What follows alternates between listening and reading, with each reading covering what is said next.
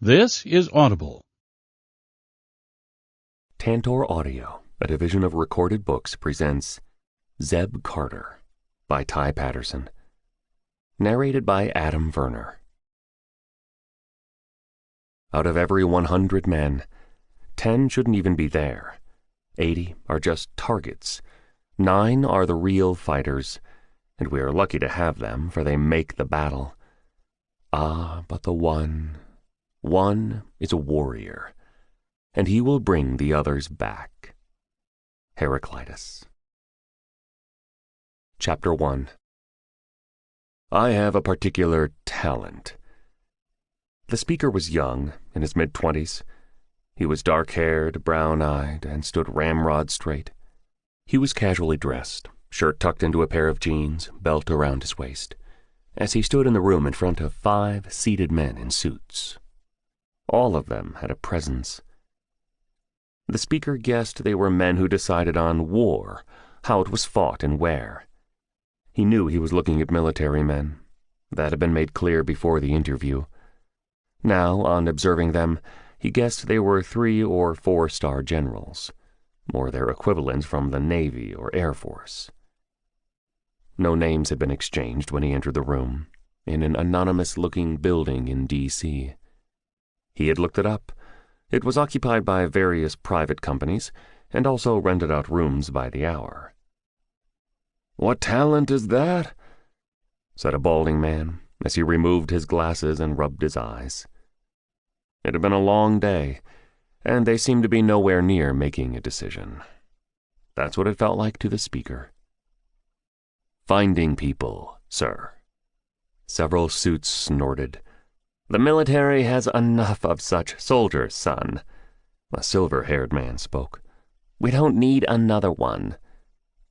"And killing them, sir. Killing those who are threats to us. That stopped them." Those who were good in the killing arts weren't uncommon in the military either, or on the outside, in the private sector world. But the way the young man had spoken struck them. He was utterly confident, without being arrogant. He was calm, his voice so soft they almost had to strain to hear him. It was rare for men of their seniority to come together and interview candidates. Most men or women would have felt intimidated by them, even without knowing who they were, what rank they held.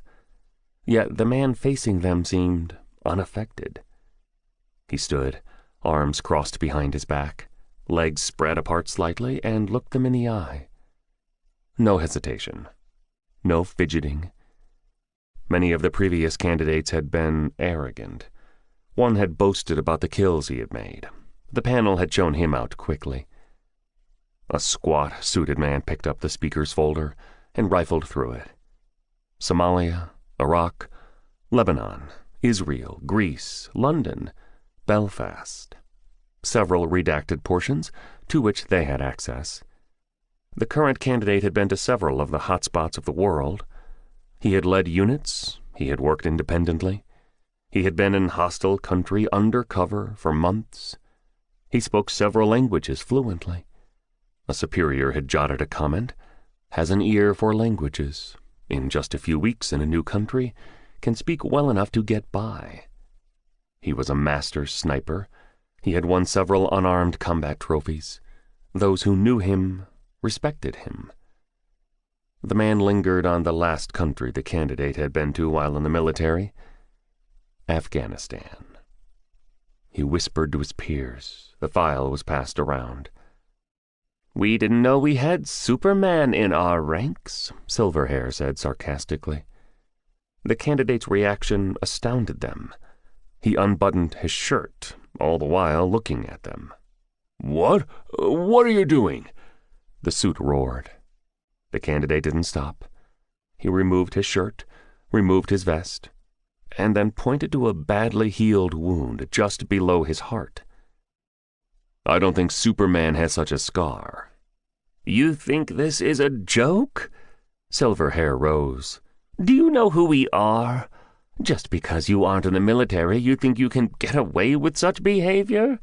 You are walking that close to the edge, young man." The speaker finished dressing and stood smartly, waiting for the outburst to finish. "Yes, sir, and I apologize for offending you. I meant no disrespect. Way I figure, you have been sitting there all day listening to other candidates like me. You are trying to decide who's the best person for the job. You made a comment. I do not know if you were serious. I could have said something. Lots of words. But I thought you probably have had enough of words, and hence my action."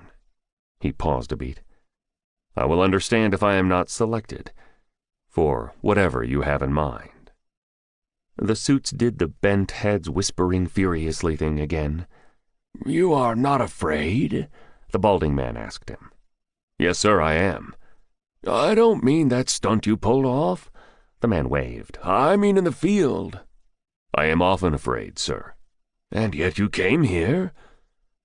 "I was told it would be a good idea to offer my services to my country," the candidate said, smiling sardonically.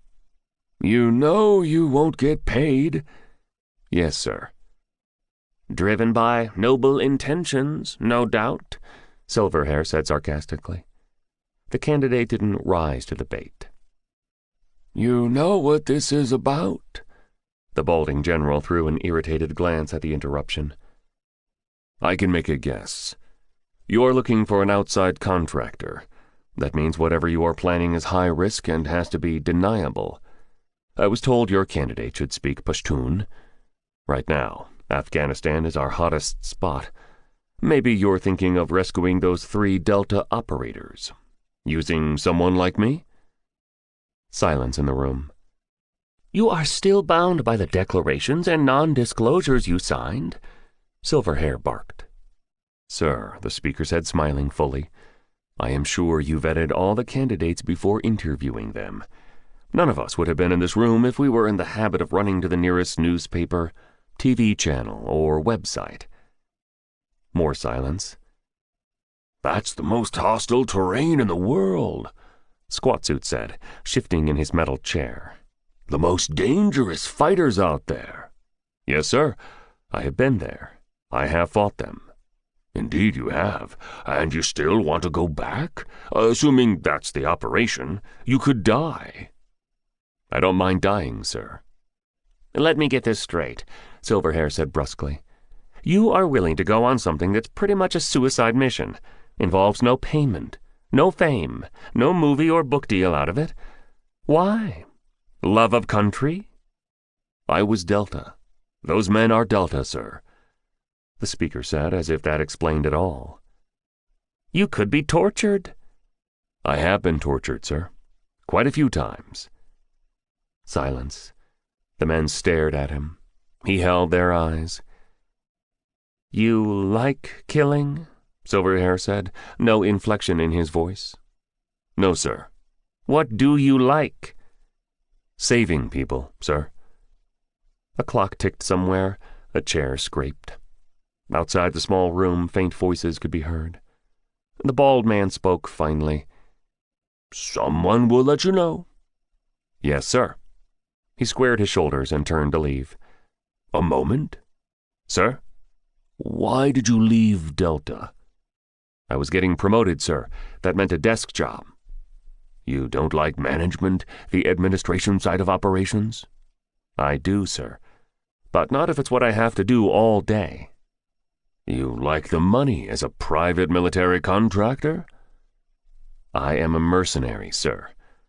A smile ghosted over his lips and disappeared quickly. "There's no need to use fancy words. To answer your question, I do, but I don't do it just for the money." "What's your name? All the folders are anonymous." "You don't have to share it if you don't want to," he added quickly. "Zebediah Carter, sir." "Zebediah, that's quite a mouthful, son." "Everyone calls me Zeb, sir."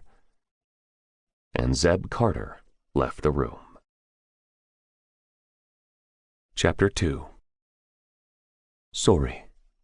It was a small village in the Badakhshan province of Afghanistan. The region, nearly 17,000 square miles, was spread across Afghanistan and Tajikistan, with 2 major mountain ranges defining it.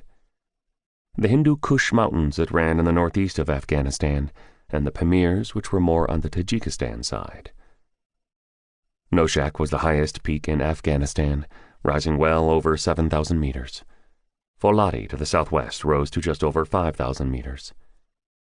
The region's terrain soared sharply to the skies and fell away to valleys. In the winter, snow blanketed the peaks and lower lands, cutting it off from the rest of the country, from the rest of the world. Avalanches were common, sometimes destroying entire villages in one blow. Travel by horse or donkey was the most common mode of transport in the mountains. A villager owning such an animal was considered to be rich. Even in such an environment, with several small villages in the district, Sori stood out. It was not just high up on a mountain, it was perched on a cliff. A dirt path, 2 feet wide, skirted the deep descent and snaked through the village. A rugged vehicle could climb the rubble road, its wheels kissing the sides of the steep drop. Even then, the vehicle wouldn't be able to go inside the village. The driver would have to park a mile away, and to return, do a heart-thumping U-turn. It wasn't unheard of for grown men and women and children to fall off the cliff in the dark, never to be seen again. The village didn't have more than 200 people at any point in time, most of whom farmed the poppy fields in the valley below. Poppy. It was the main cash crop in Badakhshan. It was what made Afghanistan the world's largest opium supplier. Badakhshan was at the heart of the narcotics trade in the north of the country. Its valleys and plains had the poppy fields. Its villages had factories that turned the harvest into heroin. Several villages across the province and in other parts of the country acted as marketplaces, where smugglers and sellers met. The drug changed hands, and in return, American currency or weapons were accepted in payment. A significant amount of the heroin produced in Badakhshan traveled to Europe through Tajikistan, Uzbekistan, and Central Asia. The immediate beneficiaries of the narcotics trade were the farmers, but they were paid a mere pittance. The biggest beneficiaries were the traffickers, the drug mafia, and the Taliban. The terrorists extorted tax from the farmers. They received tax from the smugglers for safe passage of the drugs. They extracted a price for the import of chemicals needed by the factories. The Taliban were everywhere, siphoning off money from Afghanistan's narcotics manufacturing and supply chain, because they had realized that as long as there was a demand for illegal narcotics, there was money to be made, and that money could fund their terrorism. And so, back to Sori. The village was home to one of the province's heroin-producing factories. Farmers, when they weren't tending to their poppy crop, helped out in the manufacturing. The village had huts made of mud bricks with holes in the walls for windows, no sanitation. One of the largest houses was where the drug was produced. Black sheets covered the windows. The stench of chemicals filled the air and permeated the hamlet. But the villagers didn't care. Poppy growing gave them a living. Working in the factory gave them a semblance of daily wages, and even if they wanted to escape, they couldn't. Because the Taliban ruled Sori. Chapter 3.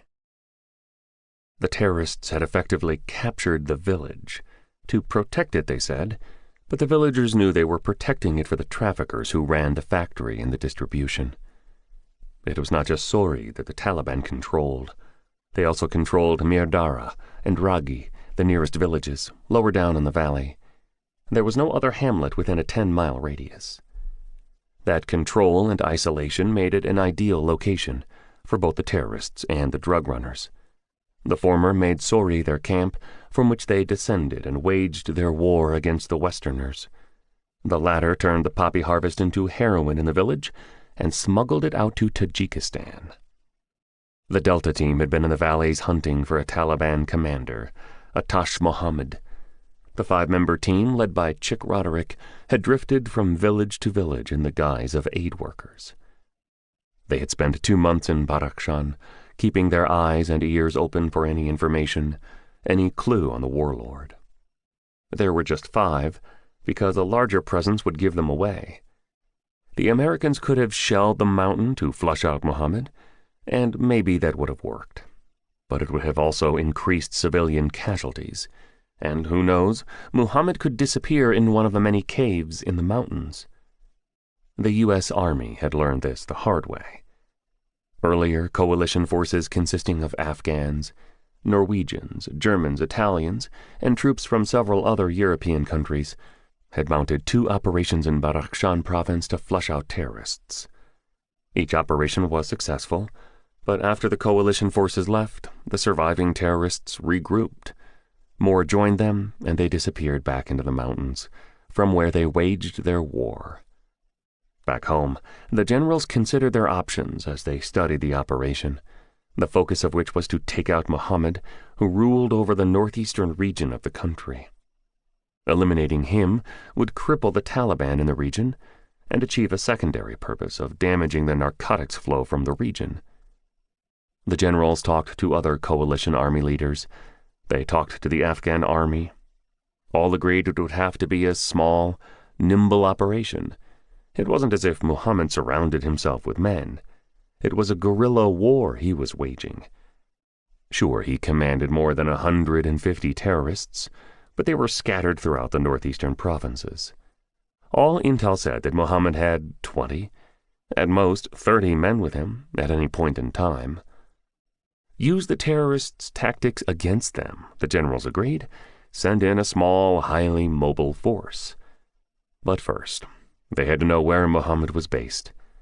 There was no point in sending an attacking force to comb through the mountains, so they sent a recon team.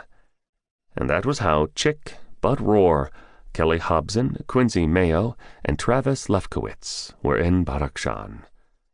They carried IDs from a prominent charity. They drifted from village to village, trying to pinpoint Muhammad's exact location. In the second month, they heard about Sori and about several bearded armed men in the village, some of whom, their snitch whispered, commanded particular respect. Okay, that too wasn't uncommon. Chick applied the informer, Sohrab Humayun, with drink and pulled out several photographs of various Taliban commanders. Humayun unhesitatingly fingered Muhammad's picture. "You're sure?" Chick looked searchingly in the black eyes opposite him. "Yes, sir." The snitch's teeth were dark and stained. He ran what passed for a general store in Ragi. It was the largest in the region, and he frequently went up into the mountains with supplies. He was a well-known figure in the community. "How long?" The informer shook his head. He didn't understand. "How long will he be there? How many men does he have? What are his movements?" Humayun said it would take him a few days, maybe as much as a week, to get that information. He couldn't ask the terrorists straight out, could he? The informer returned in 10 days. Muhammad rarely left the village, he told them. Instead, he used burner phones and messengers to communicate. He told the Delta team everything that he knew. His eyes dilated when Chick casually drew his Glock and placed it on the table. "I don't play both ways," he said, shrinking away from the gun. "We know," the team leader said, and left it at that. Message delivered and received. The operatives went to Sori the next night. They drew up to the base of the mountain on which Sori's shabby buildings rose, in the aid organization's jeep, and started climbing. They avoided the narrow path that wound up to the peak and took to the rocky hillsides. They wore dark clothing, tonban, the long baggy pants worn by Afghani men, with a parahan, the loose shirt that dropped to the knees, armor beneath their shirt, boots instead of the chapli that the local men wore. They split up, maintaining comms contact, moving easily, their weapons on their backs, HK-416s, Glocks, blades, ammo, blood packs, grenades. Chick and Bud would approach the village from the front. The rest would enter from behind. They would draw a detailed layout of the village. Sure, they had maps of the village. Choppers had flown over Sori several times. They had produced high-res images. But the informer said there were several secret alleys concealed by the almost touching overhanging roofs of the houses. Some of those could be routes to escape to tunnels and, therefore, the night recon. During the day, they would hide themselves on the side of the mountain and mount a vigil in hopes of getting eyes-on confirmation of Muhammad. They hadn't climbed halfway up when their plan went south. Chapter 4. Concentrated firing broke out from behind several large rocks above them. "Cover!" Chick hissed and dove behind an outcrop. His HK slipped to his hands, took out a shadow that was racing down. He felt a sinking feeling in his stomach when he saw numerous figures running down the mountain. Firing filled the dark of the night. 5 Delta operatives against what seemed like hundreds of Taliban. The Afghans had the high ground. The Americans were disadvantaged not just by numbers, but by terrain. "Fall back!" They could still make it to their jeep, on which heavy armaments were hidden. More terrorists went down as Chick and his men laid down lethal fire, and then a fighter leaped over his cover. The operative chopped him down with a hail of rounds. More men appeared, and Chick swung, fired, knocked, and thrust his HK. In his peripheral vision, he saw Bud and Kelly were similarly occupied. He couldn't see Travis or Quincy.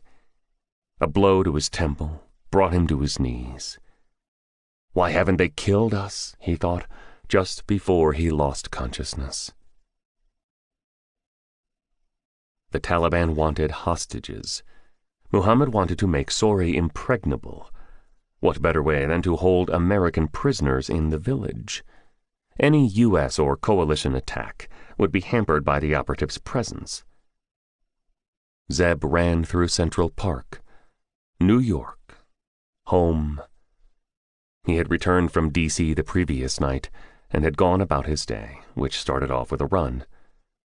He knew what had gone down that night in Sori. Everyone knew. The Taliban had made a big deal of the capture of the operatives. Quincy and Travis had escaped. They had started retreating as soon as Chick had given the order. Loose stone underneath their feet had made them slip, and the momentum had carried them down quickly. They both were hit while escaping. Quincy took a round through his left thigh. Travis had his upper right arm perforated. But they had managed to struggle back to the jeep, chased by Taliban. Quincy took their vehicle off the rutted path as the terrorists opened fire. Rounds struck it as he drove deeper into the woods. He saw the fallen tree too late. They crashed into it, their heads knocking against the windshield, and lost consciousness. An animal herder found them an hour later, as dawn was breaking. The U.S. forces and coalition forces had both mounted rescue operations, 3 of them, with heavy air fire to support ground troops. Muhammad and his men disappeared into the caves of the mountains along with their captives.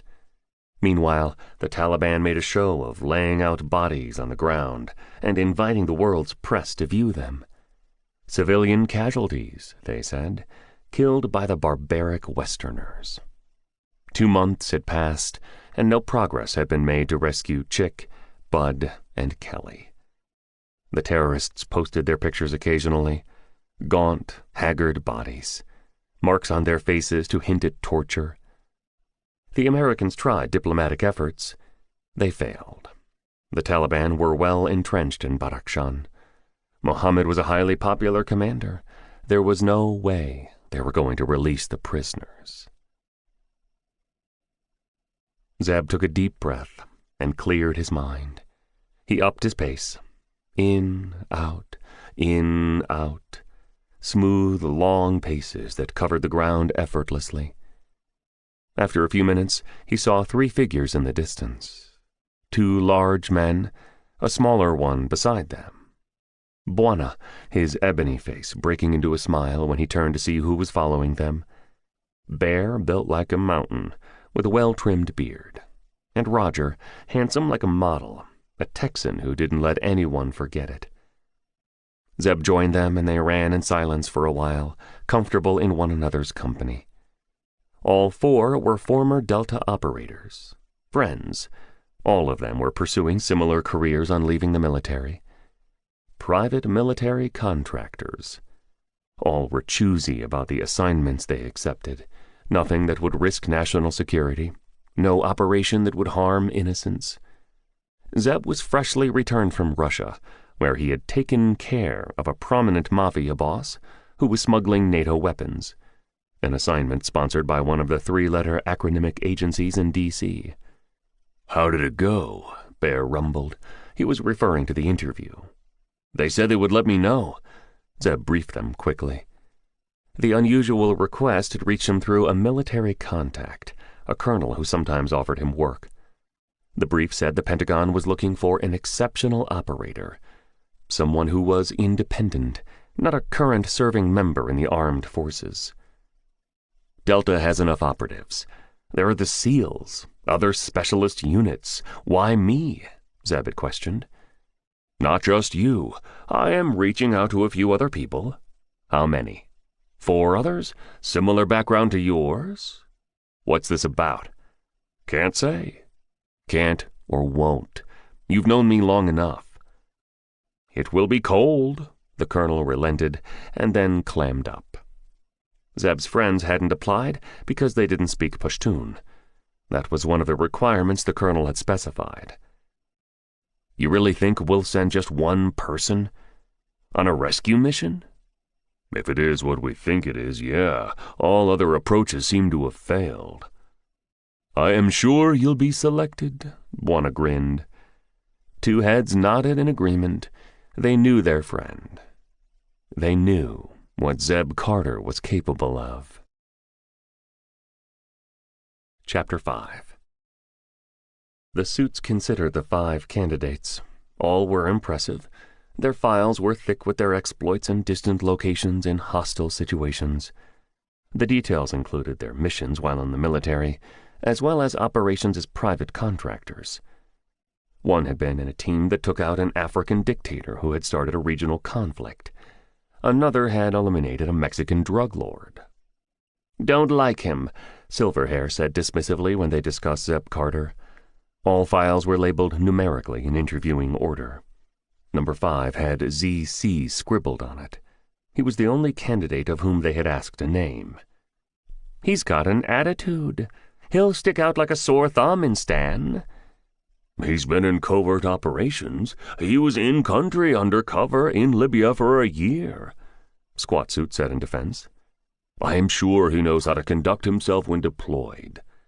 "He's a loner. You've seen his file. Works well in a team but prefers to work alone." "He will be alone in Stan." The balding man sighed and rubbed his eyes. "Quit griping, Klein. You didn't like the stripping act? Well, I did. It showed unconventionality, a willingness to do some lateral thinking, and a lot of that will be required if he goes." That stopped Klein, the silver-haired man. They were all equal, but Spear, the bald suit, was more than that. He was rumored to be liked by the president, if that was true. "He knows more languages than the others," Klein accepted grudgingly. "Yes, Pashto, which all of them speak.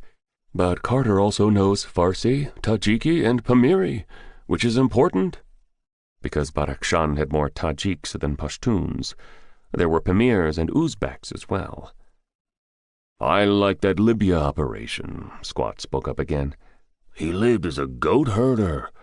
Got close to Wasim el-Hamad's camp in the desert. Took him out one night, escaped. No support, nothing from us." He shook his head admiringly. Spear sensed the shift. "We're all agreed? Carter?" A chorus of yas. "I'll speak to Kilmer. He'll progress." Kilmer, the colonel, met Zeb in a cafe in Foggy Bottom 2 days later. Both were in civilian clothing, but their short hair and erect postures hinted at their military backgrounds. The officer waited until their server brought their order. He poured steaming coffee into 2 cups and pushed one toward Zeb. "You look well," he said, casting a critical eye over the younger man. "I heard the Russian job went well." "Was it through you?" Zeb looked at him curiously, through gently rising wisps of steam. "Another middleman offered it to me." "Not me," the colonel said firmly. "We like the outcome, obviously," he said dryly. He took a long pull, looked around casually, and then reached for his briefcase. He opened it and pulled out a thick file. "Atash Mohammed. Everything we have on him, and on Sori, Badakhshan, that Delta operation. The job's yours, if you want it." Zeb didn't open the folder. "Those men. I recognize one of them. Spear. He's the commander of SOCOM. I reckon the others were his peers. If the military wanted to send someone like me, an expendable resource, why interview us?" He spoke with no bitterness. He had been in the game long enough to know how it was played. Mercenaries were disposable resources. "That was Spear's idea. He has this thing about honor." Kilmer sighed heavily. "Zeb, you know chances of success, of survival on this operation are low, practically non-existent. What can one man do that the U.S. military couldn't?" "Yeah, I know." "Well, Spear wanted him and the others to look the men in the eye, and to live with their decision, if the selected candidate never came back." "They make such decisions regularly." "The difference is, this time, you will be on your own. No air support, no comms support, no U.S. involvement. Total deniability. You can back out," the colonel said, eyeing the untouched file. "What happens if I do?" "Nothing, to you.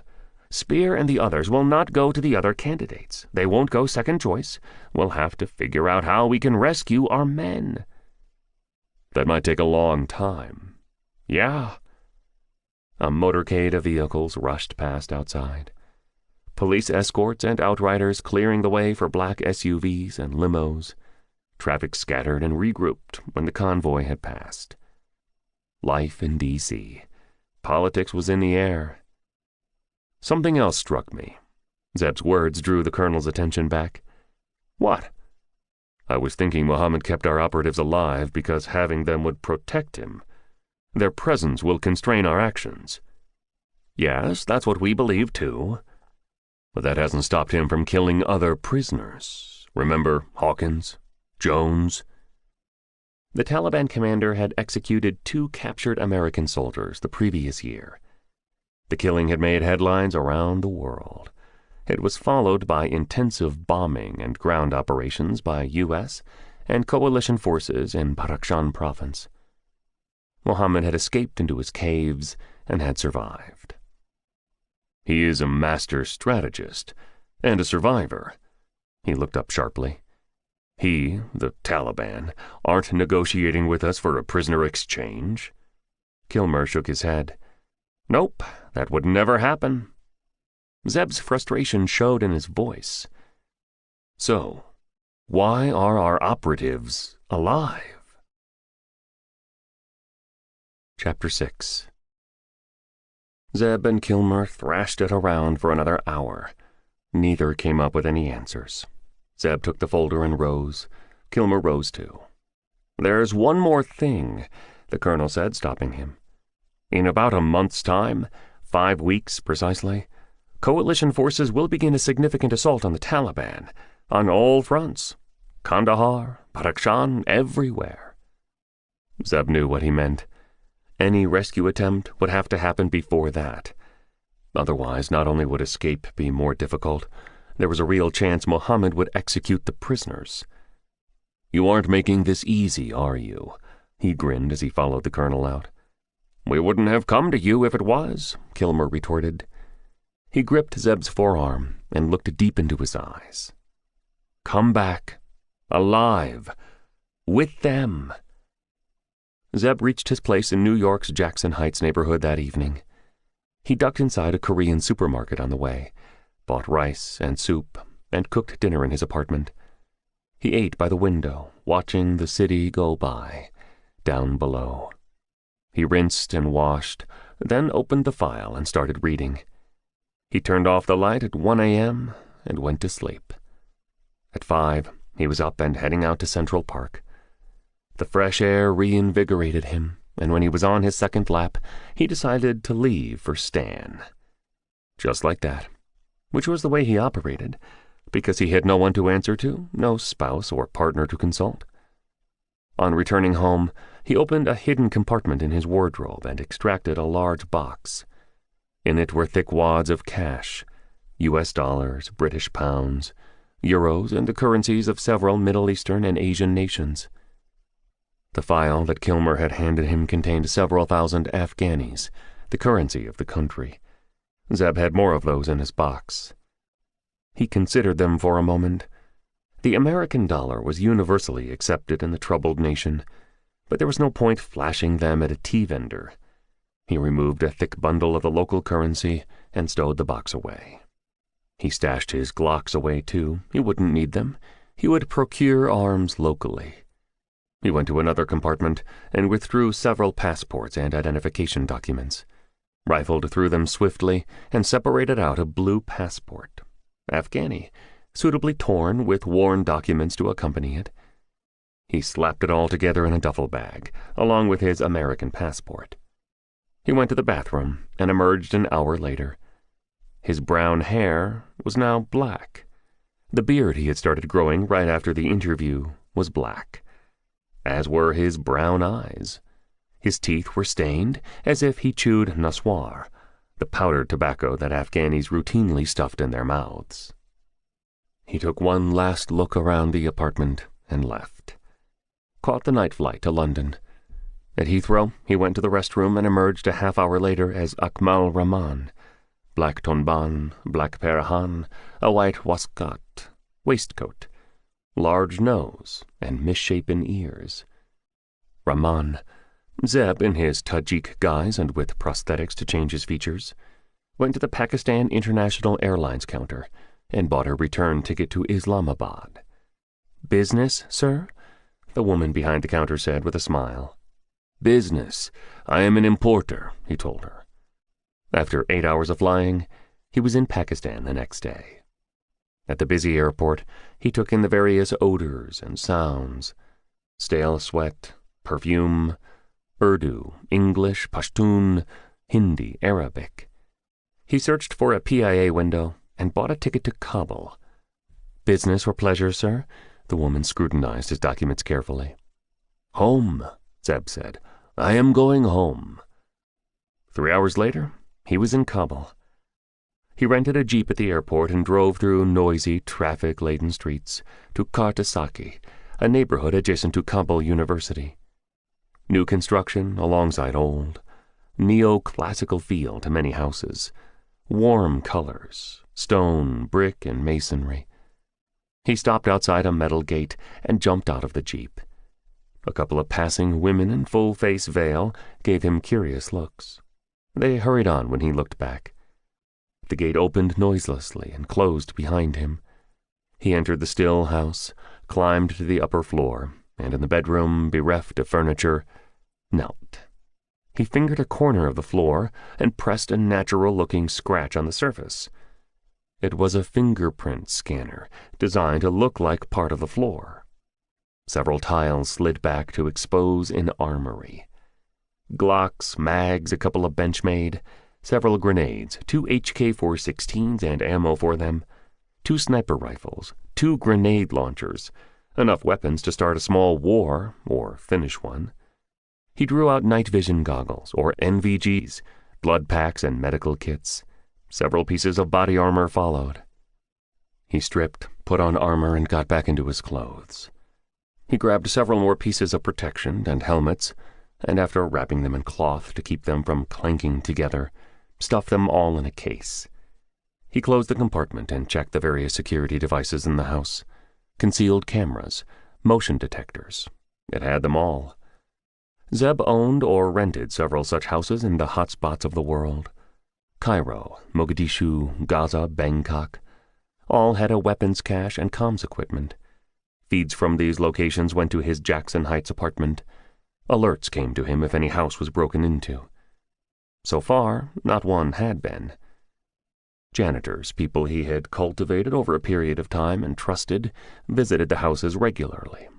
They cleaned them, maintained them, and gave the appearance that large companies owned the premises. He dumped the case in the rear of the jeep and padlocked it, shut the metal door, and set off to Badakhshan province. Chapter 7. Zeb went through his cover as he drove. Akmal Rahman was originally from Ragi. His family were traders. They bought vegetables from local farmers and sold them in the village markets, as well as in more distant towns. They were comfortable, but not wealthy. A good cover had to be truthful to a large extent. The Rahman family did exist in Ragi. They were vegetable and farm produce traders. They had been so for generations. There was a male child, Akmal Rahman, in the family. He had been sent to Kabul, and from that point onwards, the truth and lies started to converge. The real Akmal Rahman had died when he was 21. He had joined a militia gang and had been killed in a shootout with another gang. As far as Joe or Jane Public in Afghanistan was concerned, if he or she cared enough, Akmal was in London for higher studies. His uncle, Abdul Rahman, was a prominent politician in the Ministry of Transport. He knew Zeb well. The American had done several favors for the minister.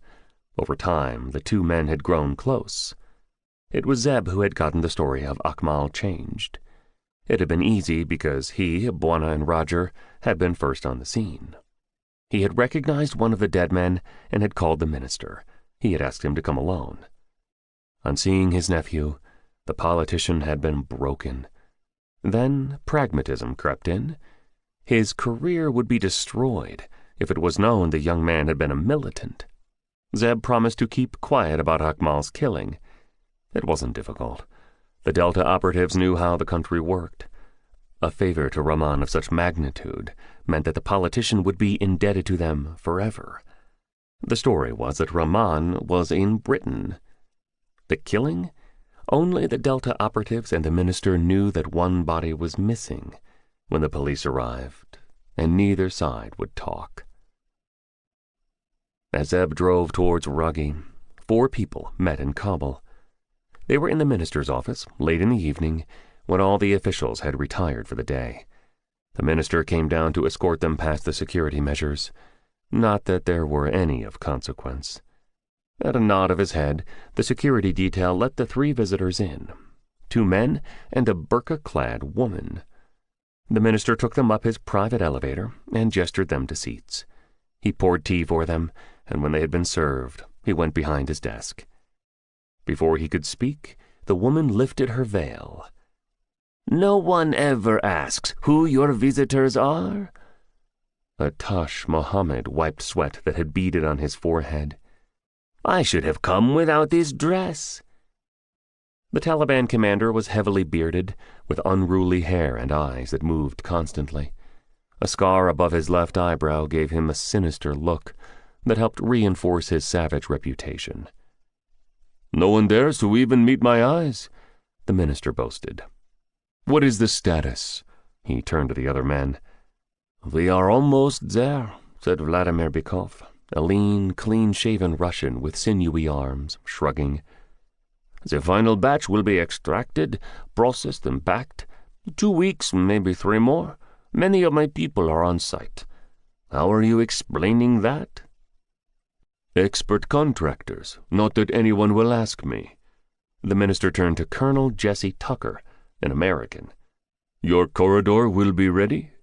"Yeah, all will be taken care of when the time comes. What about our men?" "They are safe. Well." Mohammed spoke good English. His tone was insolent. He didn't try to hide his contempt. "You were to release them," Tucker said heatedly. He was in his uniform. Of the visitors, he alone had no fear of being seen in public with the minister. They met often to discuss security matters. "Will happen. Once the consignment leaves, I am releasing some more pictures to the media. Proof that they are alive, unharmed." Insolence in his voice. The minister intervened quickly before the discussions got out of hand. "Mohammed has given us his word. We should accept that." "He gave it before, too. He didn't stick to it." "I release them now, and you will bomb us. Consignment cannot leave," the Taliban commander said, his eyes gleaming. He had a point, and he knew it. "We are talking of just a few weeks. The rewards are huge, which is why we are here," the minister said, adopting a conciliatory tone that got to the soldier. The American nodded stiffly, and the conversation progressed. They discussed logistics, how the consignment would move. Muhammad and his men would escort it to the Afghan border. From there, Bikov would take over. The American and the minister would ensure that no U.S. or coalition forces would be on its route. They all had a role to play. The upside was enormous, which was what had brought them together in the first place. The American and the terrorist were on opposite sides. The Russian had his own side. The minister was looking out for himself. Greed made them put aside their hostility. Avarice got them working as a team. "Anything else?" the minister asked as he stood up, signaling a close. "Yeah," Tucker said, remaining seated. "My people are making a rescue attempt." "When?" Muhammad asked sharply, leaning forward. "How many men? Air support?" "They are sending one man." "One man? What can one man do?" The terrorist scoffed. "His name is Zeb Carter." Chapter 8. "He was Delta. Now he is a mercenary." "Delta? I have 3 of them. Killed more," Muhammad sneered. The minister waved him to silence. "What can he do?" "He has a record. That's why they sent him.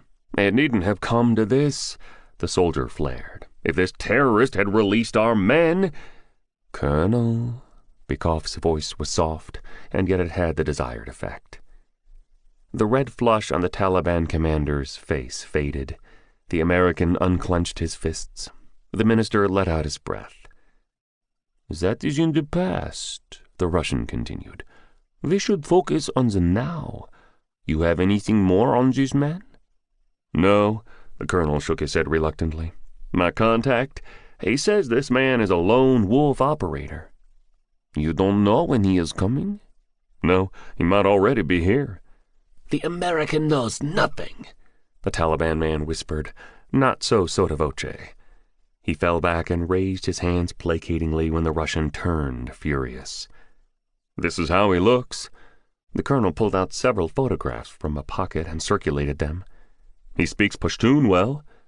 "We will find him," the terrorist said, fingering the image. "He will come to Badakhshan and to Sori. We will be waiting for him." Zeb also knew Dari and a smattering of Uzbek. That wasn't in his file. No one knew of that but for his closest friends. Those languages would be of more use to him in Badakhshan because the Tajiks in that province spoke Dari, though many of them understood Tajiki. The plan fell into place as he drove out of the city early the next day.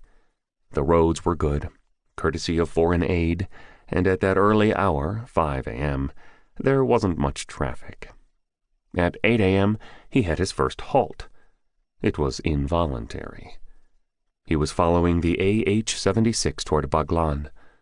Green Parahan and Tonban on his body, sneakers on his feet, and a checkered red and white shamag across his face, just his eyes visible. His jeep, green too, was covered with a film of dust. He had the window down despite the cool air. Traffic started bunching, slowing him down, and when he peered out, he saw nothing but a long line of trucks.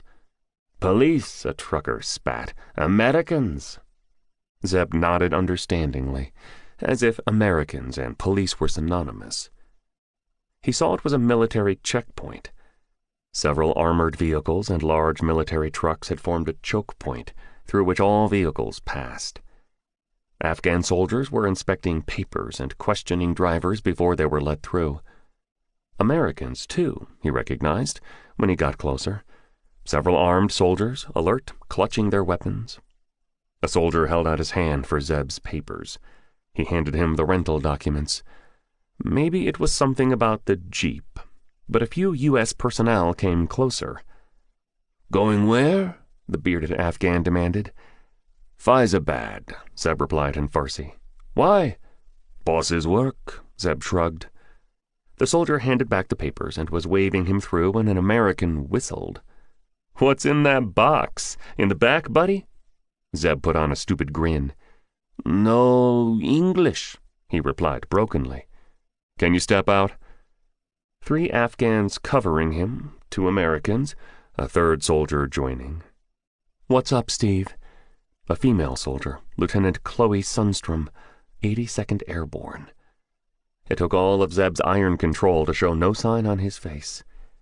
The same blank grin as he stepped out, hands in the air. "Box in the back," Steve told her. "Can you open it?"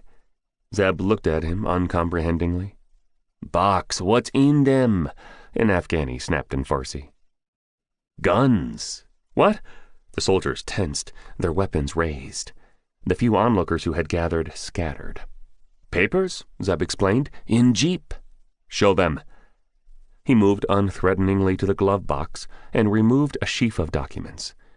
Went to the back, opened the box, and waited while the Afghans inspected the weapons and compared them to the list on one of the papers. Rahman, minister, his weapons. He heard snatches of conversation between the Americans and the local soldiers. Sundstrom had her head cocked, half listening, eyeing him curiously. "Call it in," she said, her green eyes on him. They called it in, their shoulders relaxing, when the voice on the other end confirmed that Akmal Rahman was the minister's nephew, and that he was transporting licensed weapons to their family home in Badakhshan. "Go," an Afghani thrust his papers back and waved him through. Zeb bobbed his head in supplication, thanking the minister for not revealing that Akmal had studied in London and would have known English. He took one last look at the petite woman who had turned to the other American soldiers. "Last tour, Chloe?" one said. "Yeah, we'll be going back in a month, for good." And then they were behind him, receding into the distance. Chloe here, fancy that. He shook his head at himself. It shouldn't have surprised him. Stan was a large country, but the world of U.S. soldiers was small. He had first come across her in Helmand. They shared the same mess, and he and his friends had seen how she had affected Bear.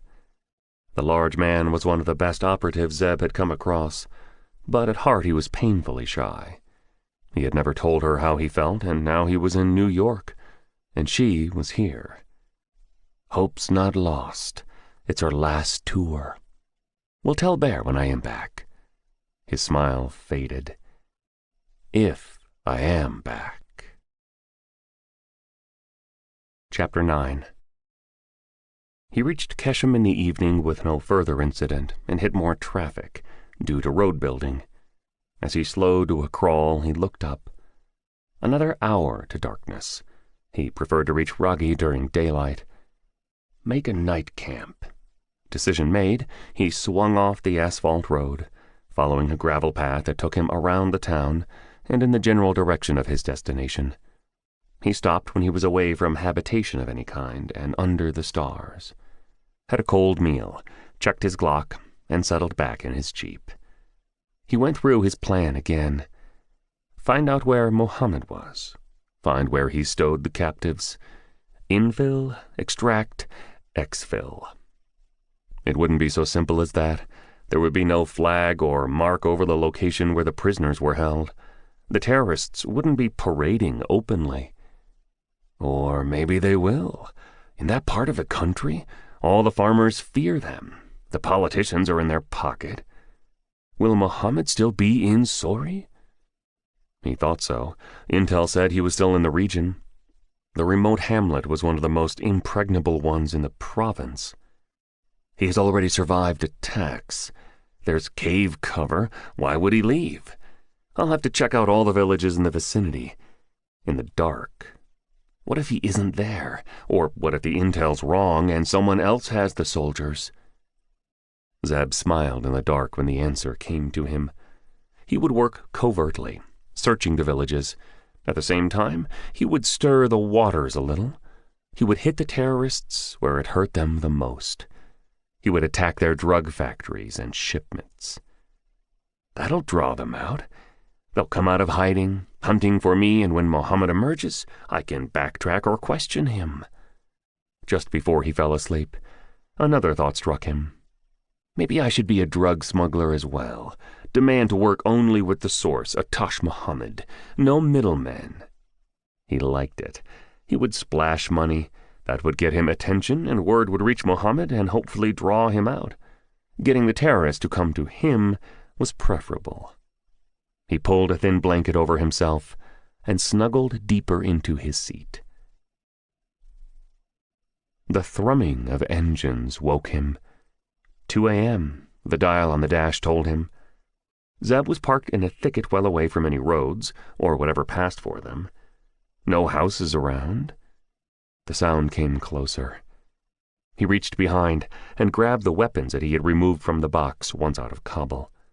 A Macmillan TAC-338, sniper rifle, an HK, and his Glocks. He swiftly strapped the handguns to holsters on his thighs, stuffed mags in his pockets, took a helmet, and climbed out of the vehicle. He went into the thicket, away from the noise, which was now very close, found a small depression in the ground just behind a bush, and settled there, 150 yards away from his vehicle. The TAC went to his shoulder, its Night Force mil-dot scope to his eye, and he waited. 2 vehicles came roaring, Soviet-style armored carriers, their lights cutting tunnels through the darkness. They followed the same non-existent route he had taken. They squealed to a stop when the beams fell on his Jeep. An engine revved, and one of the vehicles moved to the front of his, boxing it in. Silence for a moment, then 4 men spilled out. 2 from the front, 2 from the rear, weapons trained on the Jeep.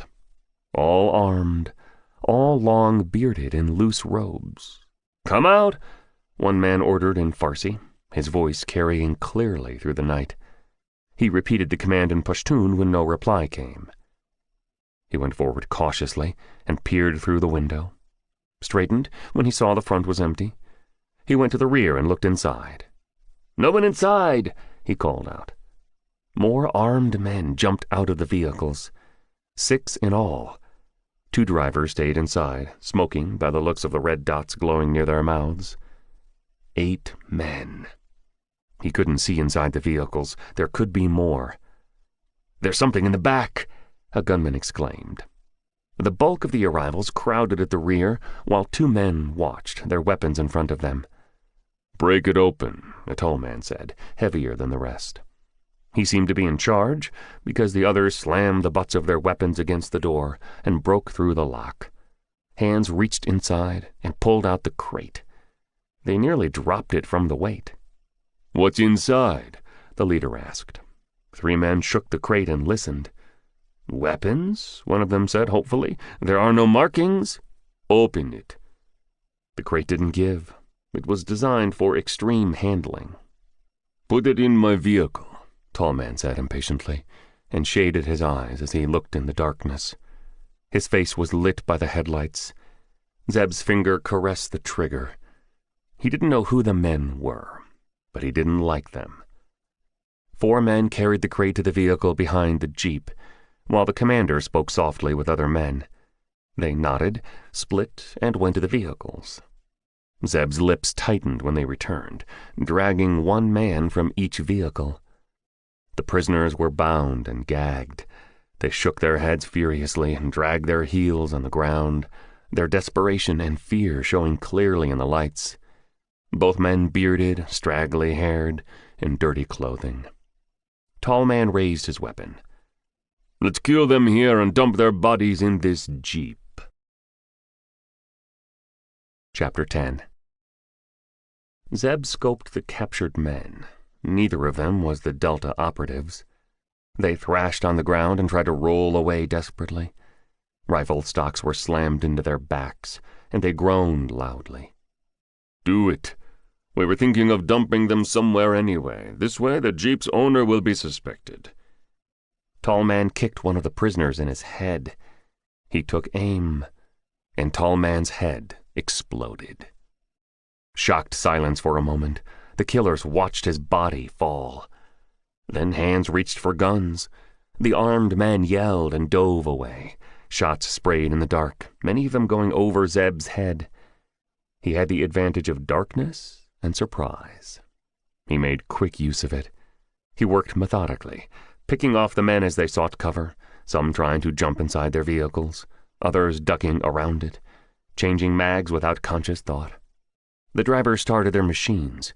Dust flew in the air as wheels scrabbled for purchase. The next moment, both vehicles went spinning when Zeb shattered their windscreens and took the wheelmen out.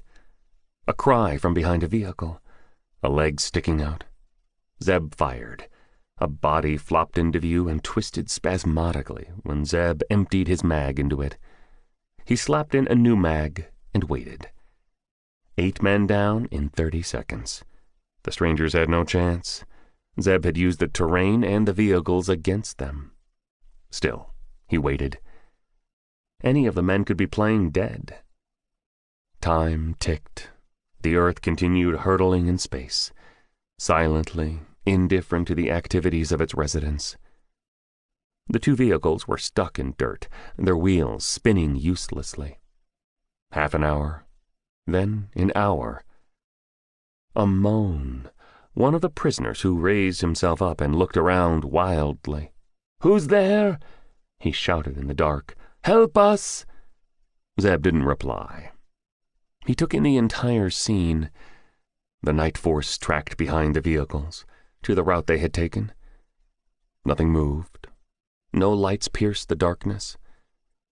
He got up silently, slinging the Macmillan behind his back, a Glock coming to his hand, and approached the vehicles. He went to the left one cautiously, gun held in front, alert for the slightest move. The driver was dead, as were the strangers around the vehicle. Same story at the second. He was conscious of the prisoners staring at him. He didn't look in their direction. He bent over the fallen men and snapped their pictures with his phone, and only then did he turn to the captured men. "Who are you?" One man's lips worked, his eyes wide in fear. "Who are you?" Zeb asked back in Dari. "We are farmers." The prisoner tried to stand and flopped back when the Glock moved. "I am Naweed Ghani. He's Parwez Noor. We are from Badgozer." "It is 1 hour away from Keshem," the second prisoner said, finding his voice. He shivered in the cold and propped himself up with difficulty. "Who are they?" Both men gaped at him. They had come close to dying, and yet that one question stunned them. "You don't know?" Zeb waited. "They are Abdul Malek's men." One of the Taliban warlords in Badakhshan, second largest gang after Mohammed's. Big hand in drug smuggling? Zeb recalled from his intel dossier. "What is his name?" he asked, pointing to tall man. "Mujitaba," the prisoner spoke fearfully. "He was Malek's enforcer." "Why were they planning to kill you?" "We refused to grow poppy." Chapter 11.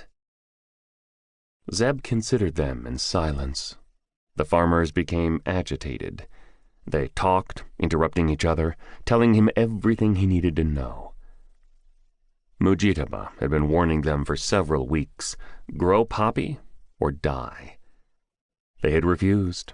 The rest of their village had succumbed to the terrorists' wishes, but not them. They were both single, had nothing to lose. They didn't heed the enforcer who then swooped on them that evening and grabbed them when they were returning from their fields. "Where was he taking you?" Zeb asked, turning the story over in his mind. "To Ragi," Noor replied. "To kill us in front of the village." "Why did he change his mind?" "Ragi is Atash Muhammad's region. Mujitaba started having second thoughts. He called Malak, who agreed. They didn't want to risk a confrontation." Zeb drew out his Benchmade and sliced their bindings. He helped them up and gave them his canteen. The men drank gratefully and wiped their mouths on their sleeves. "Who are you, Aga?" "Aga, sir." "It's best you don't know," he told them, and went to the vehicles. Same Soviet make, leftovers from the Russian occupation. He turned off their engines and kicked out their lights. He went to the one that held his crate and dragged it out. The farmers rushed to help him, and the three of them loaded it back into his jeep. He returned to the killer's rides and looked at the sacks and boxes in them. "What's in them?" "Opium," Noor replied. "They were taking it to their factory in the mountains." Zeb hefted one sack. There seemed to be 50 kilograms in the two vehicles. At his gesture, Noor and Gunny worked with him and moved the drugs to his vehicle. They looked at him uncertainly when he climbed in. "Get in the back," he told them. They jumped in eagerly, thanking him. "I will drop you off on the road. You can make your way back?" "Yes, Aga." Noor bobbed his head. "Returning to your village could be dangerous." "We will go south, Aga," Gunny said. "Your fields?" The farmer shrugged indifferently. "They will still be there when we return." "Who are you, Aga? American?" "What do you think?" Gunny shook his head decisively. "No American can speak like you or looks like you. You are with the police?" Zeb hid a smile and continued driving. The night was still, and the road a dark ribbon when he reached it. The farmers climbed out and came to his window. "What will you do with that?" Noor pointed to the rear. "Start a war." Zeb left Tarmac half an hour after leaving the farmers, and as dawn broke out, took dusty tracks to his stream. He freshened up, made himself a hot drink, and as it went down, inspected the confiscated drugs. Each sack or carton had a label on it, a red mark that had no meaning to him. Probably Malek's sign. Zeb knew many of the Taliban outfits and the drug runners had their own symbols. The traffickers marked their consignments with their brands so that everyone in the supply and delivery chain knew who had to be paid. He dug a hole in the ground, underneath a tree, and buried most of the loot. Made a note of the coordinates and swept the ground with a branch to erase his tracks. He kept just a carton and dirty sack in the jeep and covered the narcotics and his weapons with a tarp. The sun was shining when he headed out. It was bright when two vehicles came up from behind, fast, and overtook him. Chapter 12. 20 miles from Ragi, he thought absent-mindedly, fingering the Glock underneath his Parahan. One vehicle cut around sharply and blocked his way. The other cut his escape from behind. Armed men jumped out from both vehicles, all similarly garbed, loose dark clothing, bearded, hawk-like eyes, AKs in their hands, trained on Zeb. A squat man gestured at him to come out. Zeb climbed out. 10 to 1, the men facing him. Not good odds. He only had his 2 Glocks on him. The HK was in the leg space in the next seat, out of sight, but not within easy reach either. "Nice Jeep," squat man said in Dari, no friendliness in his eyes as they flicked their eyes over Zeb and his vehicle. "We need to search it." "No one touches my Jeep," Zeb told him quietly. Squat man's head rocked around to him, his brows drew together. "I am not asking," he grated, coming closer, his eyes boring holes. "Someone stole something from us. We are searching for it." "I am telling you." No give, no hesitation, matching stare for stare. Aware that the interrogator was less than 2 feet away, the rest of the hostiles close by. "No one comes near my vehicle." "Do you know who we are?" Squat man looked incredulous. Here he was in the middle of nowhere, with 9 armed men ganging up on a stranger, and this man wasn't intimidated. "Taliban?" A cool wind blew and stirred their clothing. Squat man's eyes sharpened. "You know what that means? We own this country." "You don't own me." Zeb was calculating distances and angles and trying to gauge response times. There was a slight relaxing in the gunmen. They had the advantage of numbers. Squat man seemed to be their leader, and he had the situation well in hand. It looked like the stranger they had surrounded was heading to a nasty end. It didn't seem to bother them. One gunman hawked and spat. Another shifted his weight when Zeb struck. He sprang forward, right hand darting through the opening in his Parahan, clasping the Glock and drawing it out smoothly in a move that defied eyesight. The handgun winked in the sunlight, and then its muzzle was pressed against Squat Man's neck. Zeb turned him around roughly, the terrorist now in front of him, covering him, his jeep behind him. The 9 gunmen, now in a loose semicircle, froze. Then they acted. Several yelled in anger, raising their AKs. Zeb shot, his round tearing off Squat Man's right ear. "You move, he dies." "Don't shoot!" the leader screamed. He didn't clarify who he was addressing, but his warning worked. His men stood where they were, wary, watchful, but they didn't fire. "What's your name?" Zeb shoved his barrel deeper in his captive's neck. "Jamil!" Squat Man struggled to break free, panting loudly. He roared in agony when Zeb's Glock ground his ear. "Full name." "Khalid Jamil," he cried. "Which Taliban group?" "Abdul Malak. He will kill you." 4 hours since I killed those other terrorists.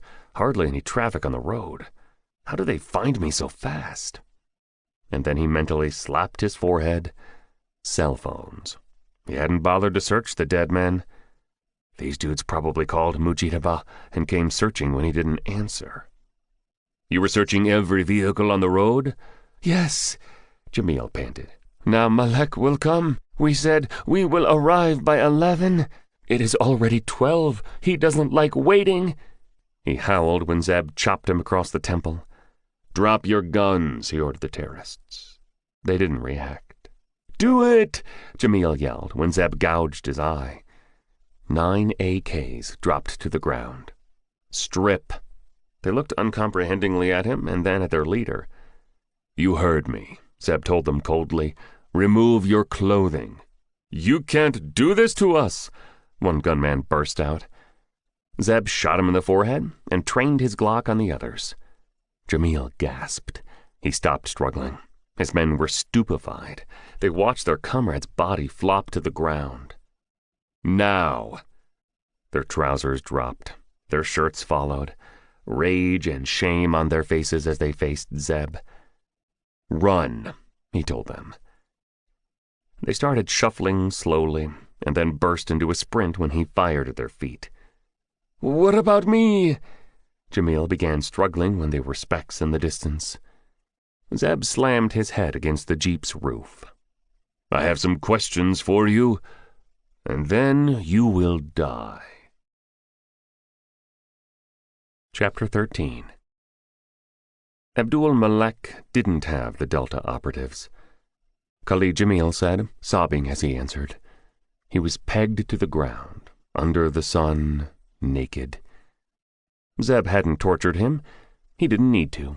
It seemed the terrorist was like numerous other killers, vicious and cold-blooded when he had a gun in his hand and when he was with his gang, a coward when he was defenseless and alone. Zeb's choice of the stripping tactic was deliberate. It took away the killer's self-respect, and with it, their power.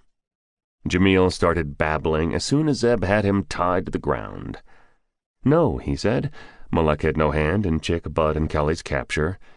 Yes, he confirmed. Atash Muhammad still had them. How did he know? His eyes squinted in bewilderment. Atash Muhammad was Taliban, as was Malek. Sure, they had their own gangs, but they shared intel about American and coalition forces. "Sorry," he choked out when Zeb leaned over him. As far as he knew, the American soldiers were still in that village. "What of Mohammed?" Zeb asked him. Mohammed? He was the most prominent Taliban commander in the region. There were a few others. Malek, he was number 2. Then there was Yawar Hafiz and Mir Kalan. All of them had their own tribal gangs, but Muhammad's was the largest, and he worked directly with the Kabul commanders. "Where is he?" Zeb asked impatiently. He knew the other names. Kilmer's file was extensive.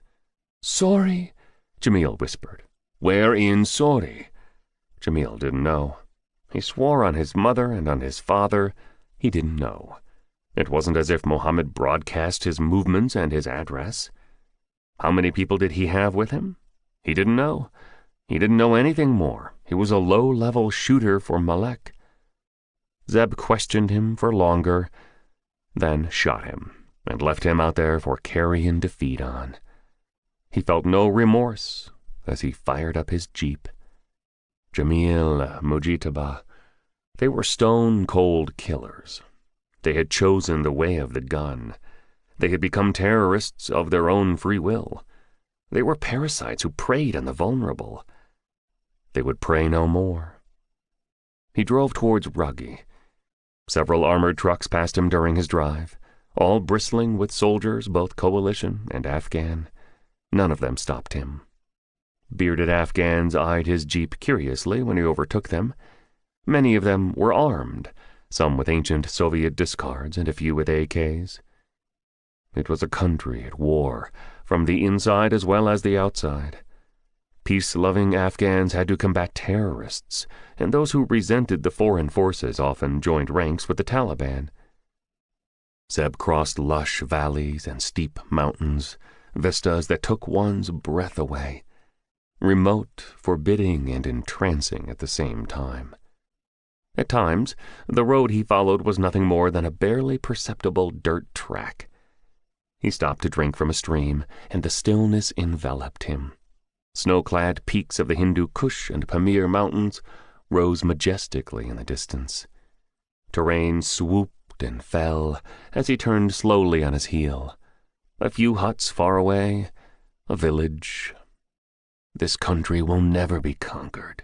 The British tried it and failed, as did the Russians, as we are finding out. It wasn't a new thought. He had realized that during his time in Delta. It was the landscape. No amount of firepower or technological superiority could crush a mountain range. The rugged country shaped its people, who were used to battle. It was almost second nature to them. Zeb leaned against his jeep and wiped the dust from his face and arms. His job wasn't to win a war or to convince anyone back home of its futility. His eyes grew bleak when they returned to the mountains. Somewhere up there, 3 American soldiers were held prisoners. He would rescue them or die trying. That was all that mattered. He removed the prosthetic ears and nose and replaced them with less noticeable ones. He was still Akmal Rahman, still the minister's nephew. However, the large nose and misshapen ears would be for his drug-running persona. The Taliban who had encountered him would remember him from those features.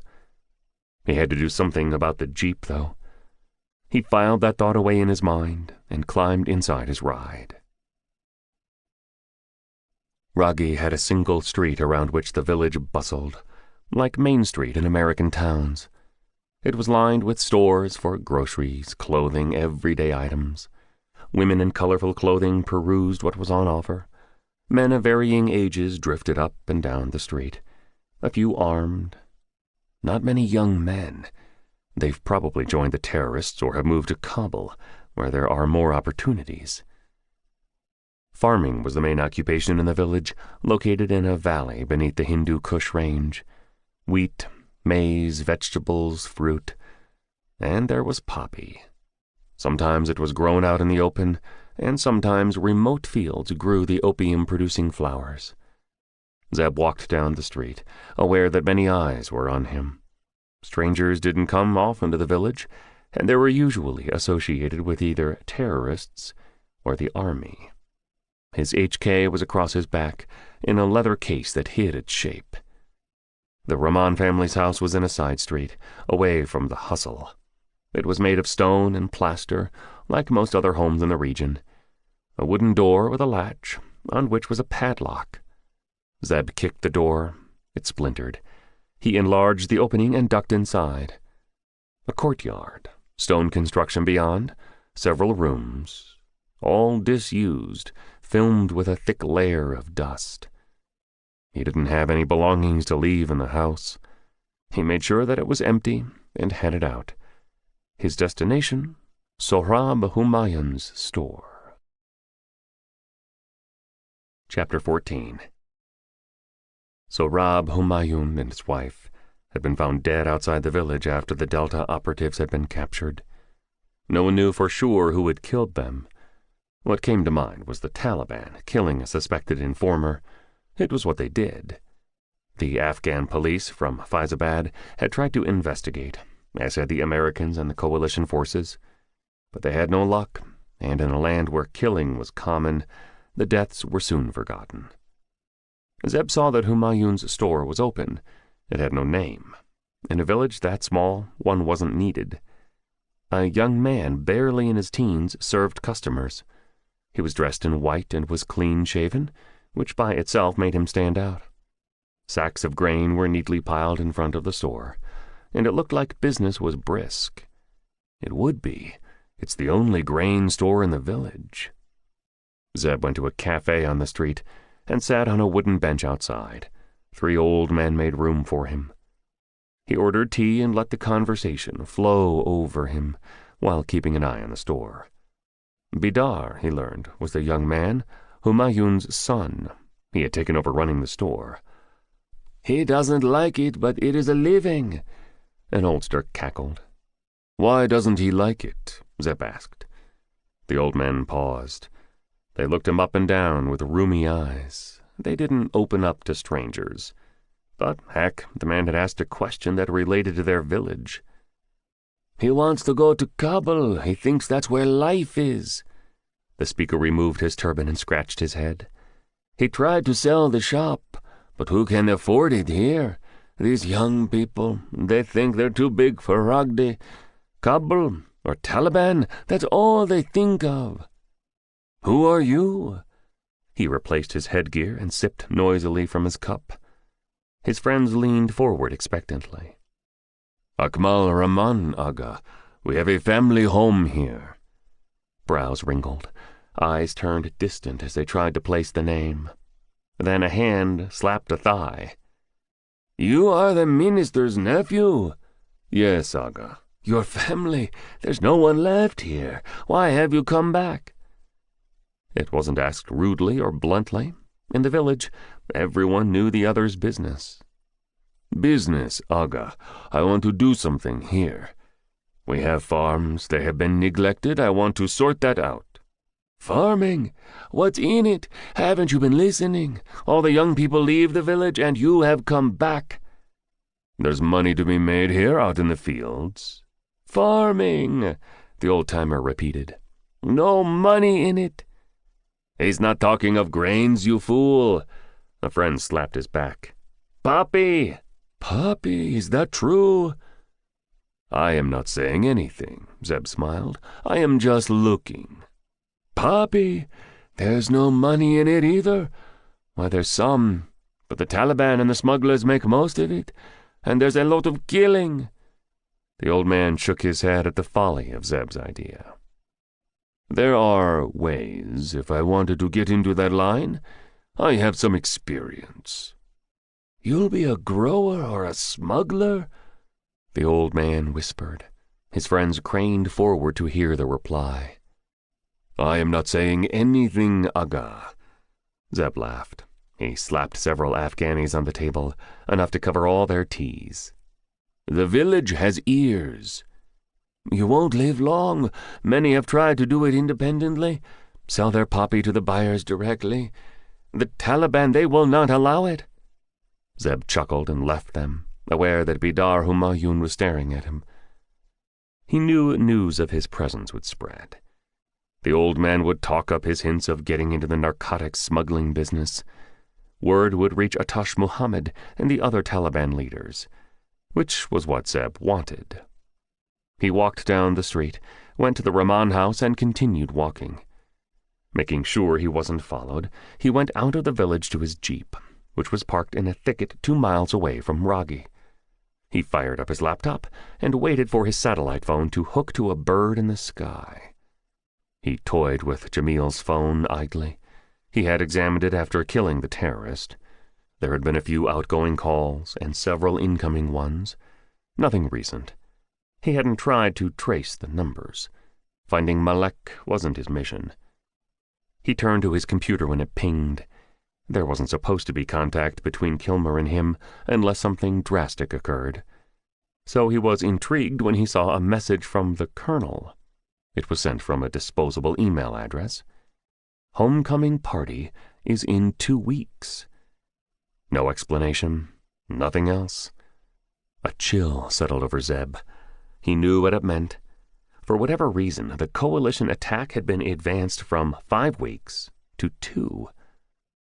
That's not enough time to survey the land, find out where the captives are. Grimly, he reconsidered his plans. His cover in the village would now have been established by the old men.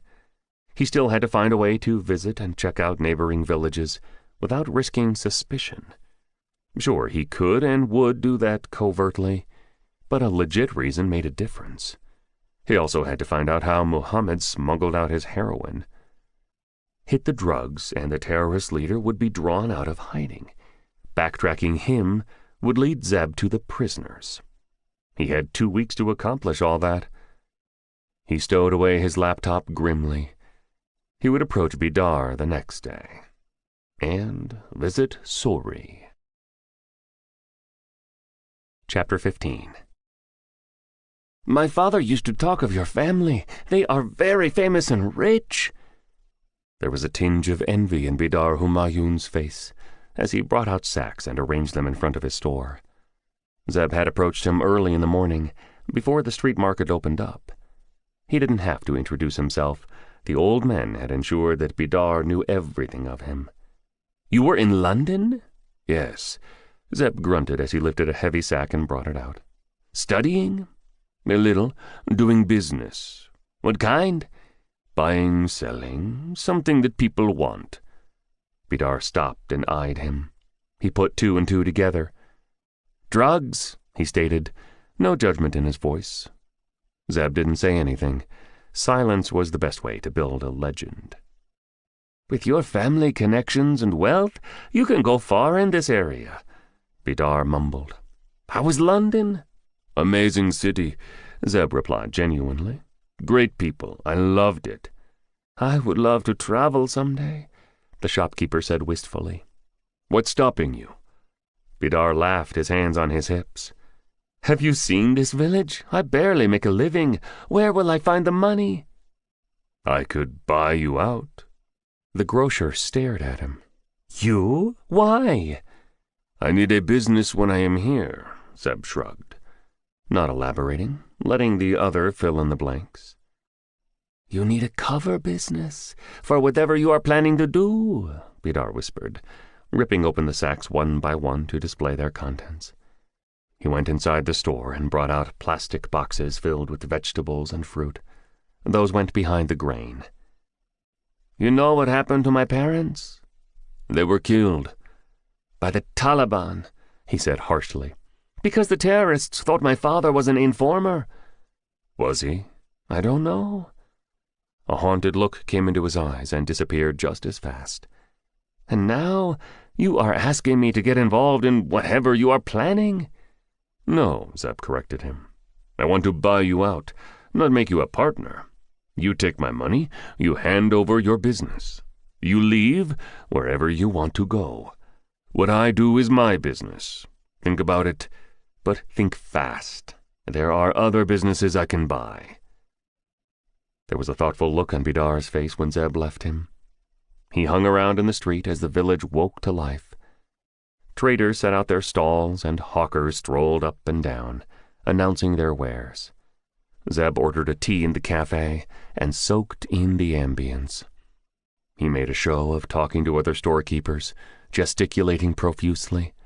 A couple of times he caught Bidar's eyes, and the young man looked away quickly. It was when Zeb was making his way back to the Rahman house that the DEA, Drug Enforcement Administration, agents swept in. 5 of them, armed, eyes shaded, the black letter stenciled on their vests. They were accompanied by 4 Afghan police. He lingered when the group stopped at the same cafe and ordered refreshments. From snatches of conversation, it looked like they were returning from a raid in Mir Dara, where they had burned several poppy fields. One of the agents looked Zeb up and down. Got something to say, buddy? Zeb grinned toothily. Nice guns, he replied in Dari. What's he saying? He likes your weapons. The DEA man shook his head in disgust and turned his back on Zeb. Zeb was leaving when his ears pricked up at a name. Atash Mohammed. He isn't there. No one is. We swept Sori last week. The agents were conversing in low voices. Zeb ordered another drink, snatched an old newspaper that was flapping on a bench, and pretended to read. All the intel says he's still there. Our men, too. Another protested. It's wrong. You saw for yourself. There were just a few people in the village. No Taliban. They talked back and forth, the conversation drifting to other topics. Zeb stayed back when they left, his eyes unseeing, the paper still in his hands. If Atash Mohammed wasn't in Sori, where was he? More importantly, where were the Delta operatives? The file Kilmer had handed him? Was it wrong? Jamil confirmed the terrorists' presence, however. Prisoners tell their interrogators what they think their questioners want to hear. Zeb shook his head impatiently. That was for amateurs. A trained operative got the right answers, because everyone had a breaking point. No, he wouldn't change plans. He would proceed, assuming what Jamil had told him was right. Still, it didn't hurt to verify. He was rising when a group of men occupied the next bench. They ordered their drinks, speaking in soft voices, none of them paying him any attention. Zeb had that knack of staying still, hiding his chi, so that even in broad daylight in a crowd, people ignored him as if he didn't exist. He buried his head in the paper, his finger following a line, his lips moving silently as he read. "Muhammad is playing them," one man said in a low voice.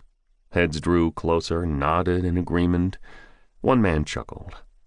"He disappears into the caves, returns when the soldiers leave. He is a fox." Their voices dropped further, making it harder for Zeb to overhear. He stayed back when they rose, embraced, and left.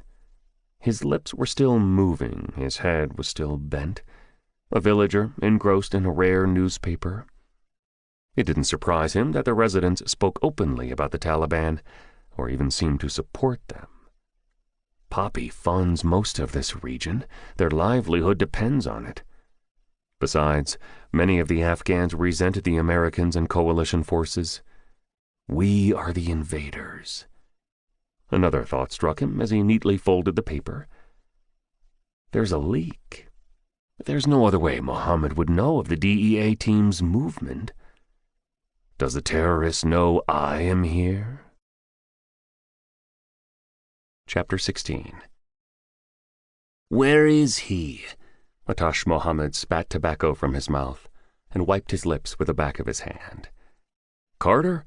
Tucker drank from his canteen. No sign of him. My people are looking out for him. What have you told them? Bikoff leaned against the colonel's vehicle, chewing on a twig. They were close to Keshem, in a clearing away from the highway. The terrorist had 5 men with him. He had arrived in his usual garb, the full body and face veil.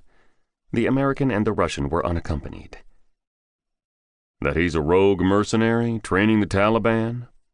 Bikoff's teeth flashed as he inspected the stick. Won't it get back to your people? Nope, Tucker drawled. I have given no description. In any case, there are a few mercenaries in the country.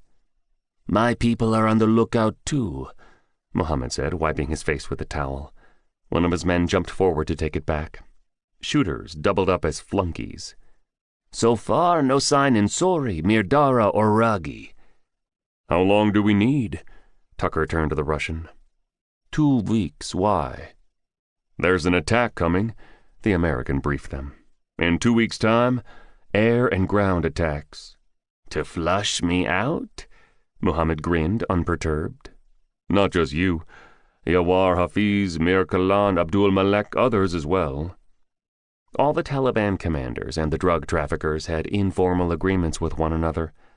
They wouldn't encroach on the others' poppy fields. They would share intel on safe routes and police and coalition action, and they came together when attacking the Western forces. They tried. Twice. We are still here. The terrorist smirked, stroking his beard. And they will keep doing so until you are dead. Don't underestimate us, Tucker retorted sharply. That doesn't give us much time. Bykov, playing the role of peacekeeper, stood between the men. We need 3 or 4 more weeks to extract back and have everything ready. We don't have that much time, Tucker snarled. Hire more people from Ragi and Mirdara, Mohammed said. So far you have used only your people. Take the villagers. They will not suspect anything. All they'll see is the extra earnings. You have got an exact date? Bykov frowned, running the Taliban leader's idea through his mind. No, Tucker replied. Not yet. But it will happen in 2 weeks. You need to release my men before that. It will happen, Mohammed waved airily. Mohammed, the American said coldly, this is non-negotiable. I said it will happen. Tucker stared at him until the Taliban leader looked away. What about the route? He asked the Russian, eye still on Mohammed. The Panj River. We will float the crates on rafts. Why not the bridge? If there's an attack in 2 weeks, the bridge will not be safe. It will be inspected. The Panj River forms a large part of the Afghanistan-Tajikistan border. Nearly 1,000 miles long, it meanders through steep cliffs and valleys, with the occasional village perched on its banks. The U.S. had funded the bridge at Panji Poyon, which spanned the river and offered a road link between the 2 countries. The bridge was a key drug trafficking route due to corrupt officials and poor infrastructure. Resourceful drug traffickers also moved their contraband on the river. They bundled sacks on rafts made of inflated tires and cast them from the Afghan side of the river. On the Tajik side, their people hauled the drugs in and transported them onward. I told you of the attack only now. Tucker regarded him suspiciously. I always have a backup plan, Bykov said, smiling disarmingly. The Russian was a former Spetsnaz operator. He was lean, his angular face giving him a sinister look. He was an old Afghan hand who had once described himself as a bird of prey. We survive, Bykov had explained, hard angles on his face. Everyone thinks Russians came to conquer Afghanistan and failed. Me? I came to pick this country apart. They discussed plans and logistics, and then broke up. The American was the first to leave. You have to keep your word. Release his men, the Russian said, watching Tucker's dust fade. Treat him with more respect. He can be a dangerous enemy. Pah, I can kill him whenever I want. What will the Americans do? Mohammed fingered his AK. Release his men, or he and I will hunt you down ourselves. Bykov let the steel in him show and went to his ride without another word. The Taliban leader glared at his back and made a crude gesture. What will we do about the prisoners? One of his men asked when they were on their way. Release more pictures. Other than that, nothing, he growled. There is nothing to be done. Chapter 17. Zeb realized his folly half an hour after he set off for Sori. He was in his jeep, in his misshapen ears and nose guise. He had attached the sign of an aid organization to its sides and had changed its plates. The route to the mountain village was treacherous, turning to dirt track some distance from Ragi. Initially it was easy going. Then the steep slope began. Can I take this to the top? He shouted at a goat herder over the noise of the engine. Yes, but very dangerous. Are you going to Sori? Just exploring. Our food convoy will be coming, and I need to see if we can drive. The road goes to the village but stops outside. Steep cliffs. Many vehicles have slipped and fallen. Trucks cannot go there. Many people ride on donkeys and horses. Zeb thanked him and continued driving, meeting no one else. The air turned rarefied. He stopped often to let the engine cool. Ragi had long disappeared from sight. Just the track ahead of him, cliffs or slopes to his sides. He turned a steep corner and stopped suddenly, checked that his shemagh was covering his face. It was, because Sori was visible in the distance, standing proudly on the edge of the mountain, stone and adobe houses clinging to its side, defying gravity. Now he could see why the approach to the village was so dangerous for any attacking force. Any approaching vehicle, any convoy, would be visible from the village. Terrorists can spot any arrival. They'll have enough time to escape to their tunnels and caves. He would have to reconsider. Think of another way to get to the village. He started turning back and nearly rolled off the cliff. The road didn't allow any turns. He would have to drive in reverse until he got to the bottom of the valley. 3 hours later, he was on level ground. He was sure he had been spotted from the village. He climbed out and checked that his vehicle had no distinguishing marks. It hadn't. Its green had faded, and from a distance it would look gray. In any case, gray or green jeeps were commonly used by aid agencies. The signage he had attached was that of an organization that was very active in Badakhshan. His shemagh had hidden his face. They won't recognize me. They could check on the vehicle, but the plates are legit. As night fell, he opened a can of food and decided he would have to take a different route to Sori. Visiting the village is important. I need to be sure the prisoners are there. As long as Muhammad doesn't feel threatened, it's likely he won't move them elsewhere. I need to have eyes on, however. He licked his fork clean, washed it from a bottle of water, and stowed away his gear. Drugs Bazaar. I'll go there tomorrow.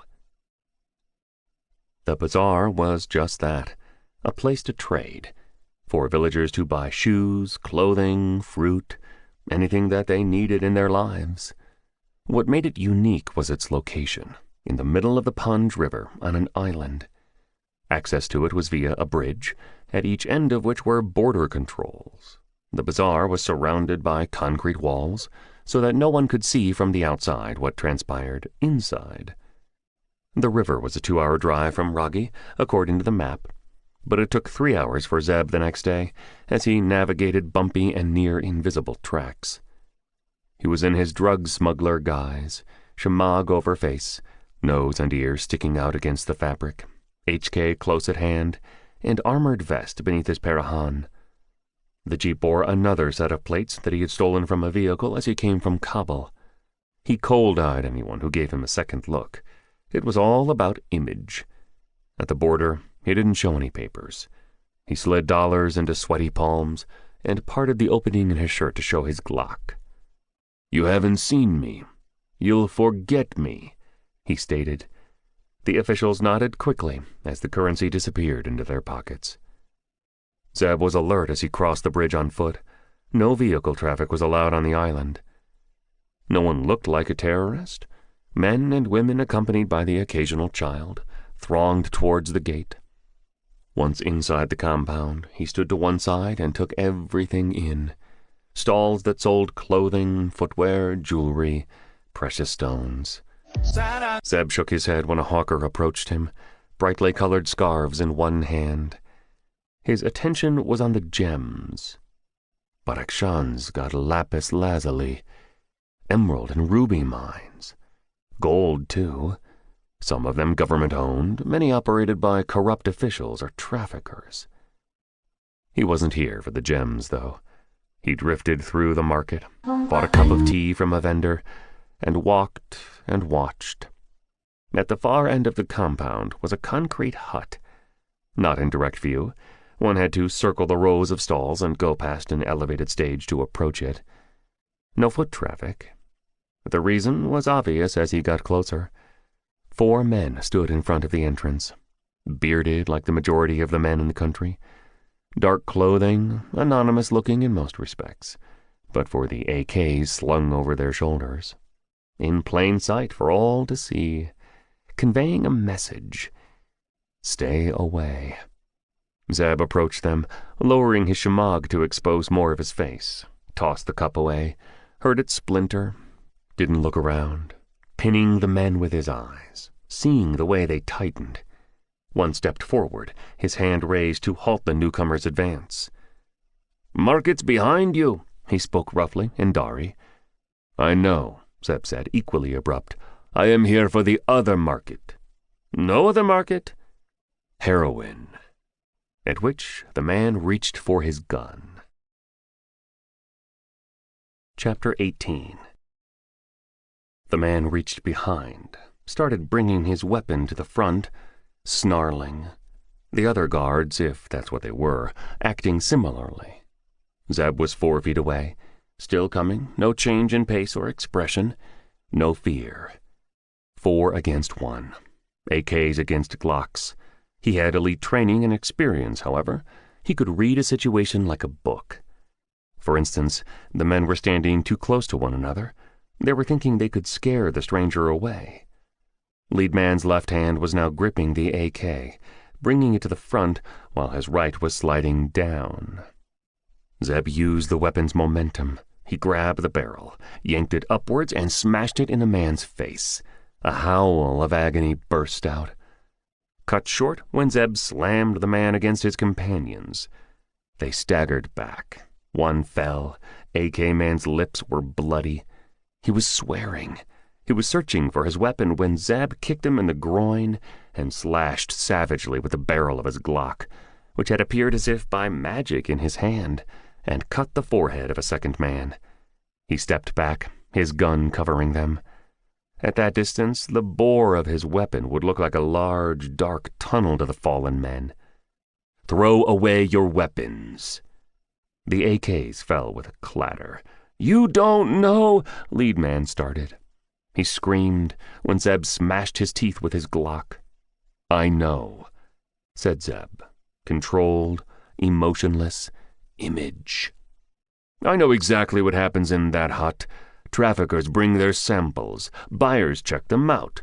Deals are agreed. You," he snorted contemptuously, "you are just guards, low-level Taliban fighters belonging to some warlord's gang. Your job is to keep people like me away. Who's inside?" He had guessed that the hut was empty. Otherwise, they would have had more guards, cast a wider perimeter. "No one," lead man confirmed through broken lips. His breath whistled through his nose as he tried to stem the bleeding. "Whose men are you?" The guards stiffened, looked at one another warily. "Hafiz, Kalan, Malak, or Muhammad?" He grinned wolfishly when they tightened at the last name. "Atash Muhammad. He's planning a big sale?" No answer. If looks could burn, Zeb would have been reduced to ashes. He reached inside his shirt. They flinched, and then their eyes widened when he drew out a wad of bills. Dollars. He flung them on the men.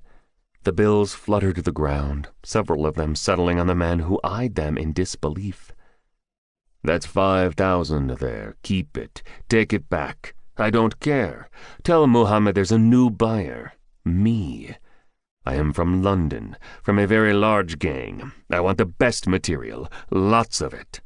"He doesn't sell," lead man swallowed, his eyes riveted on the bills.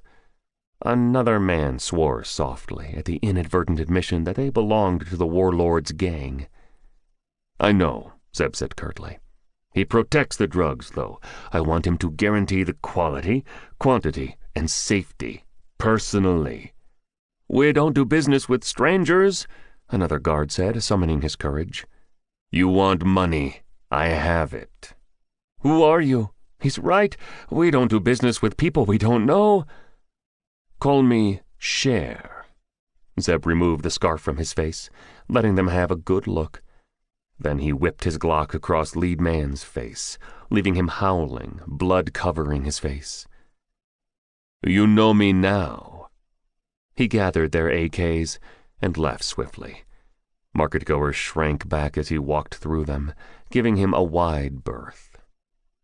The border officials blinked lazily and asked no questions. Zeb might be new to the roles of their paymasters, but his money was just as good. Zeb picked up a tail on the drive back. He was going as fast as he could, wanting to put distance between him and the market. Hanging around wasn't a good move. If Mohammed's traffickers were arriving with samples, then his shooters would be coming too, in full strength. Those guards, they were just taking over the hut. The warlords and their traffickers probably have some arrangement among themselves, taking turns to display their drugs. He could have merged with the market crowd and followed the terrorists as they left. They would be alert. He shook his head unconsciously. No, it was better to draw Mohammed out. And in any case, he planned to check out Sori and Mirdara as well. The glint in his mirror, like a reflection from a windshield, alerted him. Too far behind to make out. The track he was driving on was dusty, and plumes of dirt rose behind him. He slowed down imperceptibly. No vehicles ahead of him, just the ruts in the ground as he drove past fields and valleys, and occasional climbs up slopes. The pursuing vehicle came into view after a bend. It looked to be another jeep, gray. He couldn't make out who was inside. Must be someone returning from the market. Still, it couldn't hurt to check the vehicle out, find out whether it really was following him. He deviated from the route he'd planned, which would have taken him back to his hideout on the outskirts of Roggi. Instead, he took a fork in the track and proceeded towards the highway 10 miles away.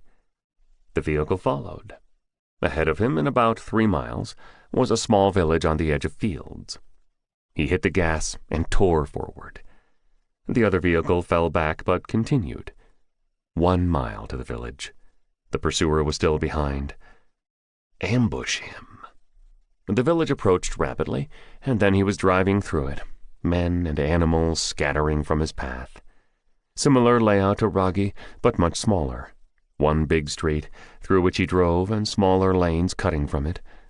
At the end of the street was a larger building, a school. He drove out, checked his mirror, and reversed carefully. The cloud of dust hung over the exit he had taken. He revved slowly and edged behind the building until it shielded him. A few heads craned out of holes in the walls. Curious. They withdrew quickly when he raised his HK and thrust it out of the window. In that part of the world, innocents minded their own business, stayed clear of those who carried weapons. The follower would assume he'd left the village. I hope. Chapter 19. Zeb didn't have to wait long. The sound of an engine alerted him. Then the vehicle raced into sight. A Toyota SUV, not a Jeep. A lot of miles under its hood, but still good. It raced past, but not before Zeb got a glimpse of its occupant. One man, alone, hunched over the wheel, his eyes locked ahead. Zeb's ride surged forward. The village fell behind. The SUV in front. The man craning his head back, alarm and surprise on his face. Zeb rammed his vehicle, his Jeep crushing the Toyota's rear door. Sent the vehicle spinning around as the driver lost control. Zeb followed its turn, aware that the driver was reaching for something. He crashed into the driver's side door, buckled it. The Toyota stalled. He leaped out, slid over the hood, and fired a round through the Toyota's window. "Don't shoot!" the man screamed from inside, his hands rising. Zeb stepped down and gestured with his gun. The driver looked at him fearfully, dazed from the impact, and reached for the door with shaking hands. "You come out with a gun, you are dead," Zeb warned him. "No gun," the driver moaned and fell out of the SUV. He got to his feet shakily and stood trembling against his vehicle. Zeb squinted. He looked familiar. "Who are you?" "Behrouz Remen," he said, licking his lips. "I was with Jamil. Malek has ordered everyone to be on the lookout for you. You are to be captured and brought to him." Zeb remembered. Remen had been one of the 9 men, along with the terrorist who had accosted him as he was driving to Roggi after he had rescued the farmers. "You found some clothes." Remen lowered his head, his face flushing in shame. Where did you see me?" "The market," the captive whispered. "I saw you come in. I hid. I saw what you did to those guards." "Why were you there?" "I am Malak's scout escort," a tinge of pride in his voice. A scout brought drug samples to buyers. He was the drug trafficker's man. An escort was a hitter who accompanied the scout. The Taliban didn't traffic in drugs directly. They did everything else: provide protection, extort tax, control the farmers, and often seize the farms. "Those guards told me it was Mohammed's turn at the hut." "Yes, but if the buyers agree to a deal, I could have approached him." "Mohammed wouldn't have liked that." "Malak, he isn't scared of Mohammed," Remen boasted. "Why were you there? Who are you?" "You didn't hear?" "I was too far." Zeb wasn't interested in Malak. Remen's appearance was a distraction. Or maybe not. Mohammed will be on high alert once he hears a new buyer has turned up, asking for him by name. I can let all the traffickers know I'm in the market. That will allay his suspicion. "I am a buyer." "You?" Remen's eyes widened. He looked searchingly at the man in front of him. Zeb knew he was trying to piece together this revelation, along with the incident on the highway. "You didn't say that before. You take me for a fool?" Zeb snapped. "How was I to know who you were? You think I go around asking every armed man if he is selling drugs?" "What happened to Jamil? He never turned up. We searched for him but didn't find him." "Jamil's dead. I don't like people who stop me for no reason, or those who follow me." Remen blanched. His lips worked. He opened his mouth to protest. "You were going to follow me, see if you could capture me." Zeb cut him off. "No, I think I will kill you. Yes, that's best," Zeb decided. "No, I will leave. I will not say anything about you," Remen babbled, cowering as Zeb approached. "I can't trust you. You followed me. That shows you don't mean good." "You can. I will do anything you say. Let me live, please." Remen fell to his knees, sobbing. Zeb straightened his Glock and aimed it at the escort. "Please," he screamed. "You carry a gun, an AK." "Huh?" The captive raised his tear-stricken face, not understanding. "You have a gun?" "Yes." "You have used it?" His face paled. He didn't answer. "You have killed with it?" The Glock moved threateningly. "Yes, yes." "Then why are you so scared of dying? If you can kill others, you should accept you too will die, at the end of someone's gun." "Let me live, please. I won't kill anyone again." Zeb made a show of reconsidering. He knelt beside Remen and grabbed him by his hair. "Tell Malak this. I am a buyer. If he has good quality material and lots of it, I will consider.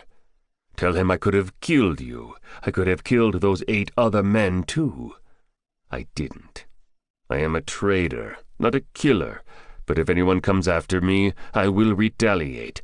Got me?" "Yes, yes." The escort nodded jerkily. "How will we contact you?" "I am new to the area," Zeb said. "What do you suggest?" "There's a general store in Ragi." Remen straightened, wiping his eyes, his confidence returning now that he knew he would live. "You know where that village is?" "Yes, the general store. The owner, he is part of you?" "Him?" Remen managed a derisive snort. "All he wants to do is sell his business and escape this place. He is a coward, but he passes messages." "He knows you are Taliban?" Malak's man looked at him perplexed. "Everyone knows we are Taliban." "Okay, you leave your message at the store when you have a sample. I will set up a place to meet." "We can meet at the market?" "We won't." Zeb shot him in the thigh and left him writhing on the ground. He was building an image of a ruthless traitor. "I could have killed you," he yelled above Remen's wailing. "Tell Malak if he comes with a gun in his hand, I will kill him." Chapter 20. Zeb made a second attempt to go to Sori that night. He reached his hideout in the evening and rested for an hour. When the sun sank, he drove to the woods, the same place where Quincy and Travis had crashed their getaway vehicle. He arranged fallen branches on the Jeep and concealed it from view, then set out. Sori was just 5 miles away as the crow flies. On the ground it was a different story. 12 miles from where he was, even ground or a slight slope for 6 miles, and then the steepness began. Zeb planned to approach the village from behind, where he had seen houses perched on an edge. There was a sharp drop at that point that met a steep slope. His idea was to climb that cliff. He jogged at an even pace. Raggi was to his left and behind. There wasn't much cover, but the night was dark and moonless. He flitted from shadow to shadow, breathing evenly. 6 miles covered in 90 minutes. A light film of sweat as he took on the steeper climb. More bushes and trees. Still no traffic. If he squinted his eyes, he could just make out a thin line to his right, far away, paler than the rest of the surroundings. The road to Sori. He took a break after 2 miles, uncapped his water canteen, leaned against the trunk of a tree, and was swallowing, when he heard the distinctive sound of a hawk and a spit. He didn't move. He calculated. The sound had come from behind him, which meant in the direction he was heading, because his back was to the village. 50 yards away, maybe 60. He waited, breathing easily, willing his chi to become one with the tree and the night. A murmur, a subdued laugh. To his left and behind, which would be to his right and ahead if he was facing the village. But Akshan at night, in the middle of nowhere, wasn't the place for an evening stroll. Raggi was far behind. Sori was well ahead. Hostels. No other explanation came to mind. How many and why were they there? He snatched a quick glance around the trunk and saw nothing but darkness. He got to his belly and started crawling slowly. Once he was in the open, he glassed with his night scope. Nothing. And then, there, 2 men, standing idly, the distinctive shape of weapons over their shoulders. One of them hawked and spat again. Bad tradecraft, but then why would they suspect anyone was out in the night? Raggi was full of informers who would have alerted them to any attacking force. Nope, these 2 seemed to be part of a routine patrol. Zeb thought of going past them. They didn't suspect he was there. Or he could have taken them out with his HK, but he wanted answers. He crawled slowly, his body making no more sound than that of a panther in the jungle. "That whore, she was good," one man chuckled. "Yes, we should go again. She was—" He broke off in a gasp, the whites of his eyes showing, when a shadow appeared in front of them. "Who? What?" Zeb sank his benchmate in his throat, withdrew it swiftly, turned it around in his palm in a practiced move, and whipped its hilt across the forehead of the other, before their minds had even grasped who he was or had assessed the threat. Abdul and Nazir. He learned their names from the survivor, Nazir. Routine patrol, he had suspected correctly. Atash Muhammad had instituted the measure a year back. It was one reason why Chick Roderick's team had been spotted that fateful night. "Why didn't you see me?" Nazir hesitated, and then yelled hoarsely when Zeb's thumb dug into his neck. "No threat. We weren't looking for anyone," he gasped. "That time we knew the Americans were in the village. Are you American?" He craned his head to look at Zeb, groaned when a blow smashed between his eyes. "Do I look like one or sound like one?" Zeb hissed in anger. Nazir shook his head weakly. "No. Who are you?" Zeb thought fast. He had already killed Abdul. If he killed Nazir too, Muhammad would know there was someone out there. He would increase the patrols, maybe even disappear into the caves. Zeb had to come up with an answer that sounded plausible, that wouldn't make the terrorist feel threatened. You remember that woman Muhammad and his men raped earlier this year? Were you there?" Nazir squirmed, his eyes large. "Zubina? Nazneen in Mashhad? Or—" He choked a cry when Zeb smashed his head to the ground.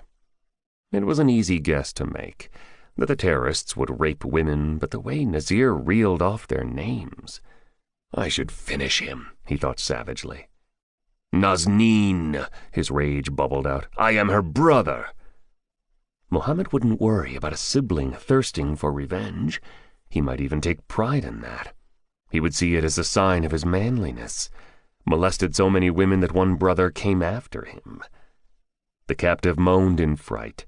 "Not me. I wasn't," he pleaded. "We didn't know she had a brother." "No one knew. I ran away when I was young." "What you did to her? Raped her in front of the village and then killed her. I should finish you right now, next to Abdul. Let the vultures eat your body." "No." The sound came out muffled, against Zeb's palm thrust over Nazir's mouth. The guard wet his trousers. "Please, I will do anything. I didn't take part." "You watched." "I had no choice," the prisoner begged. "What else could I do?" He was pliant, eager, ripe for questioning. Zeb began. The sentry confirmed what was in the intel report, that Atash Muhammad had 20 people around him in Sori. There were passages to caves and tunnels in the village, but Nazir didn't know where they were. "I don't go to the village," the words spilled out of him fast. "I live here. They send food to me. I relay information to them through my phone." He glanced down toward his pocket, at the device.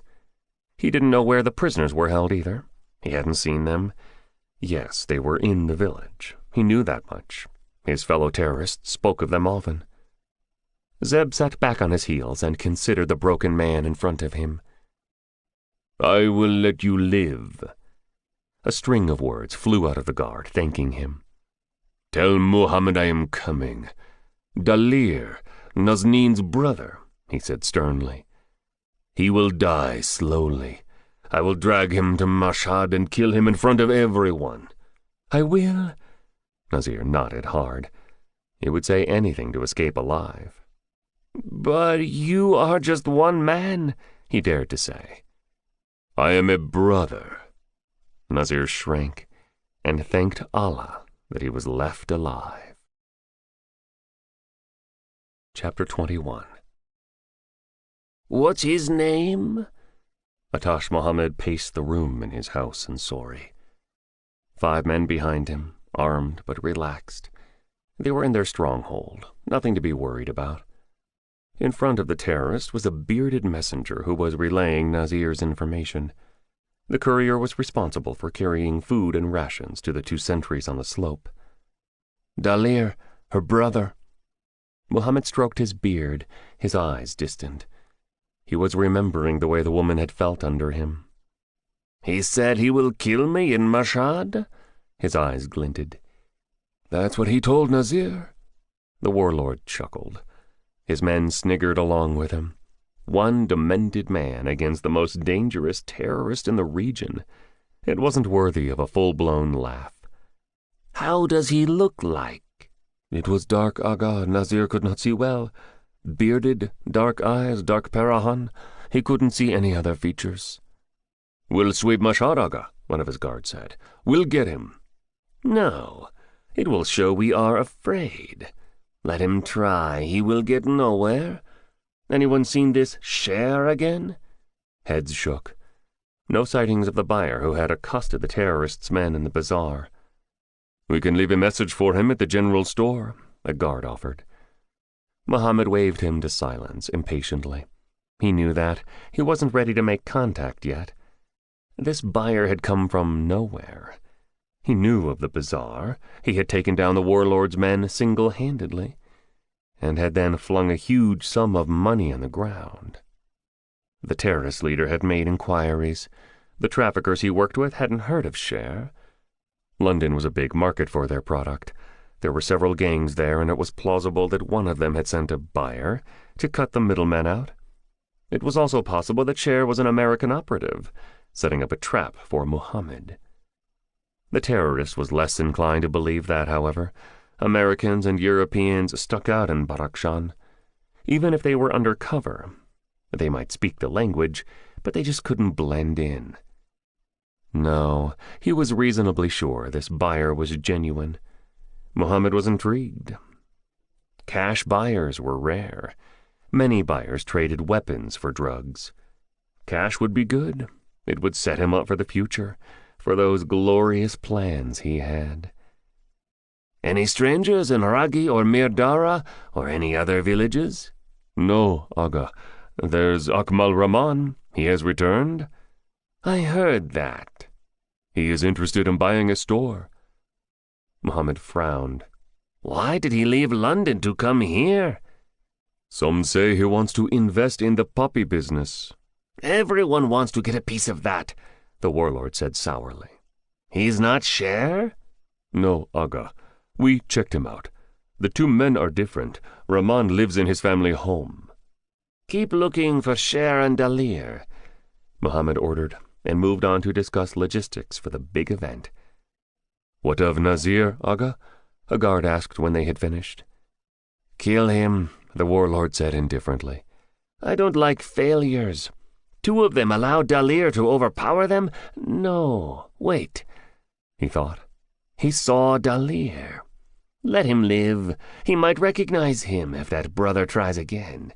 Send a replacement for Abdul, and set up a watch from the cliffs.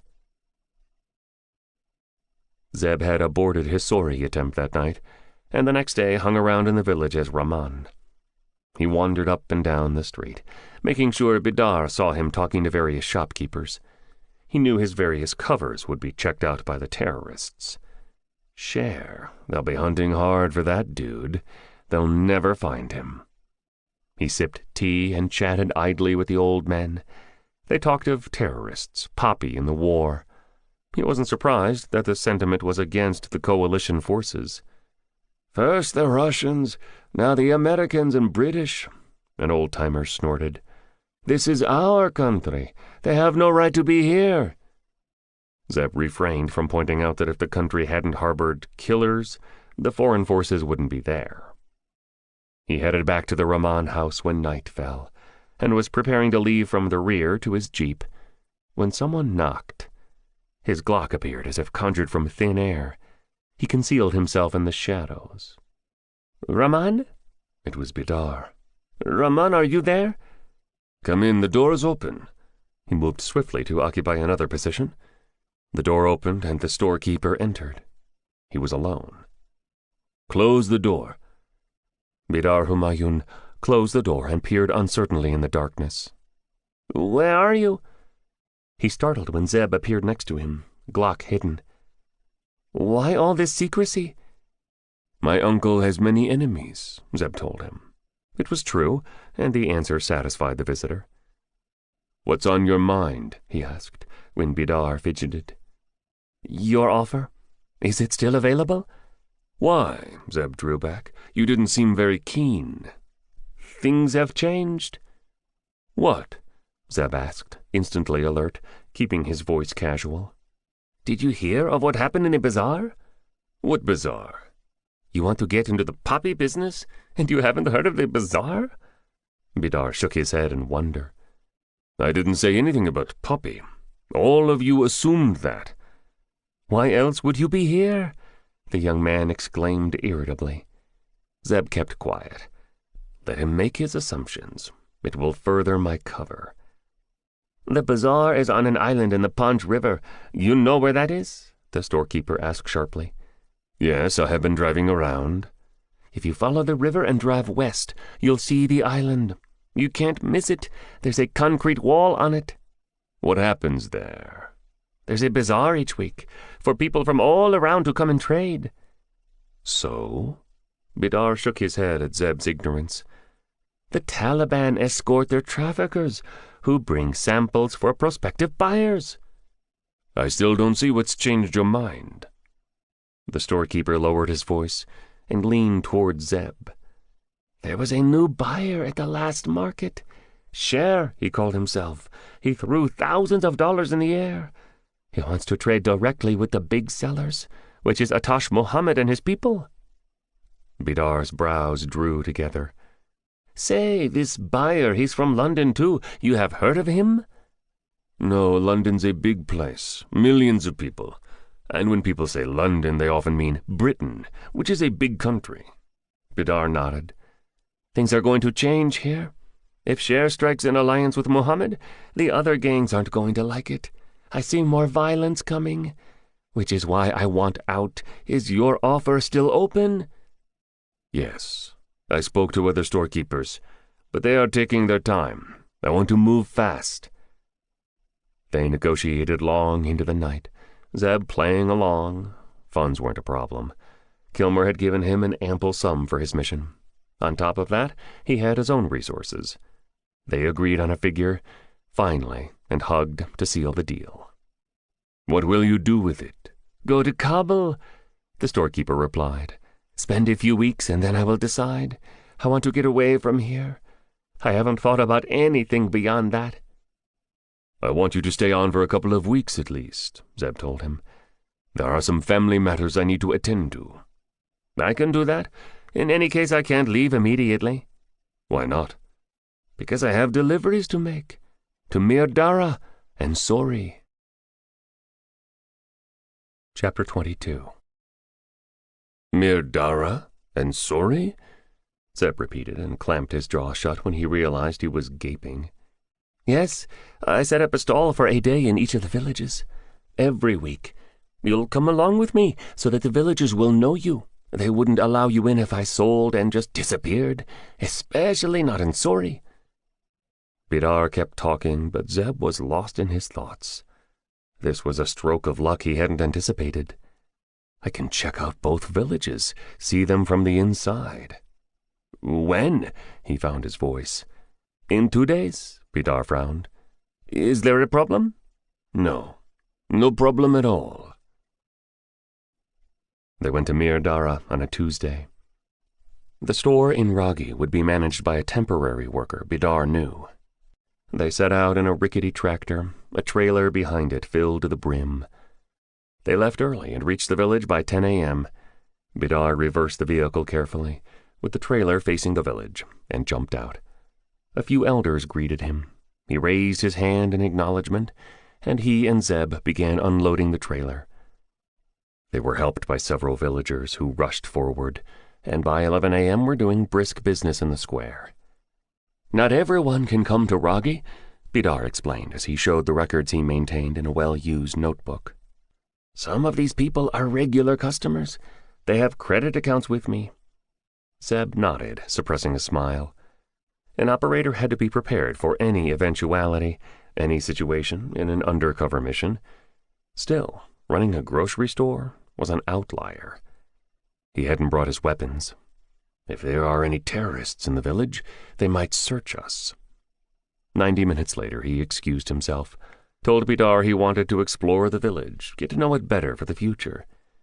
The storekeeper licked his pencil and nodded absent-mindedly. Mirdara was smaller than Ragi. Small, narrow lanes, houses close to each other. Not as many armed men in sight as in the larger village.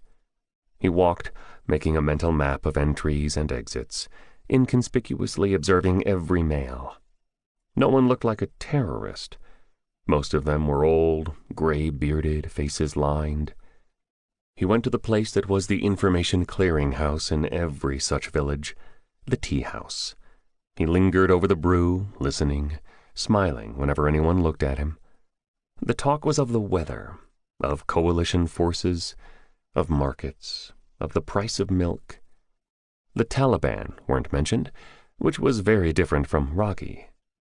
No poppy here, Bidar told him when they had finished for the day and were heading back to their village. In Ragi, poppy and terrorists are common. The village benefits from their presence. Zeb cast a sideways look at him. It was the first time anyone had openly acknowledged that fact. I thought you had to pay a tax. Yes, and I will introduce you to the collector. He is a Taliban man. He takes from every business in Ragi, from every poppy farmer. What do you get in return? I live, Vidar shrugged. No one goes to the police, tells the soldiers. Not if they want to live, or want their mothers, wives, or sisters unmolested. You think anything will change here? He waved a hand at the forbidding landscape.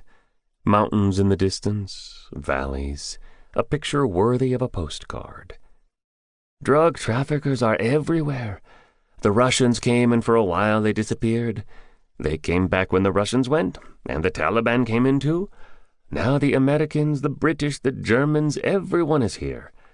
The Taliban will vanish into their caves when the bombing starts. The smugglers, they will continue. Nothing stops them.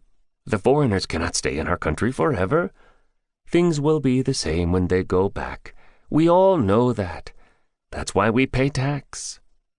There was no bitterness in his voice, resigned acceptance. It is why I want to leave. The remainder of the ride was in silence. Zeb helped him unload the trailer in Ragi, went to the Rahman house and freshened himself. The village was quiet when he detoured to his jeep and came across the men. He heard the rustling first, and then the quiet murmuring.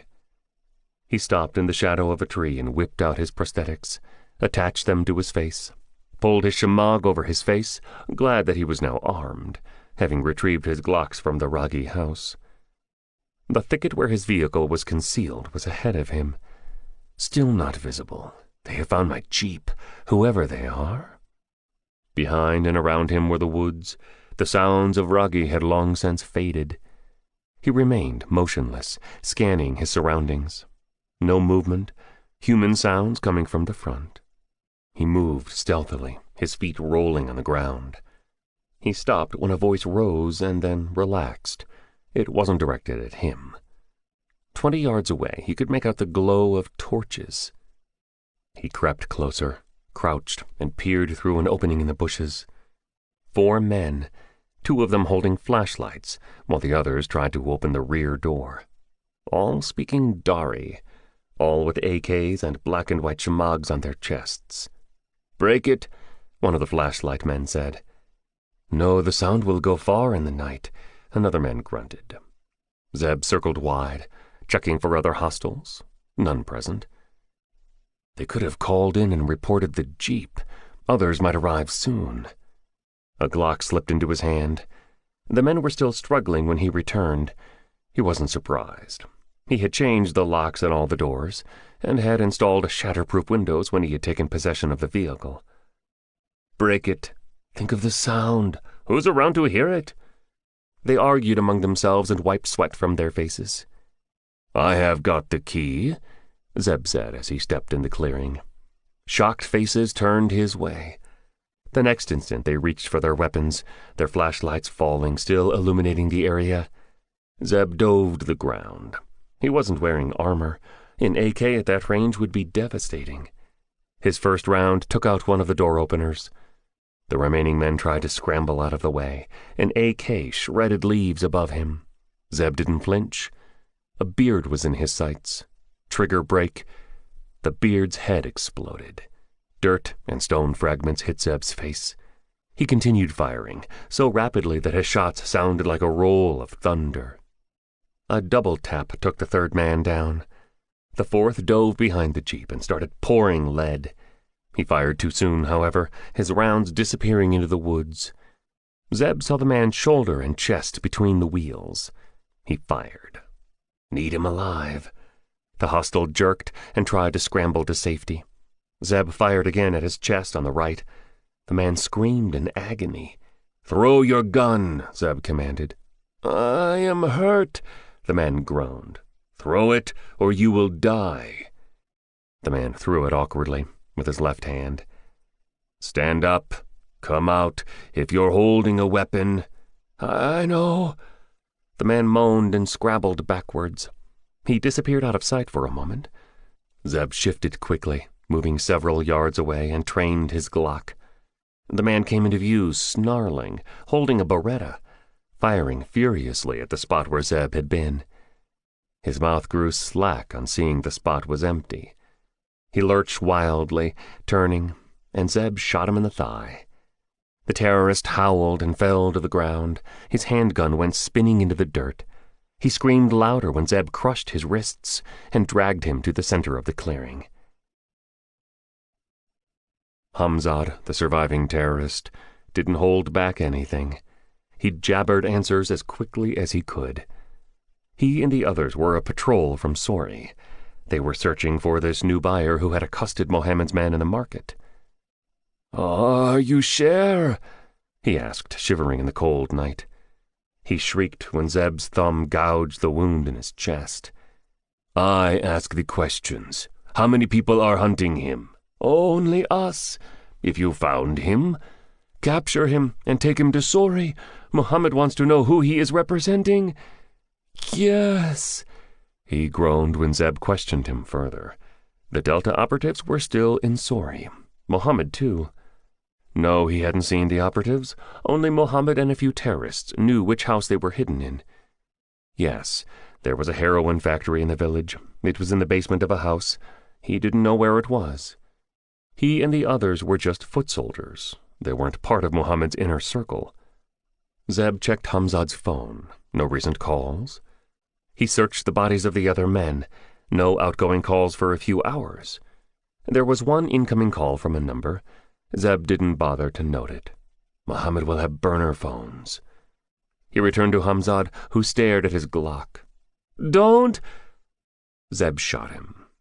He arranged the 4 bodies together, went to his jeep, and came back with a marker.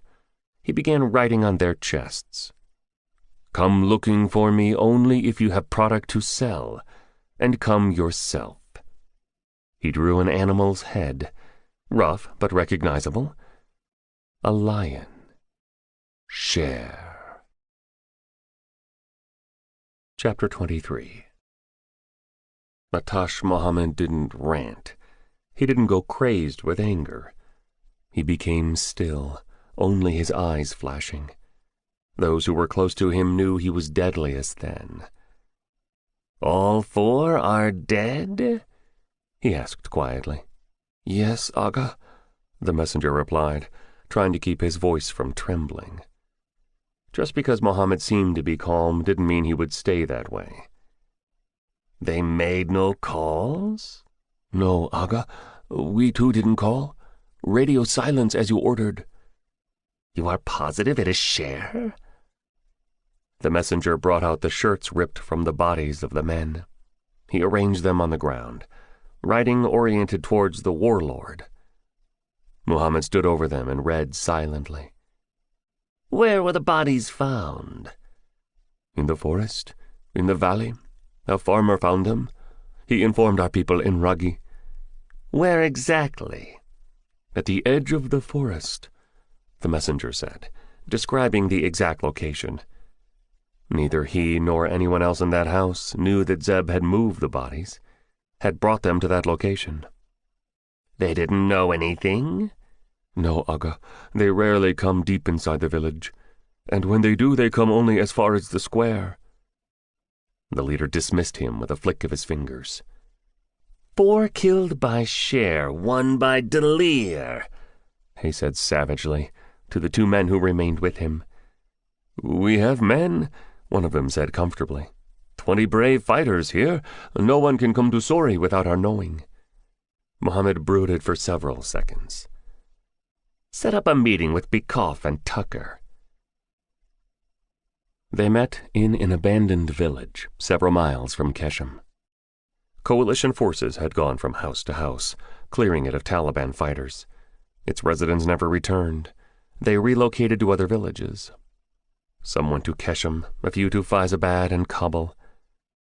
"You're having some tough times, aren't you?" Tucker gloated as he watched the warlord pace. "If you provided better intel, none of this would have happened."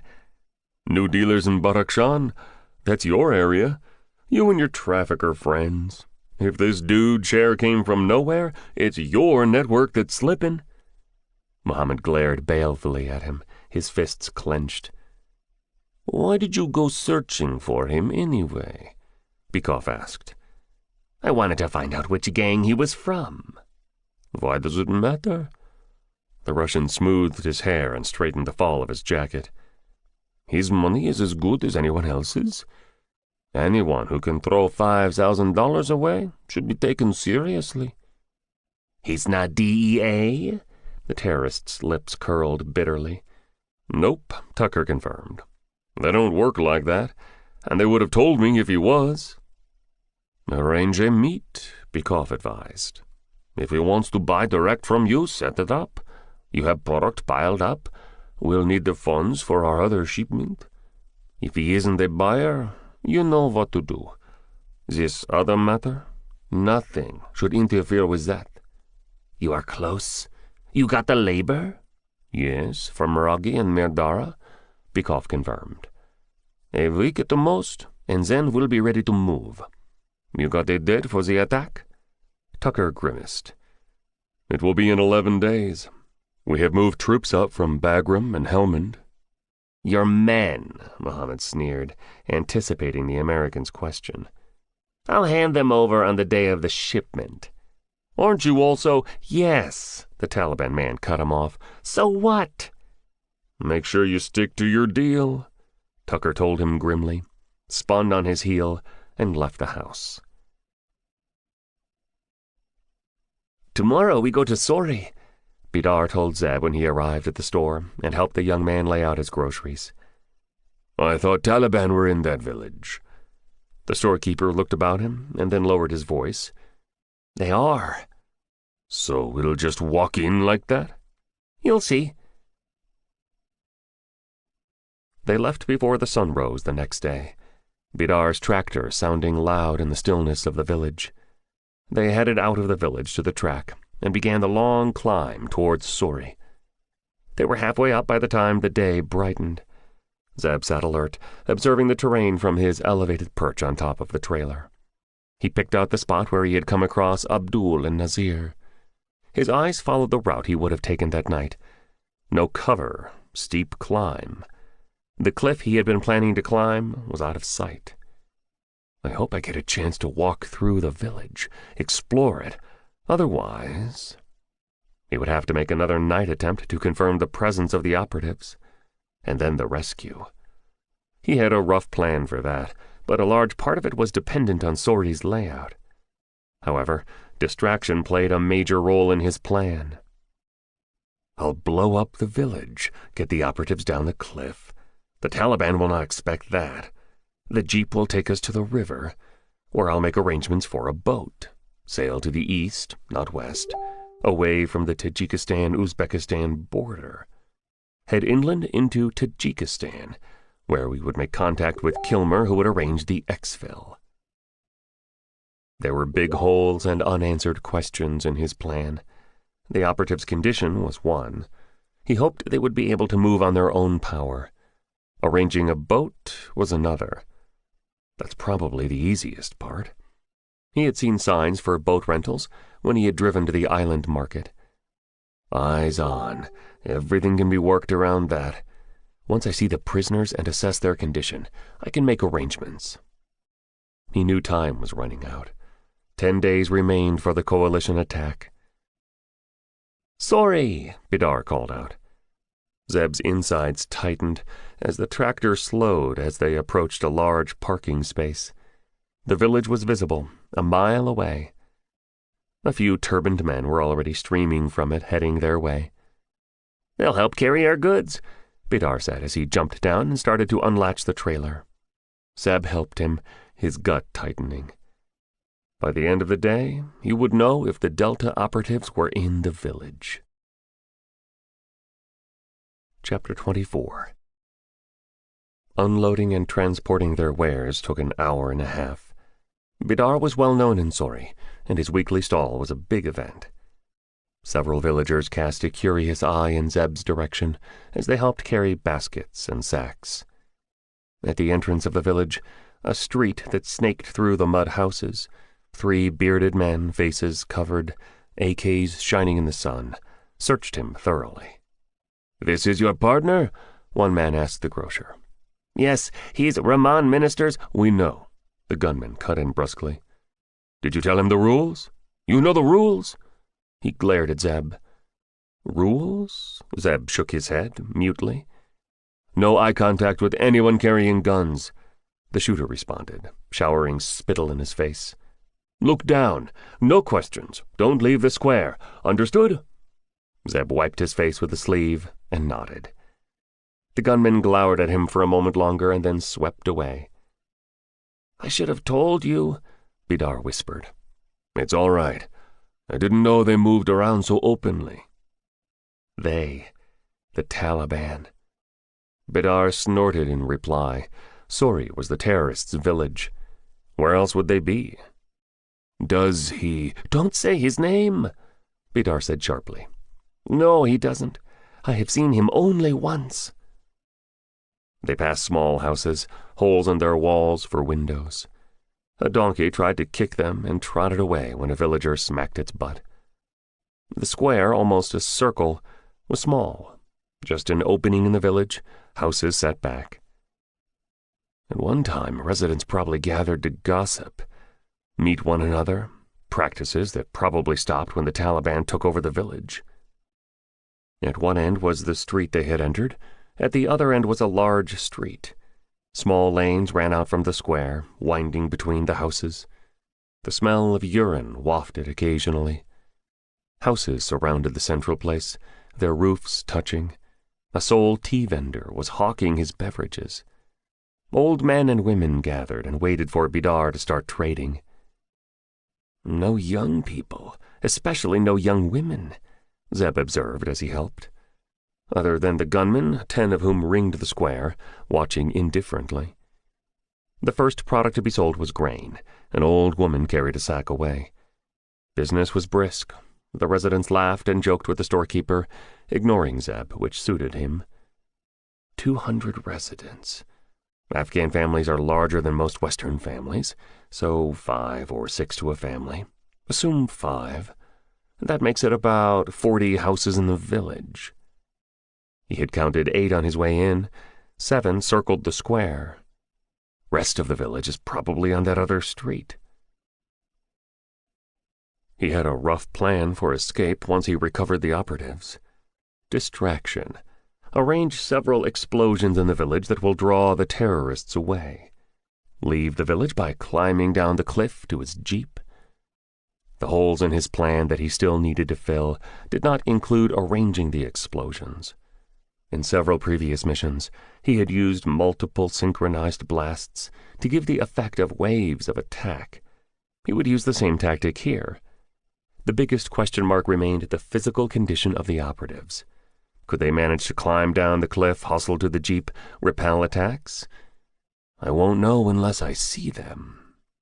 He smiled blankly as an old woman chattered at him and heaved a basket over her head. He straightened when there was a lull and stretched, his eyes flicking casually over the village. He had a feeling the cliff he had been planning to climb was nearby. Behind us, beyond those houses facing the square. He wandered off to stretch his legs and drifted closer to the residences. Dark lane, a figure resting against a wall, a gunman. Another house visible, and behind that blue sky, which meant he was right. Buoyed, he returned and helped Bidar out. It will slow down during lunchtime, the storekeeper said, as he wiped sweat from his face. It did. Bidar sat on an upturned crate and unwrapped his lunch. I need to go, Zeb said, shifting uncomfortably on his feet. Bidar looked at him, puzzled, and then his face cleared. Behind any house? Find a wall.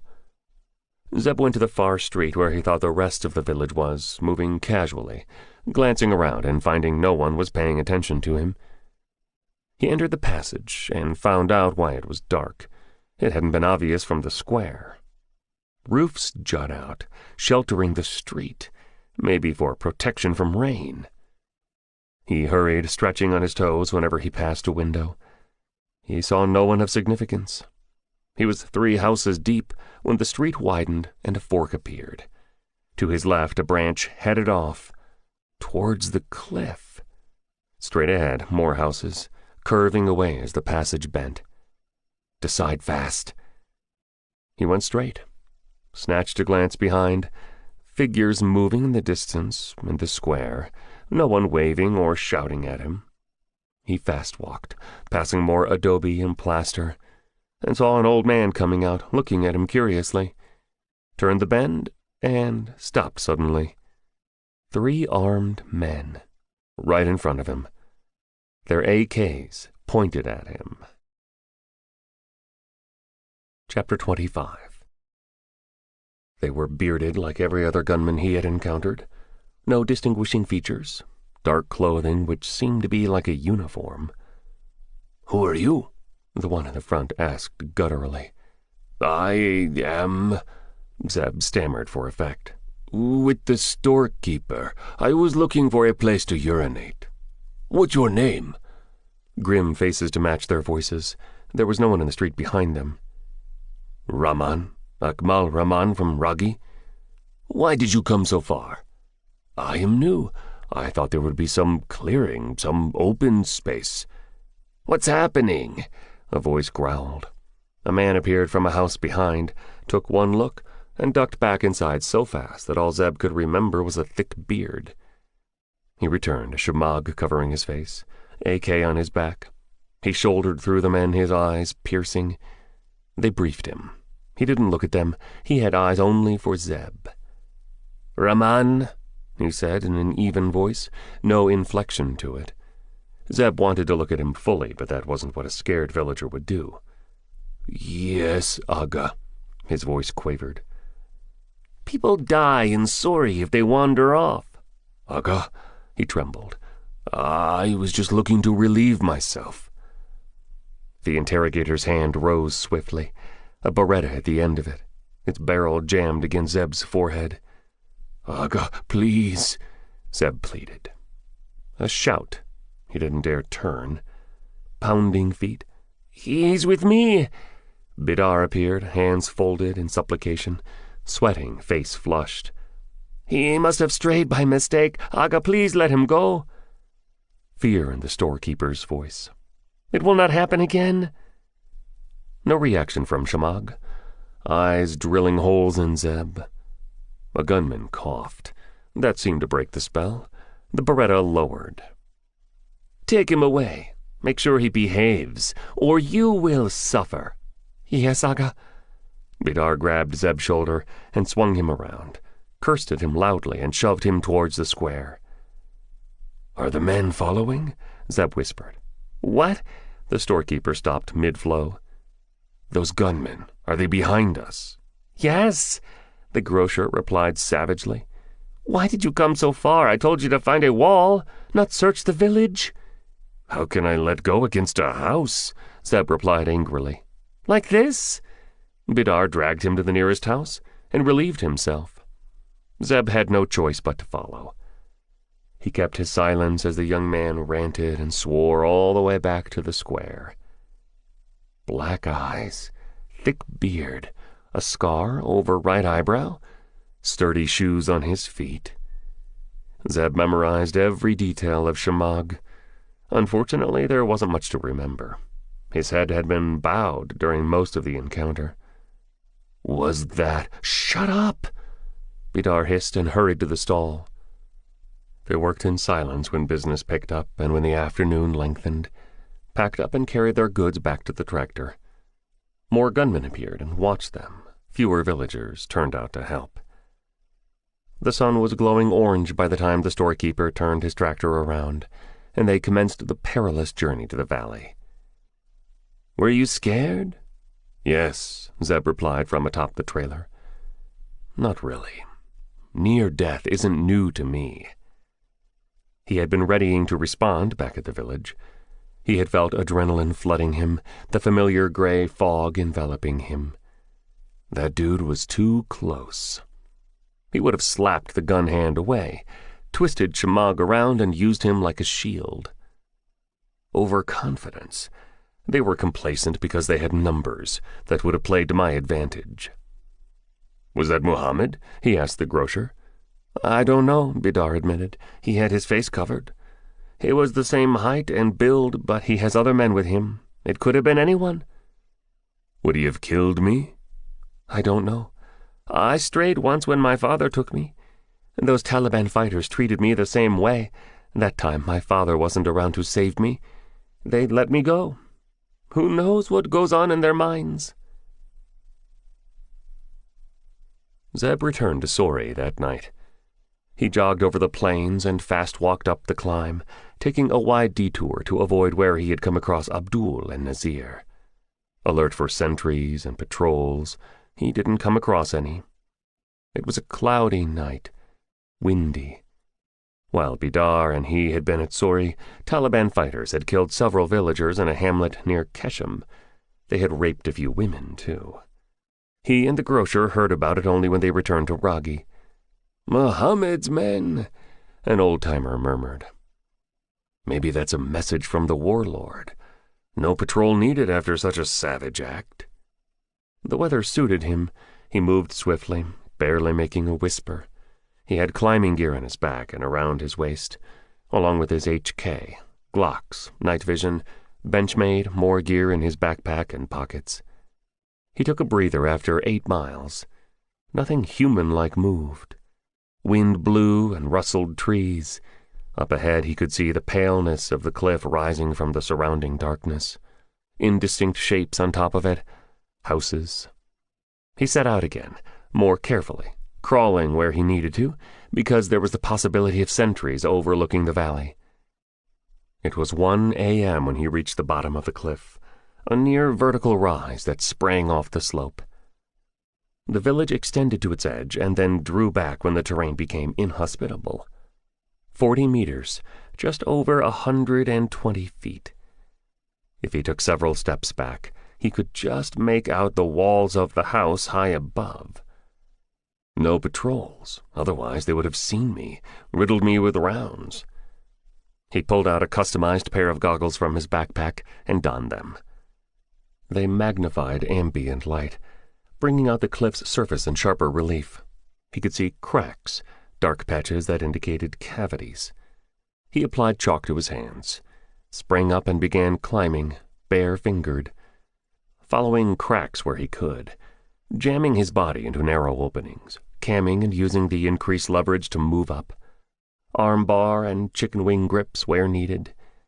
The cliff wasn't particularly difficult to navigate. It was the darkness he had to deal with. Each crack, each grip had to be felt and gingerly tested before he could commit himself. He used momentum to swing, using the velocity to reach higher and grip. Sweat streamed off his face, some of it slipping past the thick protection of his goggles and stinging his eyes. He rested for a moment, letting his skeleton take his dead weight, and brushed his forehead against his forearms. Not much sweat got wiped off, but it helped. Zeb had incorporated bare-fingered climbing into his training routine several years back. He used it in missions when appropriate. It generally was, because few hostiles expected an operative to come over a sheer cliff with nothing other than his bare hands. Shoes were important. The ones he wore had rubber soles that stuck to the slightest uneven surface and held. Grips, full crimp, half crimp, open hand, all those came naturally to him now, as he slithered over rock much like a lizard would. Another break to sip water from a tube that was attached to the bottle strapped to his shoulder. Rapid eye blinks to dislodge sweat. A second to freeze when the HK clanked against rock. No heads peered over the cliff, however. It was the dead of the night. The body's rhythm was at its lowest. At 3 a.m., he peered cautiously above the cliff edge. The nearest house was 10 feet away. A dirt path skirted it and was right ahead. No lights, no voices. He heaved himself over and ran to the house, leaned against it and breathed shallowly, while the earth slowed its rotation and he got his bearings back. He was in Sori. Chapter 26. Getting off the ground was important, but Zeb first had to check out the 3 houses on the cliff's edge. And even before that, he had to establish a means of escape. He looked around. Nothing came to mind. Walked a few feet along the path and nearly tripped over something metallic. He looked down. A rusting, curved hook buried deep in the ground. He frowned, then his brow cleared. To secure animals. He removed his rope and tied one end to it, tossed the other end over the cliff. His getaway route was established. A murmur. He dashed to the cover of the house and froze against its wall. It came again. He listened carefully. It seemed to come from within the house he was hiding against. A window in the wall further down. He crept forward cautiously and snapped a quick glance. Darkness inside. His backpack had a cable camera that was night vision enabled. He brought it out and attached one end of it to his phone, snaked the other end up and through the hole in the wall, and adjusted. A greenish glow. 2 yellow and orange blobs, males. One turned and murmured. Talking in his sleep. Zeb relaxed fractionally and checked out the rest of the house as well as he could. 2 rooms. One room in which the men slept seemed to double as the living and bedroom. The other could be the kitchen. His cable didn't extend that far. No other humans inside.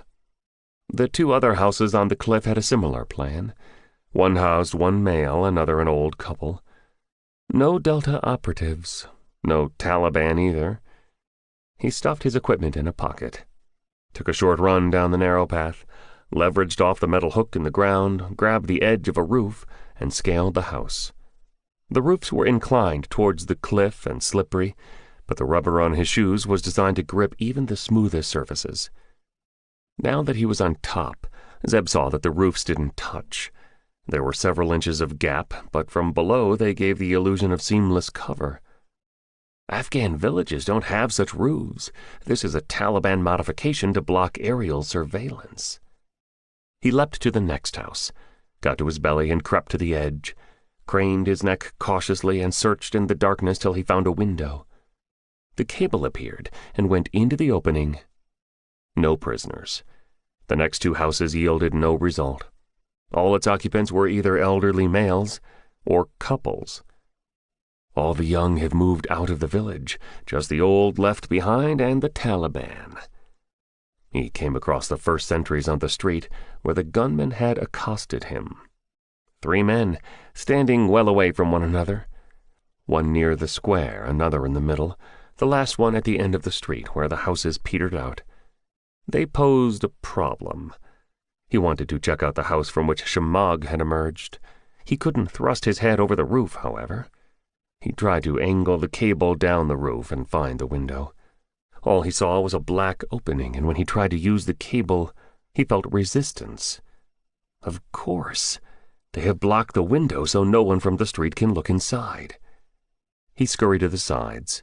No openings. There was a hole at the rear, and 3 men sprawled on thin mattresses in the rear room, all bearded, weapons close by. One at a distance, the other 2 closer together. That first dude, he's Shemagh? Atash Muhammad? Zeb couldn't be sure. It was dark. The camera didn't have that kind of resolution. It didn't look like there were any more occupants in the house. It had a still feeling to it other than the sleeping occupants. He rose to a cautious crouch. The house was surrounded by others at the sides and rear, with the street in front. Is there a tunnel inside? Or are the caves close by? There was no way of knowing. He checked out the lane again. The guards were where they were, no change. He ran silently toward the square, leapt across a narrow lane in which a man was standing, looking into the distance. Zeb landed as softly as he could, crawled back to the roof. The terrorist hadn't heard his movement.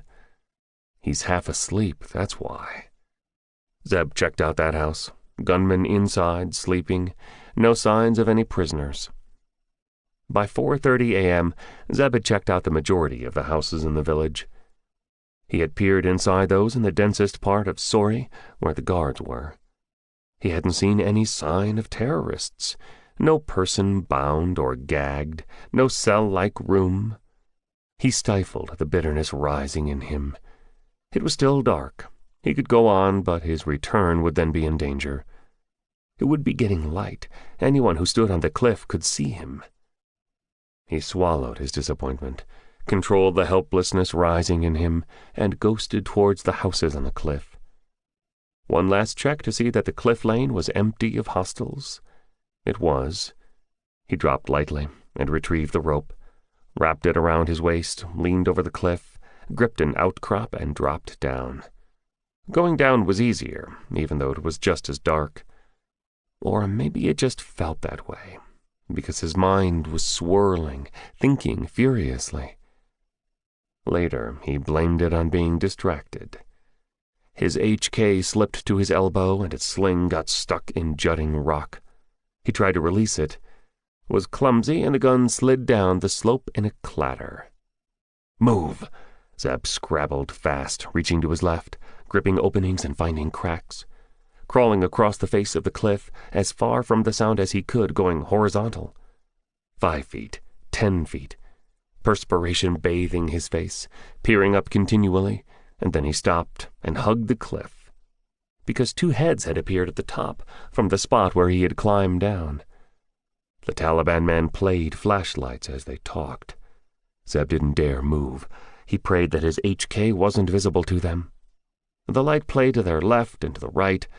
His left. It was a careless survey. If they had been looking, they would have seen his dark outline against the pale rock. They didn't, and then he realized that their eyes hadn't adjusted to the light. "Just some falling rock." He heard the words in the night, and they disappeared. He didn't sigh in relief. Instead, he thrust his hands down, found nooks and crannies, and swung his body down. Every now and then he looked up. No more men appeared. When he was 10 feet above level ground, he let go. He landed heavily, panting, and stood for a moment to regroup. It was then that he heard it. A rustling behind him. Chapter 27. The Glock came out in an instant. He threw himself to the side of the cliff, whirling around. No gunman. The sky was lightening, enough for him to remove the goggles and use his naked eyes. There was a shallow depression where he had landed, but it deepened into a crevasse and disappeared behind a bend. He followed it cautiously and got down to his belly when he neared the turn. He saw nothing but a narrow valley, a crack between the cliffs, and a large rocky formation that ran for hundreds of yards. The sound came from inside the crevasse, which was dark and forbidding. He drew out his flashlight and proceeded cautiously, squeezing his body into the narrow entrance. Rocks and patches of ground. No human and certainly no hostile presence. The valley, if it could be called that, turned some more, and then he caught a distinct odor. The smell of death. Zeb climbed over a wedge and dropped to the ground again. The stench was strong. He wrapped his shemagh around his face and went forward. Another turn, another climb across a fallen boulder. A streak, his Glock almost fired. Then he relaxed. It was a fox. It was what the animal had been feeding on that shocked him. A human carcass.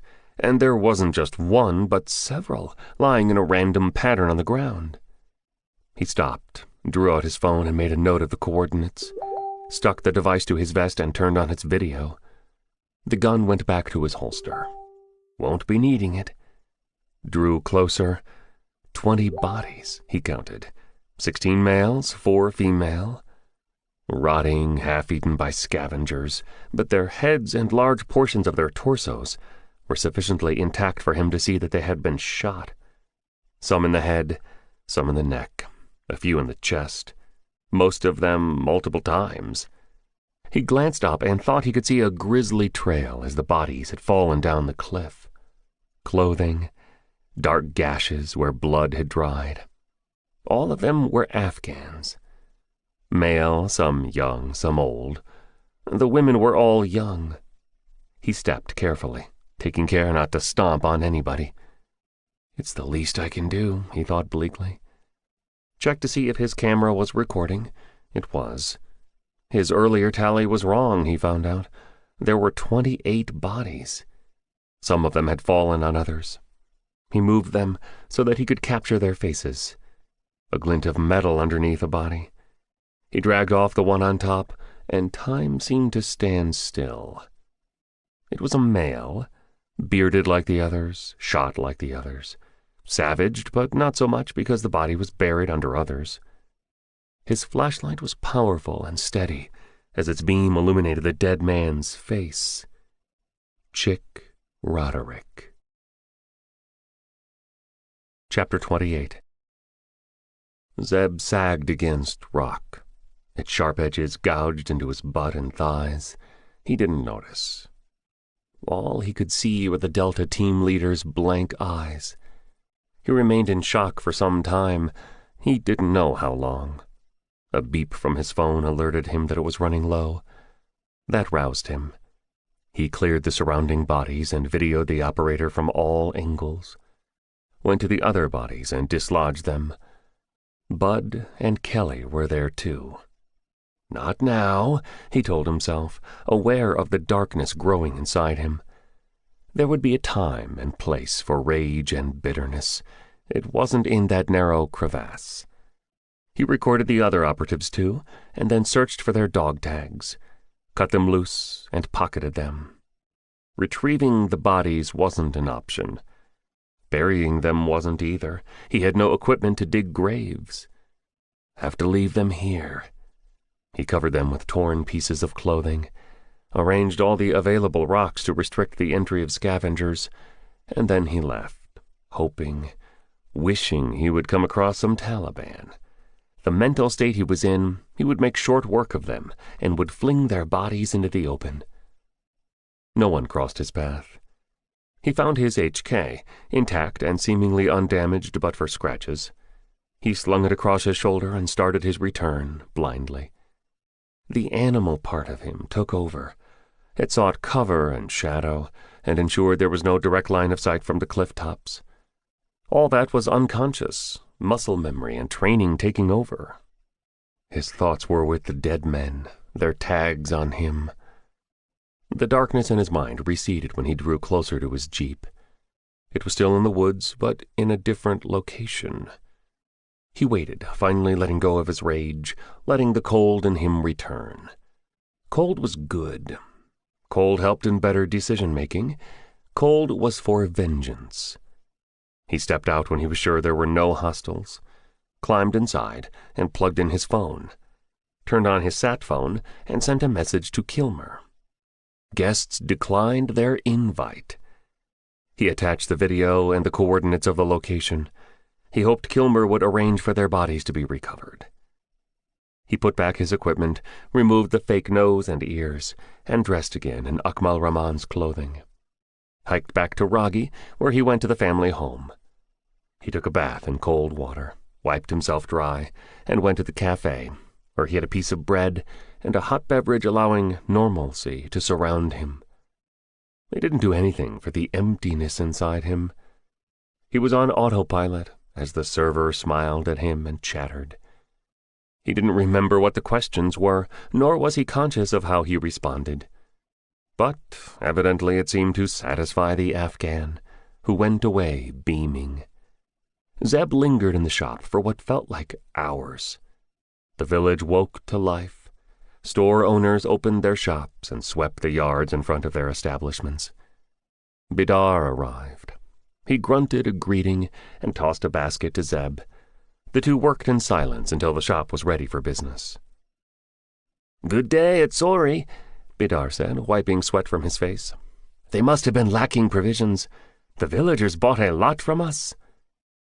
"I'll be away for a few days," Zeb said, as he withdrew a thick envelope from an inside pocket. "Kabul, I need to settle a few matters." "What's in this?" The storekeeper fingered the packet without opening it. "Your payment, as we agreed." "All of it, up front?" Bidar asked, astonished. "Yes, count it." "I trust you. Is everything all right?" "Yes, why?" "You look different." "I feel different." "That encounter at the village," Zeb forced a smile. "First time I came across the Taliban, it scared me." "You'll see more of them as you settle here," the young man said, a dark look crossing his face. He pocketed the envelope and went inside the store, Zeb following. Take no sides. Pay them tax and don't be a snitch. Those are the rules for surviving here. I'll follow them. I'll leave in a few days, once you return. He turned in the dim light, his face serious. Akmal, you don't know how much this means to me. I do. Zeb meant it. He had started over in his life, more than once. Bidar hugged him and patted him on the back. A message from Kilmer was waiting for him at his jeep. I'll talk to the catering team. Zeb knew what that meant. Kilmer would let the American forces in Bagram and Kandahar know about the Delta operatives. A recovery team would be sent when possible. The venue's decorated badly, he typed, which meant that the terrain was inhospitable. It looked like the colonel was awake because the reply came swiftly. Got it. Let's cancel the party. No point in proceeding. Zeb's fingers hovered over the buttons. He knew his response. He was thinking of how best to express it. I'll let the other guests know. No need, they'll understand, Kilmer messaged promptly. It's courtesy, Zeb wrote back, knowing the officer would understand. The sat phone buzzed, number hidden. Zeb didn't answer, letting it vibrate. He knew what he would do. He had come to Badakhshan to rescue the Delta operatives. He would go home only after killing Atash Mohammed. Chapter 29. I could go back to Sori, Zeb thought as he drove the jeep in his share disguise. He was heading to the island bazaar to see if Mohammed's men were around. Having seen the village, it'll be difficult to find Mohammed. I don't know if that man I saw was the warlord. No, he would have to draw the terrorist out, and that meant the return of Sher, the buyer. At the same time, I'll hit these Taliban wherever I find them. I'll stir trouble between Malek and Mohammed. Do anything I can, and Mohammed will come hunting. Badakhshan was large, big enough for him to operate like a guerrilla fighter. He had to act fast, however. 9 days left before the coalition attack. The bazaar was bustling when he arrived. He surveyed it for a while, standing behind a group of old men who talked of weather and crops. No armed men were visible. He went deeper inside, past the stage, his senses sharpening when he spotted 2 men in front of the hut. Both armed, neither of them was from his previous encounter. He approached them boldly, noting the way they stiffened and looked at each other. He lowered his shemagh so they could see his face. "Whose men are you?" he asked them roughly. "Who are you? Get out!" one of them replied, equally rudely. "I am Sher. You've heard of me?" They shifted on their feet, looking uneasy. They had. "Whose men are you?" "Go away!" The speaker summoned his courage and took a step forward, his hands clutching his AK. Zeb backhanded him, a blow that looked casual, but carried the full force of his body. The Taliban man collapsed like a sack. His weapon clattered to hard concrete. "Whose men are you?" Zeb repeated emotionlessly, drilling the second man with his eyes. "Hafiz," the gunman said, and licked his lips. "You have buyers coming?" A nod. Zeb picked up the fallen man's AK and shoved the standing guard towards the hut. "Show me." "You can't." Zeb slapped his face. The guard staggered. His face turned red. He grabbed his weapon, but collapsed when Zeb's fist landed in his belly. Zeb grabbed him by the collar and dragged him inside the hut. A small, bare room, no furniture other than a table draped with a cloth. He uncovered it. Plastic baggies. He picked one up randomly and saw a red sign on it. "That's Hafiz's brand?" The guard struggled, his face turning purple from the collar biting his throat. Zeb shook him savagely. "Yes," he croaked. "Do you have any product, or just the samples?" The guard's eyes darted to a corner. A plastic sack against the wall that Zeb had missed earlier. 1/4 kilo, he assessed. He withdrew bills from a pocket and made a show of counting them. $500, he said, and flung them carelessly in the air. That's the going rate for a quarter kilo, right? The guard didn't reply. His eyes bulged as they followed the notes fluttering to the ground. Zeb threw him against the wall and relieved him of his weapon. Tell Hafiz I have taken his product. I want more. I will deal with whoever can supply me 50 kilos at the best rate. In person. I will pay cash. He grabbed the sack, kicked the guard outside, and strode away rapidly. A few spectators had gathered in the distance. They scattered at his approach, casting furtive glances. Once outside the market, he drew his shemagh and burst into a run. He turned and twisted randomly. No one followed him. No one at his jeep, which was parked between two trucks. He glanced about swiftly, no driver in sight. He tossed the AKs and the sack in the rear, brought out a screwdriver, and exchanged number plates with the nearest truck. He got inside his vehicle and swiftly changed into a green outfit, got rid of the prosthetics, grabbed a black and white shemagh, and stepped out. Those from Sori would recognize him as Akmal, and it was as the soon-to-be grocer that he returned to the bazaar.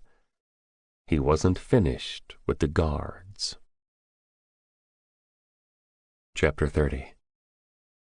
The Taliban men were inside the hut. Zeb leaned against the concrete stage and drank tea, watching its entrance. He wasn't worried about the gunmen spotting him. It was common for Afghans to look openly at anything, anyone that interested them. "What's in that hut?" he asked the vendor. "Danger," the man replied, and spat tobacco juice. An hour later the guards emerged, one of them holding a cell to his ear. He nodded rapidly, his face downcast, as he and his companions made their way out of the market. The two men swore at anyone who was in their way. The visitors jumped out of their way. One woman, who stood her ground and yelled at them, got slapped and was left with bleeding lips. Zeb followed discreetly as they passed out of the market, spoke briefly to the border guards, and headed to where their vehicle was parked. It was a truck, not far from where his own jeep stood. He reversed out of his space and fell behind the cloud of exhaust emitted by their vehicle. They went away from the Panj River, towards Sori initially, but then detoured in Kesham's direction, following a barely visible track. Just their two vehicles on the road. They might notice me, call for reinforcements. He kept watch. They drove through a village, the same one where he had captured Remen, and when they had crossed it, he made his move. He sped up, flashed his lights, and when the truck didn't give way, sounded his horn. A face appeared in its mirror. A hand waved him down impatiently. He kept going. It rumbled on. He grabbed an AK and fired at the mirror. A stray round shattered it. The truck veered sharply to the left. Beyond the track was a ditch. The driver oversteered, tried to compensate, but weight and momentum were against him. The truck toppled as if in slow motion, its occupants jumping out just in time. Zeb halted, jumped out, and before the dazed men could recover, knocked them out. He drove away from the village and stopped when he came to a valley. Nothing but a few vegetable fields to his left. He went off the road and drove inside the growth, stopped, hauled the men out of his vehicle and threw them to the ground and began questioning them. The guards resisted initially. They might be low-level shooters, but they were still savage. He slashed their thighs with his Benchmade. When he pricked one man's eyebrow, the man finally broke.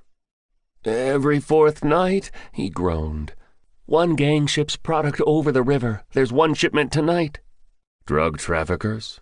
"Don't tell him," the other barked in anger. He howled when Zeb broke his teeth. "You were saying," he turned to the first guard. "Yes, drug traffickers." "Not Taliban." "Our men are there to help them, protect them." "Whose turn is it tonight?" The terrorist swallowed. He looked sick. He flicked his eyes to his left, to his friend, for help. No help there. The man was unconscious. He licked his lips. "I don't know." His scream rent the air when the blade dug into his shoulder. "Mohammed," he gasped. "Atash Mohammed's, his traffickers. We agreed dates between ourselves. Will he be there? No Taliban leader is present. They send men like us, fighters. Where? They'll kill me, he cried. I'll kill you if you don't tell me. Zeb was unmoved. He twisted the knife deeper. The guard passed out. Zeb emptied a nearby water can over him, dispassionate, his face stony. He was dealing with parasites. They deserved no mercy. The gunman coughed and spluttered. His eyes flickered open, and he moaned when Zeb came into view, his version of hell. 15 minutes later, he had drawn a crude map on the ground. Muhammad's men would float their drugs on rubber rafts in the Panj River, as it flowed through a valley to the east of where they were by about 20 miles. Are you sure? Yes, we use that place. Another gang uses it too. It is rocky. No one goes there. Which is why they use it. What are you doing? The guard asked fearfully when he drew out his Glock. What does it look like? He shot the 2 men in the legs, took their cells, and left them in the field. We'll die here, the Taliban man cried. I hope, he said, as he drove away without a second thought. One of the cells rang when the captives were a long way behind him. Sengar? A voice bellowed when he took the call. Where the hell are you? Sengar will die soon. So will his friend. Who are you? The voice asked after a moment. Shaitan. The devil. He tossed the phones out of the window and drove on. He had a date with a river. Chapter 31. Zeb drove through the village where he had attacked the guards. Sharwala, an old-timer, told him its name. He bought food, filled his cans and bottles with water. Going far? To Keshem, he said, wiping his face with his shemagh. I am from an aid agency. We have our office there. In that vehicle? The shopkeeper's speech showed the gap in his teeth as he pointed to dents on the Jeep. Accident, Zeb laughed. You know how drivers are in this region. That started the old man going. He was still talking of accidents and rash drivers when Zeb left him. He'll remember a man from a charity, if any Taliban question him, in a green or gray vehicle heading to Keshem, which isn't where I am headed. Zeb drew back to the market carefully, staying watchful. There could be shooters looking for him. However, other than an occasional truck, he encountered no traffic. He went beyond the bazaar, to the bridge and Panji Poyan, and then followed the river east.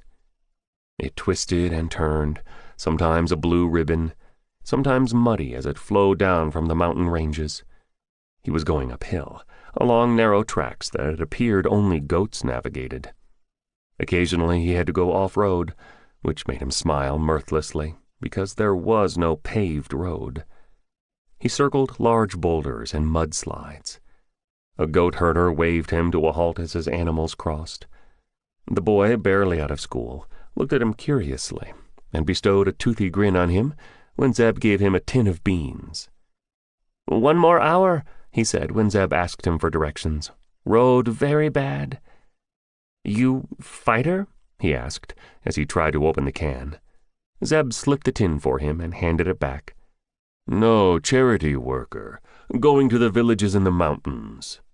Mudslide, the boy nodded. Many people died, no food. That's why I am going, to check out routes. You see many fighters? How safe is it? Fighters everywhere, the boy shrugged. They cross river. Poppy, drugs. Stay out of their way. Don't look at them. You'll be okay. Zeb questioned him further, but he didn't know any more, or wasn't willing to tell. He started off again. 2 p.m. He wanted to reach the drug crossing by 4. It was between Peshawar on the Afghan side and Dashtijam on the Tajik side. Malek's man had told him there would be landmarks. A steep cliff, this side of the river, which by itself was meaningless since there was no lack of cliffs. However, on top of the cliff was a solitary tree that had weathered the winds and harsh nature. Gnarled and twisted, it was the only green on the slope. Zeb missed it the first time.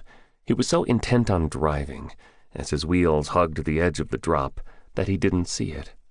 The trail wound around the cliff and stopped dropping. He jumped out of his vehicle when he was at the bottom of the valley and was uncapping his water can when he spotted the tree. He cursed, drank hastily, reversed and climbed back again and then returned, because there was no place there to hide his vehicle. From the valley to the cliff was an hour's hike, with his equipment slowing him down.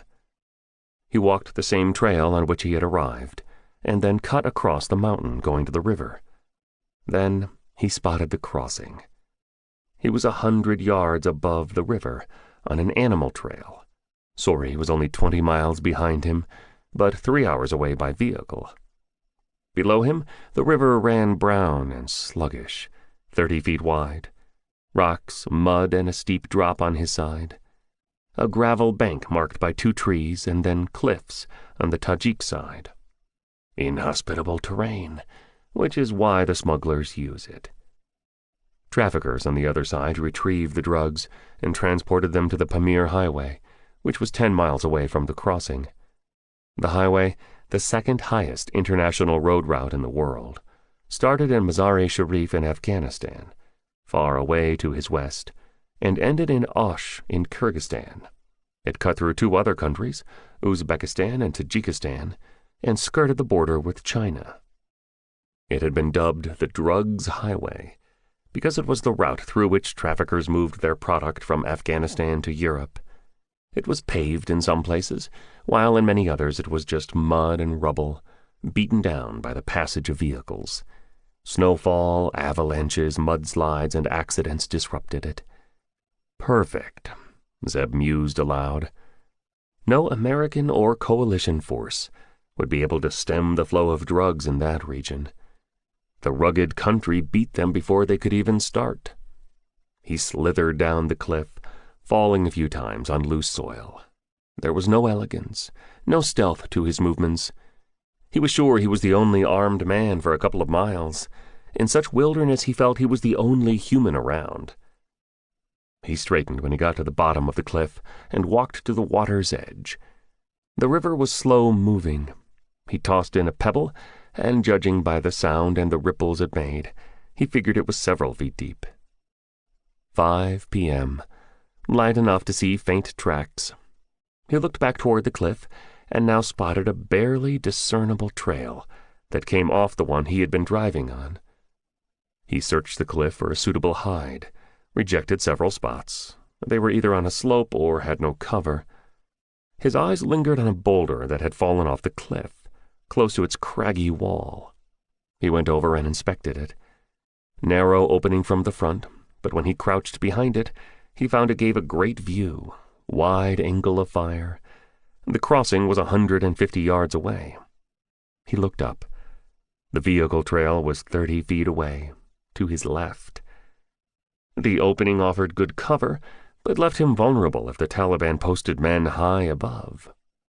He climbed up again, and after a long search found a spot that was similar. A mudslide had bunched several rocks together near the face of the cliff. They had crawl space between them. The track he had driven on was behind. The trail to the river was still to his left, but there was ample cover. There was no danger of any hostile shooter being at higher ground. He settled down, the Macmillan on its stand, with its scope. HK beside him, mags, water, binos. He was ready. It was time to send Atash Mohammed a message. Chapter 32. The traffickers came just after 7 p.m. It was dark, but they drove in with easy familiarity. Zeb heard their engines long before he saw them. 6 stabs of light swung across the cliff and the sky, which meant 3 vehicles. No movement on the other side of the bank. The river lay still, waiting. Tires slid on loose rocks and pebbles, gripped.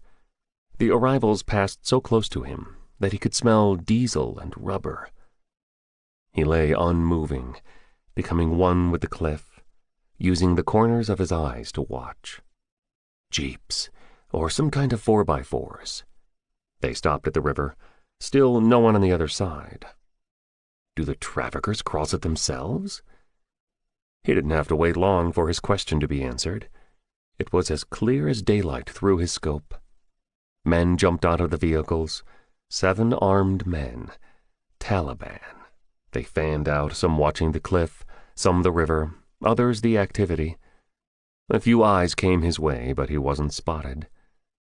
8 men unloaded the contents of the vehicles. Several sacks. He lost count after 15. Then they reached deeper into their rides and brought out some tires. They strung them together and plopped them on the water, bound the sacks together. 5 men waded in and started pushing the makeshift raft. They went deeper into the water until they were swimming, 2 men on one side, 3 on the other. The gunman and 3 traffickers stood on the bank, shouting instructions. No lowered voices. Who was there to hear them? Zeb waited till the transport was in the middle of the Panj, and then he made his move. He fired 2 rounds above the gunmen. Killing wasn't the objective. He wanted to drive them away. Reaction was instantaneous. The gunmen scattered, dove away, returned fire blindly. The trafficker started screaming, gesticulating, passing mixed messages to the men in the river. "Go on, return!" The swimmers stopped. Zeb helped them make a decision by firing into the raft. A gunman started running up the cliff. He fired into the man's thigh. The shooter fell and rolled down the cliff.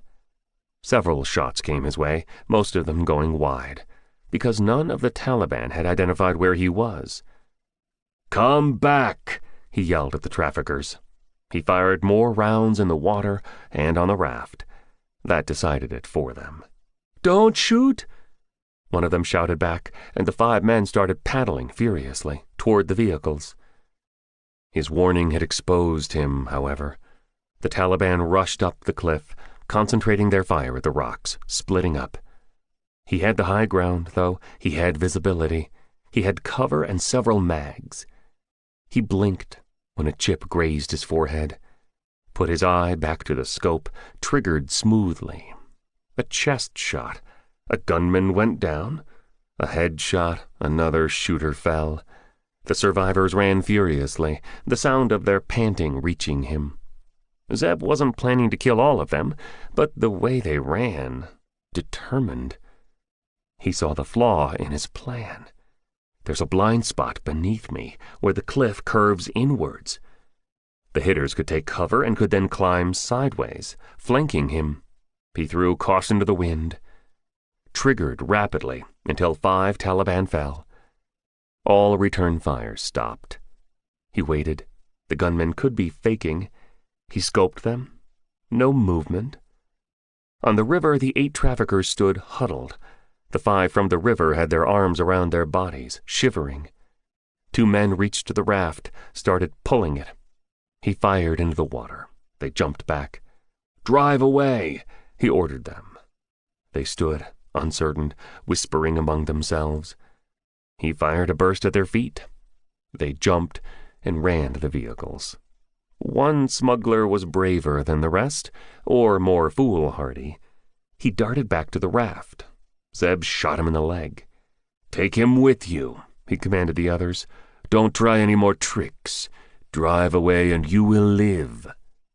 3 men jumped out, swearing and cursing. They grabbed their fallen trafficker and hauled him to a vehicle. The rides turned again, engines groaning at the steep climb. Zeb scoped them, making sure no one jumped off again until they disappeared over the cliff. He waited till their sounds had faded. Waited for silence to blanket the river again. He rose cautiously after several minutes, his HK in his right hand, NVG over his face. Got down the cliff. No chance of being silent. There was too much gravel. He slithered a few times, reaching out with his left hand for support, keeping his weapon trained on the fallen men. None of them moved. He got to even ground, HK raised, before he moved forward. The 2 men closest to him were lying sprawled, face down. He prodded them. No response. Turned them over. They were dead. He was turning when his radar, his sixth sense, pinged furiously. He whipped his head around. Two shadows, rising out of the ground 6 feet away, springing at him. "Get him!" one man cried out in Dari. He saw the shine of a weapon. No time to bring his HK up. He straightened his body, brought his left elbow up, deflected a rising barrel, slammed the pointed end into the man's throat. The man's breath burst out like a pricked balloon. He screamed. It cut short when Zeb shoved him in the path of the second shooter, who had his weapon to his shoulder. The AK chattered. Rounds slammed into the Taliban man, who twitched and collapsed on top of the surviving gunman. Zeb pounced. His boot crushed the gunman's wrist. The weapon fell away, but the man wasn't done. He twisted, heaved away the dead weight on his body, and when his hands were free, thrust up savagely with a blade. Snarling, lips pulled back, eyes savage. Zeb jumped back, the knife slashing, tearing his Parahan. He followed its swing, grabbed the hand in a lock, twisted furiously. A screech rent the air, then a gargle when Zeb crushed his chest with a knee. He punched the Taliban man with a blow to his throat, crouched over him until all breath, all life, had left the man's body. He straightened, panting, shaking his head at himself in anger. I should have shot the men. He checked them again. 7 shooters, all dead. He went to the river and waded in, retrieved the raft, and brought it to the shore. 25 sacks. He turned on his flashlight. All of them had a brand, that of Mohammed's traffickers. He cut the sacks loose and then frowned. Only 5 of them contained powder. He checked rapidly. The remaining felt like stones. He freed one and ripped it open. Yeah, stones. They were rough, misshapen, colored red and blue. He sat back on his heels. Stones? It came to him. They were gems, lapis lazuli, the blue ones, and rubies, the red ones. 20 bags of precious and semi-precious stones. Only 5 bags of heroin. He closed his eyes, thinking back to the discussion with Kilmer in the coffee shop in D.C. It felt like a million years away on a different planet. He pictured the dossier in his mind. There was something in there. He rocked back on his heels when his memory flooded with recollection. Badakhshan was famous not just for poppy and heroin, it also had mineral resources, precious gems. The largest mine was not far from Sori, on the next cliff. The night was chilly, but Zeb was well covered. Several layers underneath his dress, his armor as well, and yet he suddenly felt cold. Now it makes sense. Why Mohammed let the world believe the Delta operators were alive. Because he wants to protect the mine. A coalition attack could destroy it. But isn't it government-owned? How does that matter? He's probably bought the officials, or has taken it over, and the authorities aren't reporting its capture.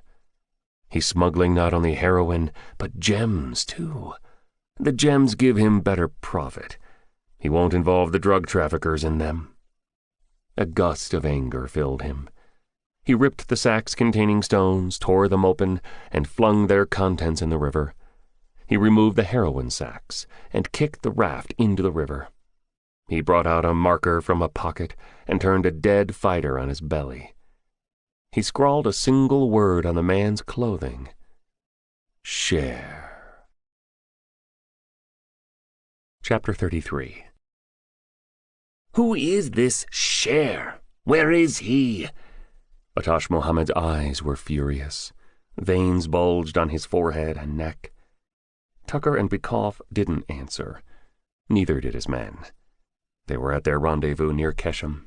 He, along with a vehicle full of fighters, the American colonel and the Russian.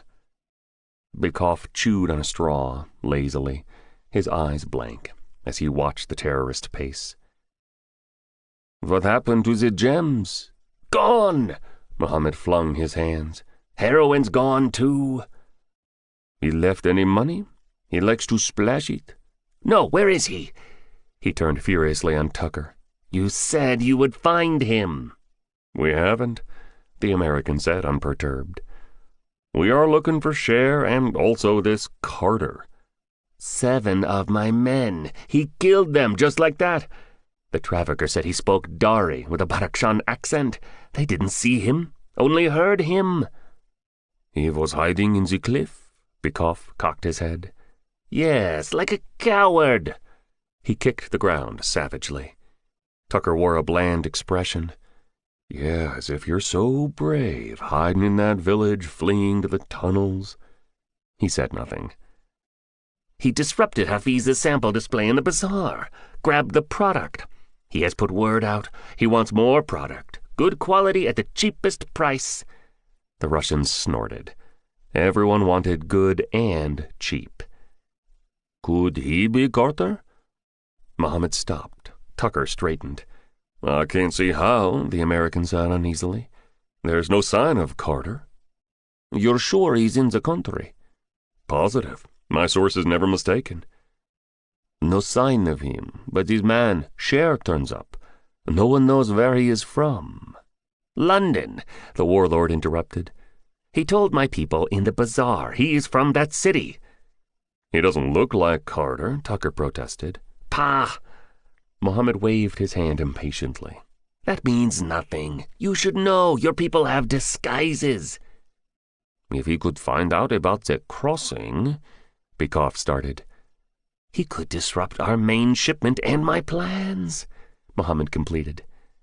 You said he's a buyer? The Russian had a faraway look in his eyes. That's what he said. What's on your mind? The terrorist asked impatiently. And he wants to deal only with you? He said that too. Then set up a meeting. Sell him product. Bykov's grin was wolfish, his eyes that of a predator. The subject of their discussion was sleeping. Zeb was still on the cliff, by the Pond River, in a different hide. When the sun rose, he woke and stretched. He was higher up, almost at the top of the cliff, in a narrow cave-like depression. His sleep had been uninterrupted. No Taliban, no vehicles, no river crossing. He walked out of his shelter and used his binos. The river was as placid as ever. The raft was not in sight. The bodies lay where they were. Hafiz's man said there's a consignment every 4th night. I could hang around. Nope. It was highly unlikely the Taliban would use that spot again for the crossing, he realized. The coalition attack was just 8 days away. He couldn't waste time. He had to take out Mohammed, but he had to get to him first. I'll go to the bridge today. A lot of drugs moved across the bridge, too. It was a more expensive route because officials had to be bribed. It was also dangerous because Afghan police, along with the DEA, could swoop in and inspect the vehicles. Still, some warlords used the road route to move a small percentage of their product. I'll hit some shipments. How will I know, though, which vehicles are carrying product? The answer came to him when his HK clanked against a rock. There will be armed men. That will be a giveaway. But they need not be Mohammed's men. They could be another gang. It doesn't matter. I'll hit it. The news will reach Mohammed. Pressure. It was all about applying it continuously until something broke. Or someone. Mohammed Atash. Chapter 34. Zeb took 3 hours to get to the bridge. Driving down the slope while keeping watch for terrorists made for slow going, and the sun was right above, a pale disk, when he neared the river crossing. He parked at a distance and leaned against his vehicle, watching.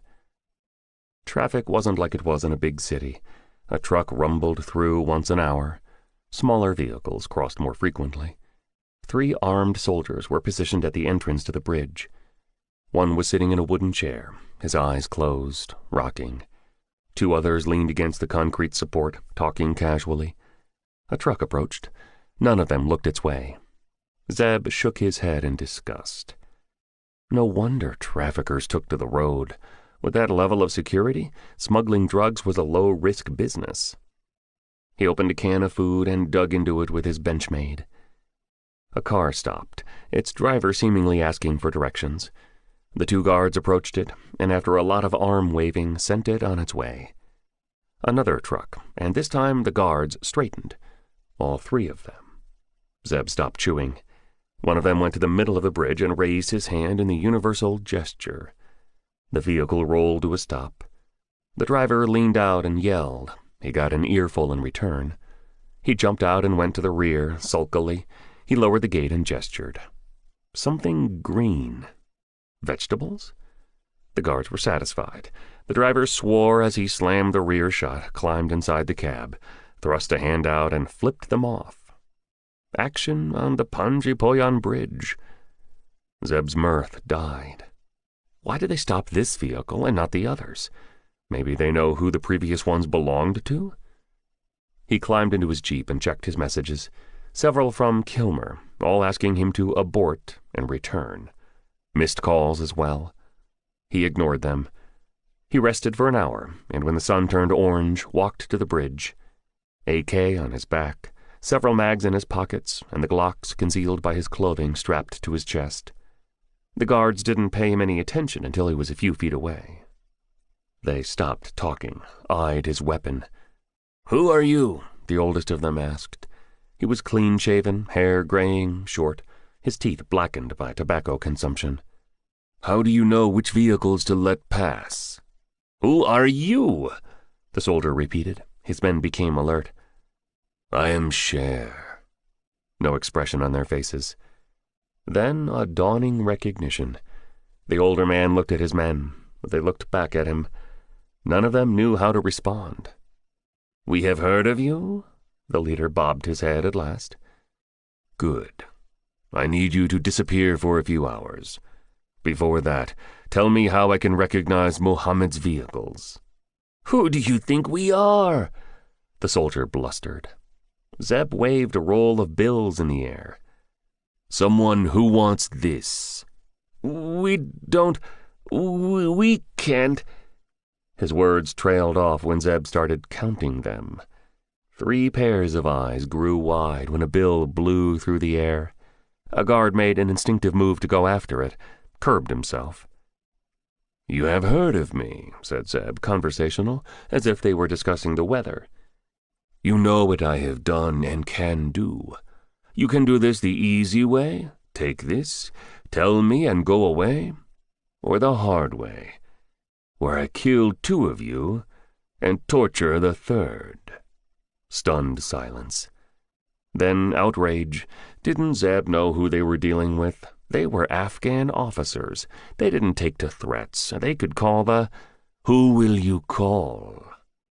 That stumped the leader. His mouth worked. No words came out. Zeb let fly another bill in the air. "I don't have much time," Zeb snapped. "I have to kill you or give you money. Decide fast."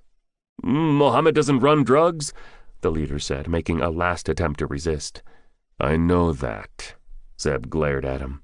"The traffickers he protects, they do. How do you know which are the smugglers' vehicles?" "They'll kill us." "They won't. Not if they find you tied. You hide the money somewhere. I bind your hands and legs, and in the morning, someone will find you." Zeb caught the gleam in their eyes. They lowered their voices and murmured softly. "We want $100 each," the leader demanded. Zeb gave them 300 each. Their hands trembled as they fingered the currency. One of them sniffed at it. "It's genuine?" he asked cautiously. "Cher never deals in fake," Zeb sneered. "Their vehicles have their brand on the license plate," the leader explained. "That's how we know." "Won't everyone know?" "They use those plates only for the bridge crossing. They change them once they are away." "Can you draw the brands?" They patted their chests and pockets.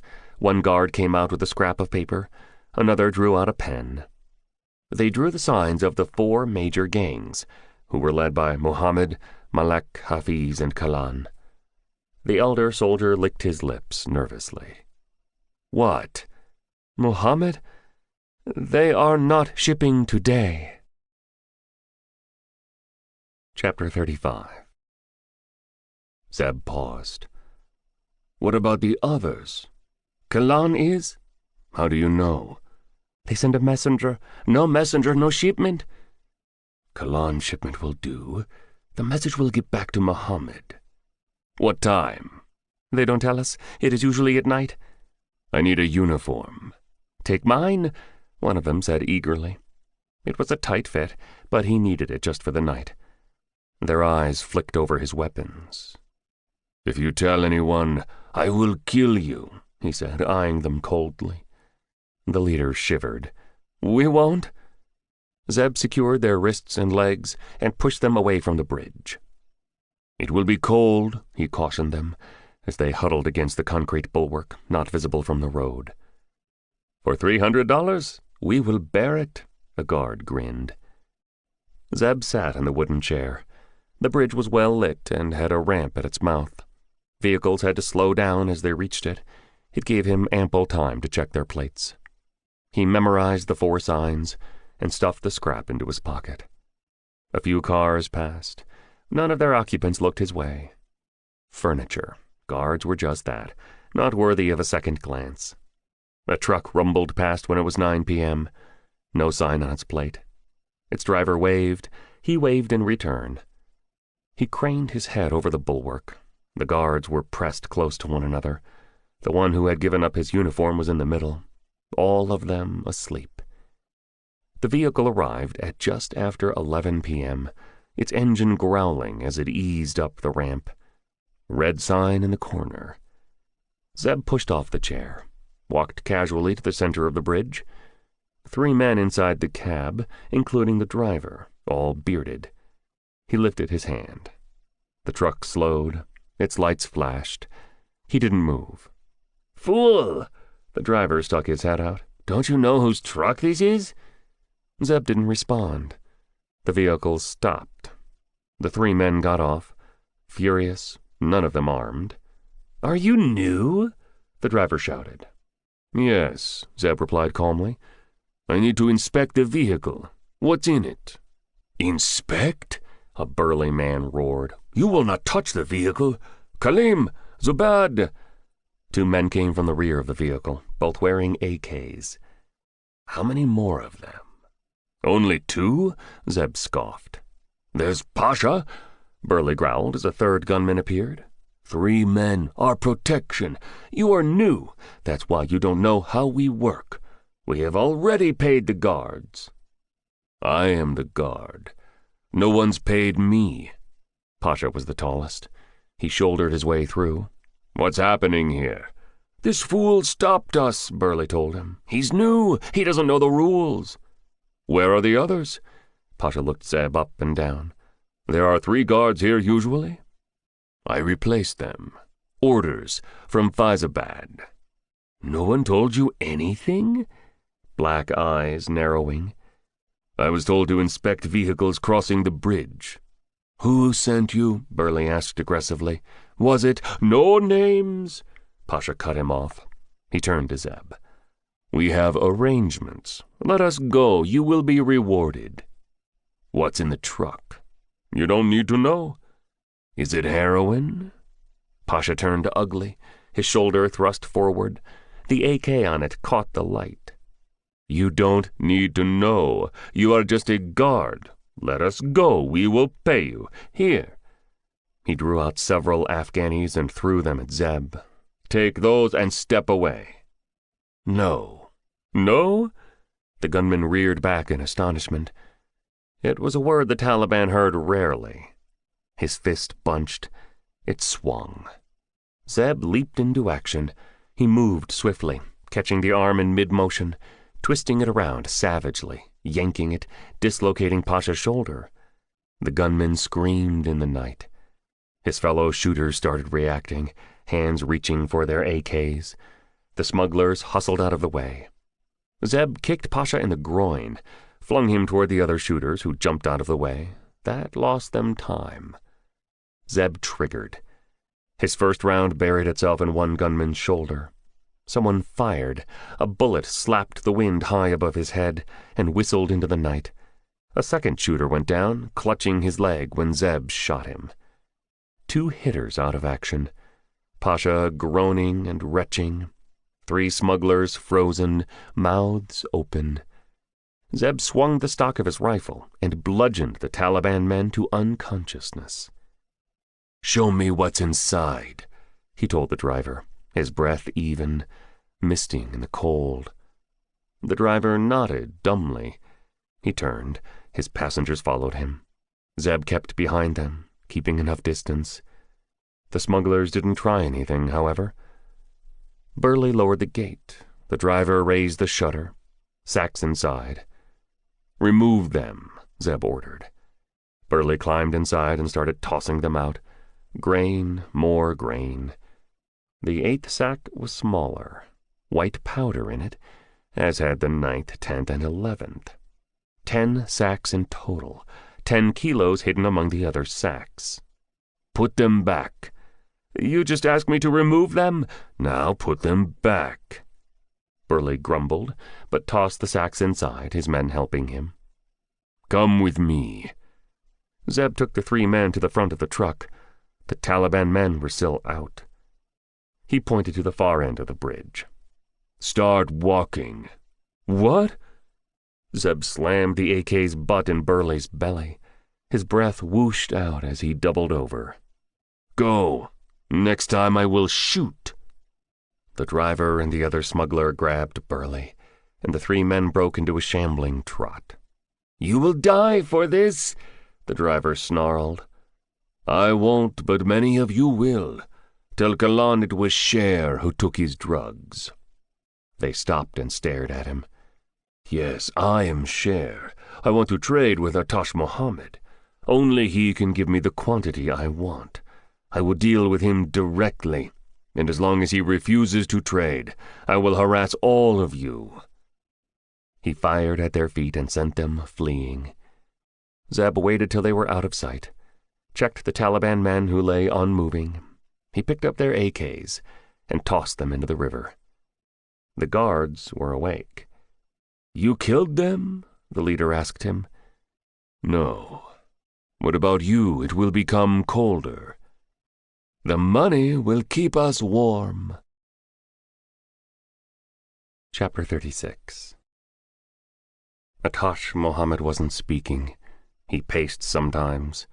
At other times he stopped and glared at Bikoff and Tucker as if it was their fault. "Kalan," he choked out finally.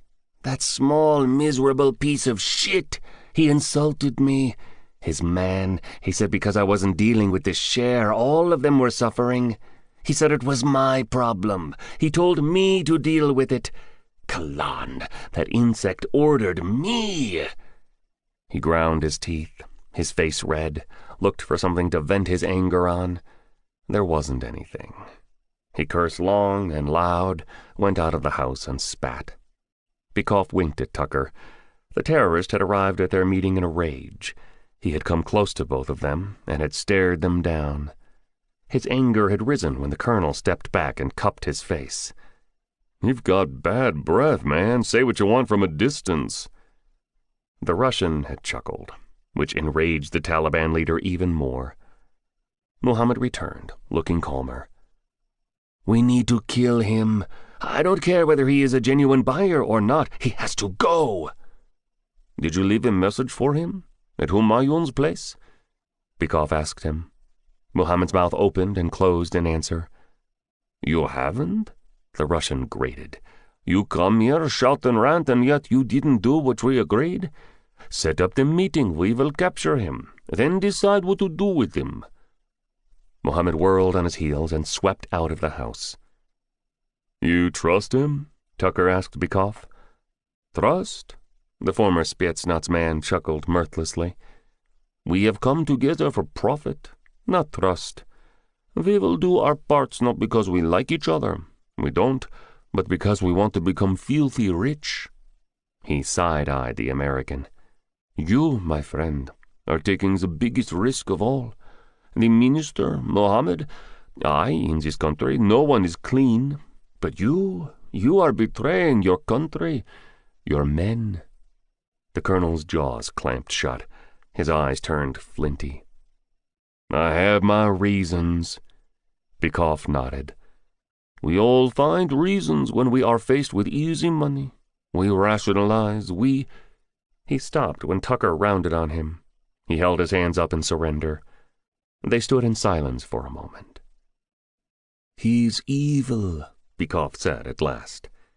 The American nodded. He knew who the Russian was referring to, Atash Mohammed. "I want to kill him," he confessed. "But," he gestured helplessly, "you think he means it? Releasing my men?" "Yes," Bykov said reassuringly, even though he didn't believe it. "Once we capture Sher, I will ask him to hand over your operatives." "What is he planning?" Again, the Russian knew what he was referring to. "I don't know," he confessed. "He is coming along, has been vague, has spoken about London." Tucker's fist nodded. "Is he? I don't know. It's a bit late to get a conscience, isn't it?" Bykov said curtly, and left. The colonel brooded, staring unseeingly at the empty village. It was his second tour to Stan. He was experienced, very well respected. People said he was going places. The generals in the Pentagon held him in high regard. How did I get here? It had happened one night, when he was driving from Keshem toward Faizabad. He was alone, and had stopped to relieve himself when he heard shots, had cursed himself for not having men with him, had driven in the direction of the firing, and had come across Atash Mohammed, executing farmers deep in the countryside. The terrorist was with his men, several of them holding flashlights, 2 bodies at his feet, a third kneeling in front of him. "Stop!" Tucker had shouted, his handgun coming up to cover the terrorist. He realized his predicament too late.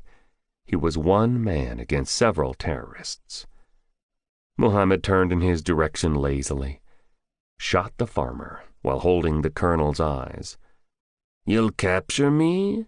Get medals?" Tucker had been struck by his English. It was good. "Or maybe I'll kill you," the terrorist said, with a smile. "The Taliban leaders will promote me." Sacks at Mohammed's feet caught Tucker's attention. A couple of them were half open, glinting. Not heroin. "Gems. These men," the terrorist waved carelessly at the bodies, "were stealing from my mine." My mine, as if he owned the government property in the mountains. Mohammed raised his weapon. Tucker cocked his Beretta M9, aware of the warlord's men pointing their AKs at him. He knew he would die, but at the least he would take out Atash Mohammed, the terrorist everyone was hunting. Mohammed didn't fire. A calculating look crossed his face. "I don't need to kill you. I can capture you and hold you hostage, like those Delta operatives I have. Or you can help me." He kicked a sack. Stones spilled out. Tucker looked at them involuntarily. The warlord laughed. "Yes, that third option. You help me. We all get rich. No one knows. You like money, right? All Americans love money." Lizzie. Tucker thought of his daughter, of what lay ahead of her. His gun arm lowered a fraction. Shame and self-loathing filled him. A part of him wished Mohammed would kill him. "What do you have in mind?" he heard himself speak. Colonel Jesse Tucker made a deal with the devil that night. Chapter 37. Zeb went to Ragi the evening after holding up Kalam's truck. He dressed in his Sher disguise, a black and white shemagh over his face, shades over his eyes, an AK over his shoulder.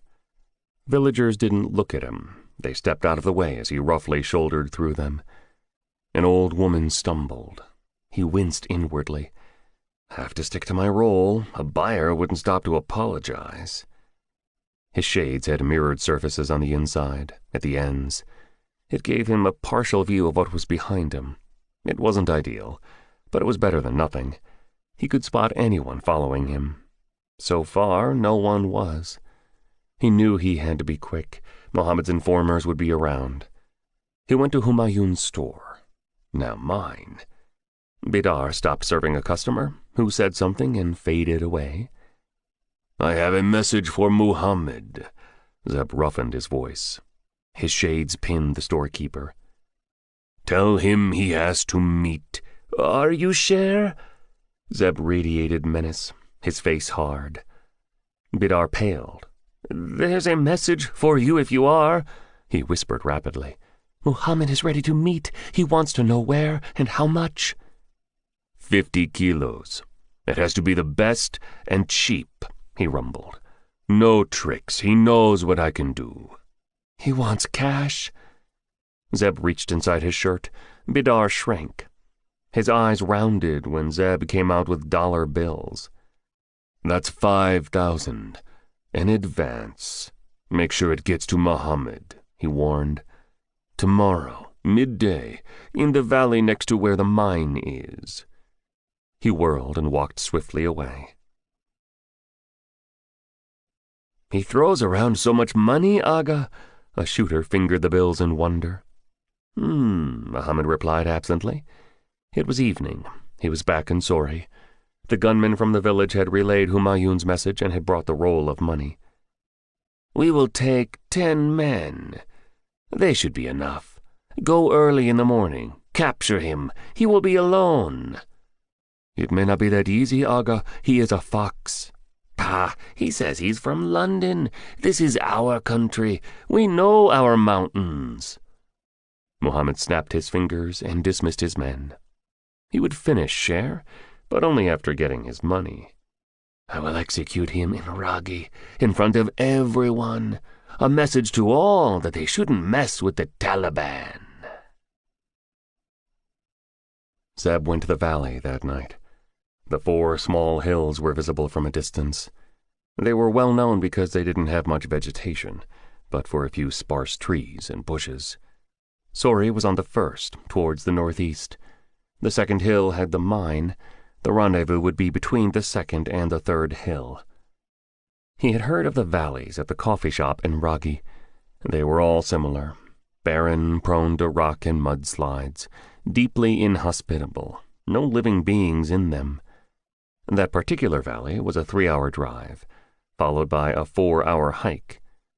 It was just past midnight when he climbed a high ground. It wasn't ideal. He would have preferred to survey the area in daylight, pick out infill and exfil points, but there just wasn't time, hence the night approach. The jeep was safely hidden 2 miles away, on even ground. Ragi was 13 miles away, Sori was 11. Not that far, but the terrain made a mockery of distance. 11 miles felt like 50. He made a cold camp in the shelter of a rock and rose early the next day. 6 days to the coalition attack. Cold, crisp morning, breath misting. He surveyed the valley without moving and knew he had made a good choice. Sheer dumb luck was playing his way. He couldn't take any credit in picking the spot. There was a dried riverbed at the bottom, narrow exits at each side of the valley. He surveyed them through his binoculars. Yeah, a sturdy vehicle could navigate the uneven ground and go past the boulders. He was located on one side of the valley, 100 feet above its floor, a shooting distance of 200 yards. Behind him was a steep rise, loose rock and soil. No one could come down it stealthily. He looked about him. Nope, he was in a good spot. He had a good shooting window from beneath the rocks, well protected by them. He had enough mags with him to take out a small army. He'll come with 15 or 20 people, lay a trap for me. The Taliban came at 10 a.m. 4 men slithered down the opposite cliff, 3 men down his slope. None of them spotted him. All of them were armed. All of them embedded themselves way down, almost at the bottom of the valley. He marked their locations. He could take out 4 of them easily. The others were hidden from his view. They'll show themselves once the shooting starts. They waited. So did Zeb. They'll be in radio contact with Mohammed. Tell him that they haven't seen anyone. A black Toyota 4x4 growled its way from his right at 11:30 a.m. Light reflected off its windshield. It juddered as it navigated the riverbed. He spotted 6 men in it, 4 of whom jumped out when it stopped. To his left, away from the 7 Taliban, clear from their firing lines. He took a closer look at the driver through the binoculars. Nope. He focused on the other man in the vehicle, waited for him to turn. His breath caught when he recognized the unmistakable profile. Atash Muhammad in person. Zeb didn't shoot. Chapter 38. Tomorrow, he said roughly to Bidar. It was night, the same day. The street was nearly empty. The storekeeper was sweeping the yard in front of his shop. He started at Zeb's voice. He jumped back at his closeness. "They threatened me," he said nervously, looking scared. "They said you didn't show up." "They?" "2 men, Taliban." "What time?" "About 4 p.m." Zeb nodded fractionally. He hadn't shown himself, had lain in his hide until Mohammed had gestured angrily at 2 p.m., and the Toyota had left. The 7 concealed shooters had followed. He could have taken them all out from a distance, but that wasn't how he intended to kill Atash Muhammad. He didn't kill the prisoners from a distance. He deserves a similar death. Tell him it was a test. Tell him I saw the 7 gunmen. I could have shot him. He didn't step out of the Toyota. Was he scared? I didn't, however. Tomorrow, same time, in the next valley. And this time, no hidden gunmen. I will know. Bidar swallowed and nodded. He knows about the 7 men? He said that, Aga, the messenger said respectfully. Mohammed got to his feet quickly. His gun appeared in his hand, pointing at one of his men, his most senior commander. Who knew? 4 people, Aga. The man didn't flinch. He had experienced the warlord's sudden rages before. You, I, and those 2? He nodded at 2 more men in the room. And, of course, the 7 men themselves, but we told them at the last minute and took their phones from them. There were no leaks, Aga, another gunman said. He had to be there. That's the only way he would know. He said he could have shot you, Aga. He said you remained in the vehicle all the time. The messenger's voice trembled. He didn't say that Sher thought Mohammed was scared. The villager wanted to live a long life. The Taliban leader slapped him. Once, twice, several times, until his men jumped forward and pulled him back. He's just a messenger, Aga. He said tomorrow? The villager forced words through split lips. Next valley, same time, no hidden gunmen. Zeb hurried back to the hills the moment he left Bidar. He knew the message would get relayed to Muhammad. He'll work it out. How I knew about the 7 men, that he was in the Toyota. He may try to send men in the night. He drove as fast as he could through the moonlit landscape, which felt lunar in its epic vastness. Just him moving, everything else still. The savage beauty of Badakhshan around him. He parked even farther away this time, close to the dirt track. He broke several bushes and made a camo for his jeep and set out at a fast walk, carrying his equipment easily. It was 11 p.m. when he reached the bottom of the hill. He didn't enter the valley. Climbing the cliff from its rear was a better option. There was no knowing if the Taliban had reached it before him. It was 2 a.m. by the time he navigated around the middle of the cliff and got to the side facing the valley. Night vision goggles over his eyes didn't show any thermal, his side or on the cliff opposite. Not even a wild animal. He breathed easier. Looks like it's just me. He hunted for cover, ideally for several rocks. He didn't find such a spot, but there was a mudslide that had carried a tree with it. Its trunk was immense, rotting, and lay diagonally across the face of the mountain. He sweated as he rolled a few boulders and positioned them against the trunk to create his hide. Good view of the bottom, similar shooting distance as the previous night, 250 yards. Now to wait, which often was the most difficult for an operative. Not for Zeb. Over the years he had learned to get lost in limbo. His body was relaxed, his mind resting, only his subconscious awake. He could go from there to alert in an instant, if his inner radar warned him of danger. No danger came in the night. It arrived in the morning. Chapter 39. The morning was typical of those in Badakhshan, cold, clear. In the far distance, the Hindu Kush range rose majestically, its snow-capped peaks thrusting arrogantly into the sky. Zeb consumed his rations, buried the remains, checked his TAC and HK, and settled down. Muhammad will come with more men. If he turns up, he will be desperate to catch me. As the sun rose, the rendezvous became clearer. It was an excellent spot, from his perspective. Loose rock on both cliffs would make it difficult for anyone to make a stealthy approach.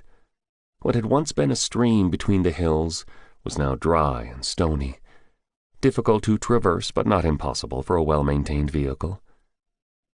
A different form of transport showed up. Zeb heard the sound at just after 10 a.m., the beat of rotors. He froze.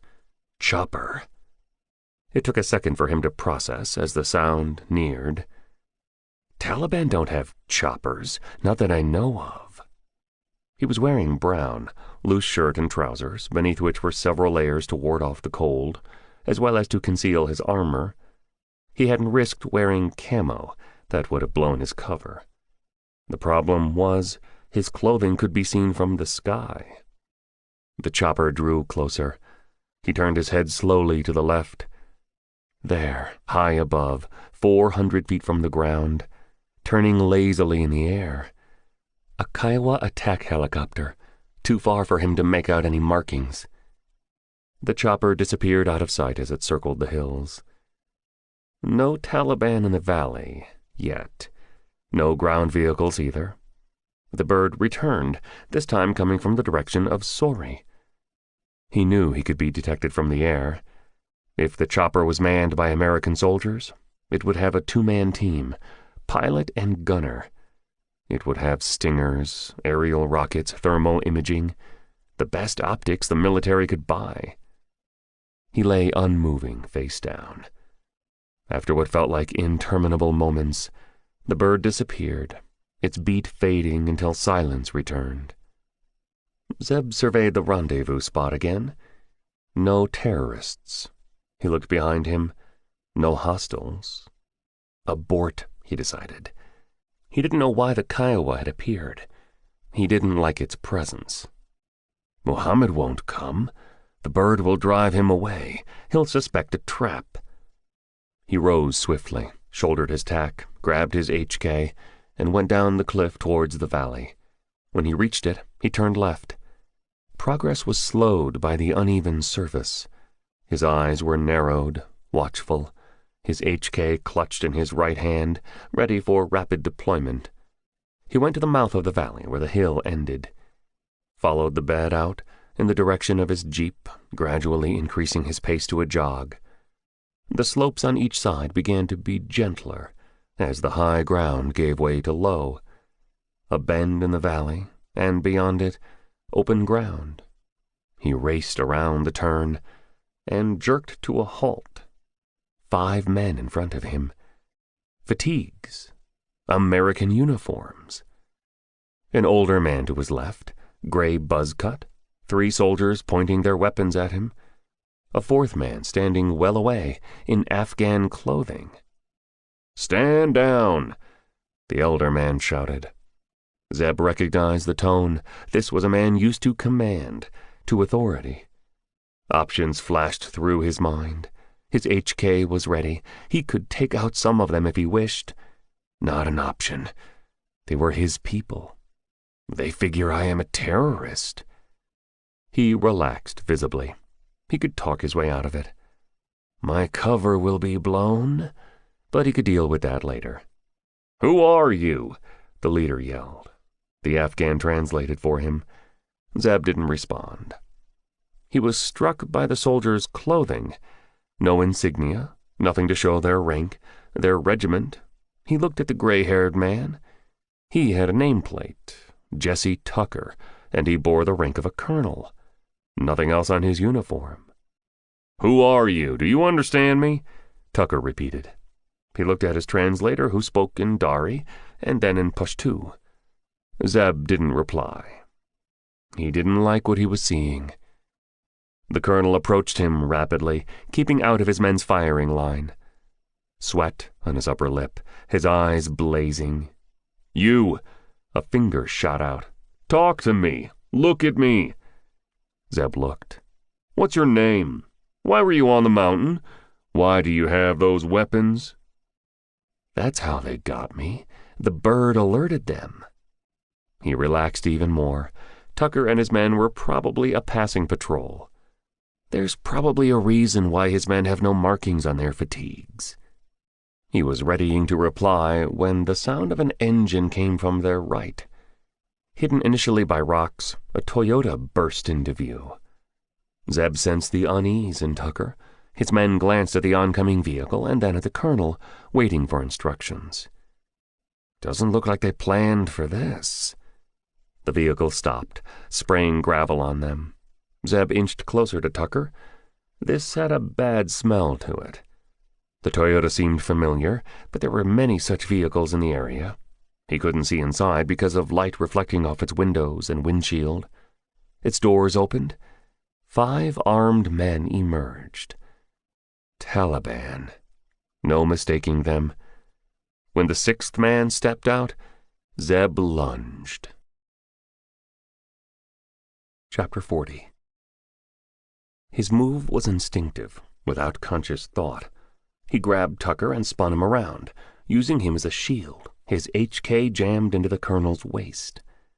What am I doing? He's a fellow American. I can't use him as cover. He was preparing to release the officer and open fire on the terrorists when something held him back. Why isn't Tucker ordering his men to open fire? Because the 6th man was Atash Muhammad, one of the most wanted terrorists. The officer seemed shaken by the arrivals.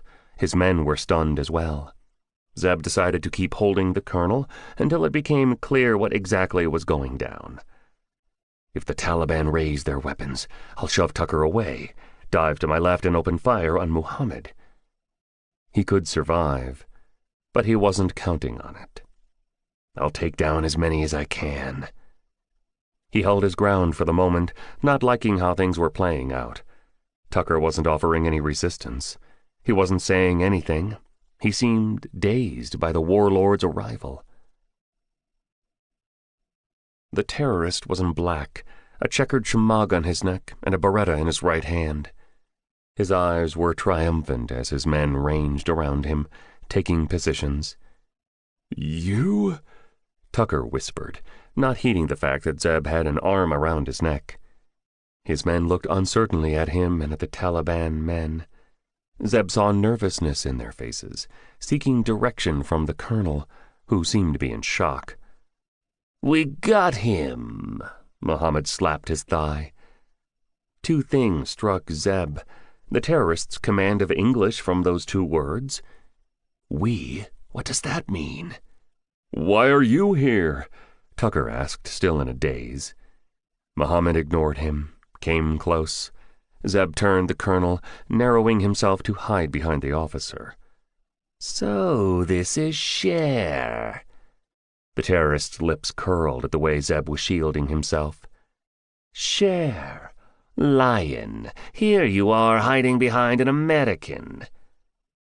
You understand English? The warlord's brows came together when Zeb kept silent. You shouldn't be— The colonel tried to break free. He failed. Silence! Muhammad shouted. Tucker, what's going on? Zeb murmured in the colonel's ear. English? He speaks English.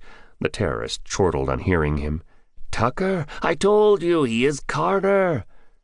Zeb felt the officer stiffen. You know him? He asked the colonel incredulously. Don't you know who he is? Atash Mohammed, the terrorist we are hunting. Ask your men to take him. The soldiers stared at their officer, who gave them no orders, and then at the warlord. Their weapons were aimed at no one. The translator was transfixed, his hands high in the air. The Taliban gunmen stood watching, their AKs trained on the Americans. Tucker, Muhammad said gleefully. Why don't you tell him? You, his eyes locked into Zeb's. You're Carter, aren't you? How do they know who I am? He flexed his arm around the officer's throat. What the hell is going on? Why do you know this terrorist? We are leaving, the colonel said, trying to assert his authority. With Carter, our prisoner. Huh? He's my prisoner. Muhammad roared in laughter. He jumped up and down and shook his head at his men, who chuckled. You both are under my guns, he said, waving his Beretta in the air. No one is leaving. Carter, he mused, mirth leaving his face. We almost believed you. Buyer from London, Cher, you are the best. No other American operative came so close to me. Muhammad, let us go. Tucker made another attempt. You aren't going anywhere, my friend. His lips twisted in a snarl, spitting out the last two words. Zeb went cold as he made the connection. You and he, you're helping him? Another jigsaw piece fell into place.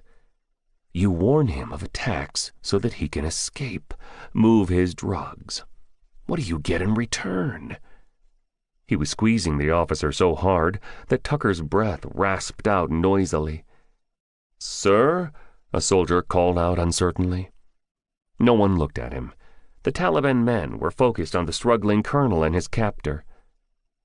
Did you warn him of Roderick? Zeb knew he was yelling, the bitter taste of betrayal in his mouth, darkness surging inside him, wanting to snap Tucker's neck. A part of his mind urging caution. No, Tucker groaned pitifully. Did you know he killed Chick and Bud and Kelly, shot them and tossed their bodies over the cliff? No one moved. Muhammad seemed hypnotized, only his eyes flicking between Zeb and Tucker. You lie. The officer sagged. Zeb could see the side of his face. It had turned ashen. I saw them. I took photographs. I have got their dog tags. The colonel lunged forward, bellowing in rage, breaking Zeb's hold by sheer momentum, arms outstretched, reaching for Atash Mohammed. You played me. All along you said you would free them. The warlord's eyes were contemptuous as his Beretta rose. Stupid American, you trusted me? He spat twice. Tucker stumbled. Zeb dove away. His HK rose smoothly.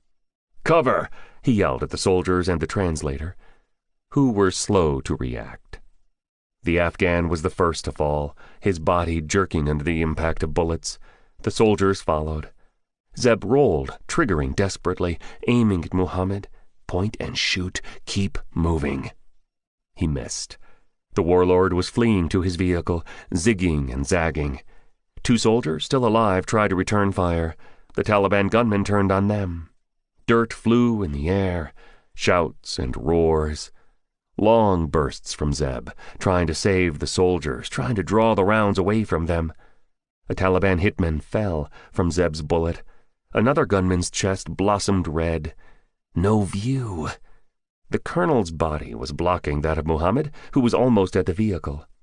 He scrabbled sideways, ignoring the sounds hissing around him, turned his weapon, fired blindly, stone chips flying in the air at the warlord's feet. Muhammad was being grabbed by his men and turned burning eyes at Zeb before climbing into the vehicle. Zeb shot into the body mass. 2 Taliban gunmen stumbled, hands plucked at their clothing, and they were hauled inside. Something smashed Zeb's chest. He fell back, breath whooshing out. He felt himself blacking out. He kept squeezing, slapping in a new magazine with blinding speed, unthinking, trigger pressing, round pinging, metal and glass shattering, and the wet slap of a round hitting a body, an engine howling, drowning out all sound until all that was left was dust swirling in the air and an empty valley. And a groan. "I am hit," he thought. He felt his chest. No stickiness. Looked down. The AK's round had pierced through his clothing, but the armor underneath had stopped it. He felt like he'd been kicked by a mule, but at least he was alive, miraculously unhurt. Another groan. "Tucker." He got to his feet, swayed for a moment, got his balance, checked the fallen soldiers, cursorily. All of them seemed dead. Hurried over to the colonel and saw that he was in bad shape. Both rounds had smashed into his chest. Blood was bubbling from his mouth. His eyes flickered when Zeb knelt beside him. "Why?" Zeb asked him. He didn't give him any false assurances. He could see it in the officer's eyes. Tucker knew he was dying. "Daughter, you said, is true?" Zeb dug into a pocket, brought out the 3 dog tags. They glinted in the sunlight, swaying lightly. A long, shuddering sigh shook the colonel. "Where can I find Mohammed?" Zeb leaned over him. Tucker's left hand clamped his wrist, tight, with all the remaining strength in his body. "Caves. Can't." "I will." A hard squeeze. "Listen." Zeb bent his head lower. "Going with—" "Going? Muhammad's going?" Tucker's eyes were dimming. His breath was stuttering. "Tell me." Zeb held his shoulder. "Where's Mohammed going? With what?" The colonel summoned all the strength in his body, raised it slightly, looked down at his left hand, which was outstretched, 2 fingers pointed out. Zeb followed his eyes. "With 2 men? To what?" "Stop."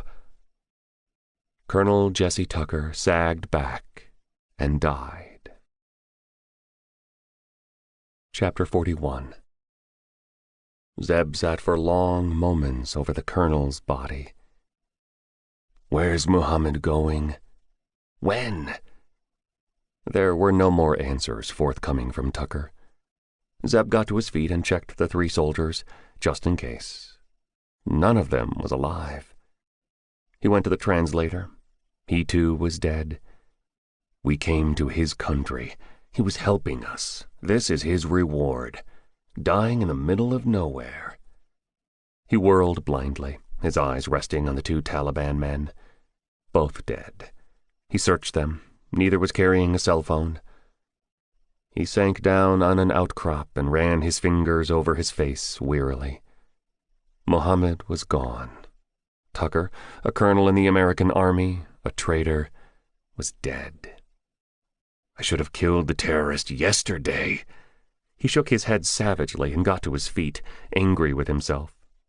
Tucker said something about his daughter. Zeb filed the thought away. It would have to wait. "They knew about me. There's a leak at Kilmer's End." He stretched his arms and felt his chest. It hurt, but didn't feel like a cracked rib. He had gone off the reservation, disobeying Kilmer's instructions to return. The leak didn't matter anymore, now that Mohammed knew who he was or how he looked. "No, he doesn't. I'm in the Cher disguise." He picked up his HK and the other weapons he had discarded. frowned, remembering. That last burst, I thought I hit someone. No more bodies were on the ground. Something else caught his eye. Something rubbery, flesh-colored. He stood over it, staring uncomprehendingly, bent and picked it up. It was his prosthetic nose. He felt his face, bare nose and ears. He searched the ground. There, next to one of the soldiers, a fake ear. The second one a few feet away. Muhammad looked at me that last time. He recognized me as Akmal. His men would have mentioned the new face in the village. Bidar. Zeb ran and then stopped abruptly. He turned back and went to Tucker's body. He searched it, brought out his cell phone, scrolled through it blindly until he got the recent calls menu, pressed the first number. It rang twice. A male voice answered. Tucker's dead. His men, too, in Badakhshan, in a valley near the mine. Track his cell phone. He hung up, cutting off the voice, tried the next number. Another male, authority in his tone. Zeb gave him the same information, hung up and started running. Recklessly jumping over rocks, going through thigh-high bushes, uncaring about branches slapping at him. Slithering, falling, picking himself up, going at a relentless pace. He patted his pockets, brought out his sat phone, tried the storekeeper. No reply. It had taken him 3 hours to reach his hide. It took him less than 2 to reach his vehicle. He threw away its camouflage, jumped inside, and turned it around, tires squealing. Pedal to floor, he accelerated, teeth clenched to prevent his tongue from being bitten off from the body-shaking, bone-jarring ride. Tried his phone again, tossed it away when he got no reply. Let me be in time. Driving over rough terrain, pushing his Jeep as hard as it could go, wanting to get to even road as quickly as he could. Muhammad will take time, too. He will want to put some distance between him and the scene. He will be worried that American forces will come searching for the colonel. He won't use his cell. Calls will be monitored. Zeb thought he had some time. He hoped. Because he was sure of one thing. Atash Muhammad was a vengeful killer. He would want to make an example of Bidar Humayun for harboring Zeb Carter. Chapter 42. Zeb got to the dirt track 90 minutes later, leaving a cloud of dust behind as he overtook a truck and an animal herder. A donkey's bray faded when he swerved around it. 2 hours later, he was on the outskirts of Ragi, where he came to a shuddering stop. Wrapped his shamag around his face, put on the prosthetics. Sure, Muhammad and his men knew who he was, but there was a possibility the villagers didn't. He would use the share disguise for as long as he could get away with it. Took the HK because he wanted his weapon and broke into a jog, beads of sweat sliding down his face and disappearing into the covering across his nose and mouth. Ears and eyes keenly aware, searching, seeking. No gunshots in the distance. A haze over the valley, but he could make out the shape of Ragi, the pale walls of houses. He reached the main street. Deserted, which wasn't normal. At that time of the day, close to 4 p.m., there was usually a good amount of foot traffic. Bidar's store was farther away, hidden from sight. Zeb broke into a run when he saw spilled sacks, vegetables, fruit, and grain on the ground. His eyes sweeping, capturing everything and registering on his mind like a series of still photographs. Deserted village. No faces at windows or doors. No sounds audible either. He corrected himself immediately, because there was a person out there, standing in front of Humayun's shop, his AK in his hand, head turning at Zeb's approach. Taliban. Zeb didn't slow down, didn't use his HK. His left foot fell to the ground, rolled smoothly. His right swung forward and started landing. The HK blurred in the air as he switched it from right to left. His right hand continued, went inside his shirt, drew out the Benchmade. It winked in the air as it flew straight. Zeb was close enough now to see the gunman's attention was split. Shoot at the incoming or duck from the blade. He ducked, and the second knife that Zeb had drawn while running sank into his shoulder. Zeb pounced on him, slapped the AK aside, pulled out the Benchmade, and buried it in his neck. He lost 3 seconds in retrieving the first blade and checking both ends of the street. Just that one fighter, no one else. The terrorists were sure of themselves. Or they would have posted more men on the street. The store's entrance gaped dark. He leaped over rows of produce and sacks, landed on a small platform, on which was a tiny desk, a narrow passage beyond going inside. He plunged inside, HK rising. Opening into a room, smelling of oils, spices, and green vegetables, shelves on the walls, indistinct shapes on them. Through to the next room, a small stove in a corner, still burning. Zeb grabbed it, approached the last room, dark rage filling him when he heard a cry and what sounded like blows. Doors shut. A fraction of a second to decide on either stealthily opening or crashing through. The second option won the mental coin toss. It would give him the slightest advantage of surprise. His left leg smashed the flimsy barricade. It flew open, wood splintering. 3 men, guns and knives in their hands. Bidar kneeling, bound, bloody. Heads turning at the intrusion. 2 Taliban jumping away. The stove arcing in the air and catching one of them in the chest. HK chattering, reducing his chest to pulp. A second gunman firing.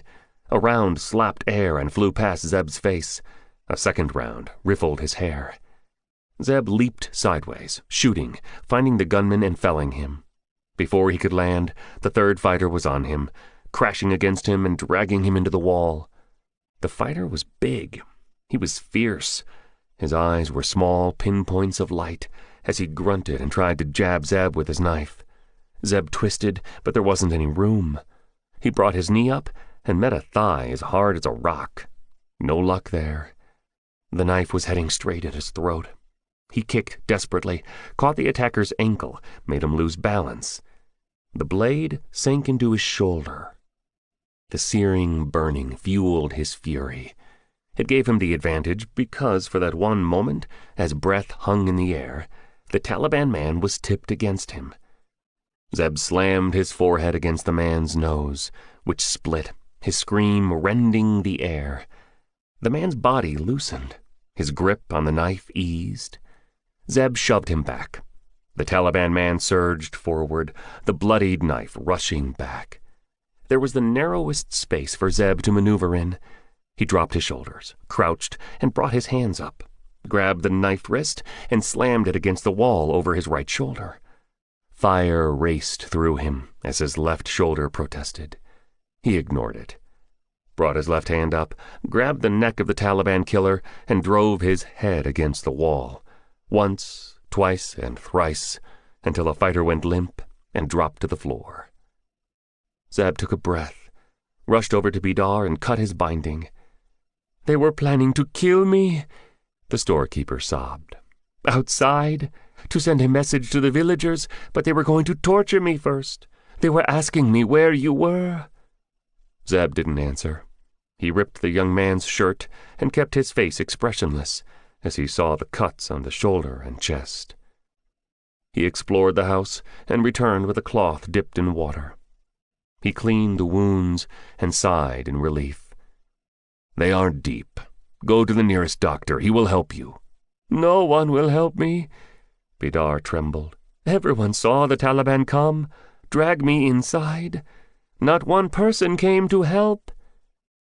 "Then it's time for you to go." Chapter 43. "Go?" Bidar repeated. "Where?" "To Kabul, or wherever you want to go. Your life here is finished." Zeb went to the other room, grabbed a bag, stuffed Bidar's clothes in them, and thrust them at him. "Where's the money I gave you?" "Beneath that wardrobe in the other room." Zeb returned with the bills, put them in the bag. "Right now?" the storekeeper asked uncertainly. "Yes. Is there a rear exit?" "No. Why?" Zeb prowled and found a window that looked into a side alley. Just a hole, no bars. large enough for a full-grown body to wriggle through. He went cautiously to the front. No one on the street. "Let's go through there." He pointed at the window. "Why?" "Do it!" He used his command voice. The storekeeper hustled, levered himself up, and squeezed through the opening. He caught the HK that Zeb tossed out and helped him down. They ran silently through the back streets until they were outside Rogge. "Where?" "Follow me." Zeb kept up their punishing run until they reached the jeep. He gestured silently. "Where are you taking me?" "To the highway. Change your clothes, grab a lift from a passing vehicle, spin a story, and go away."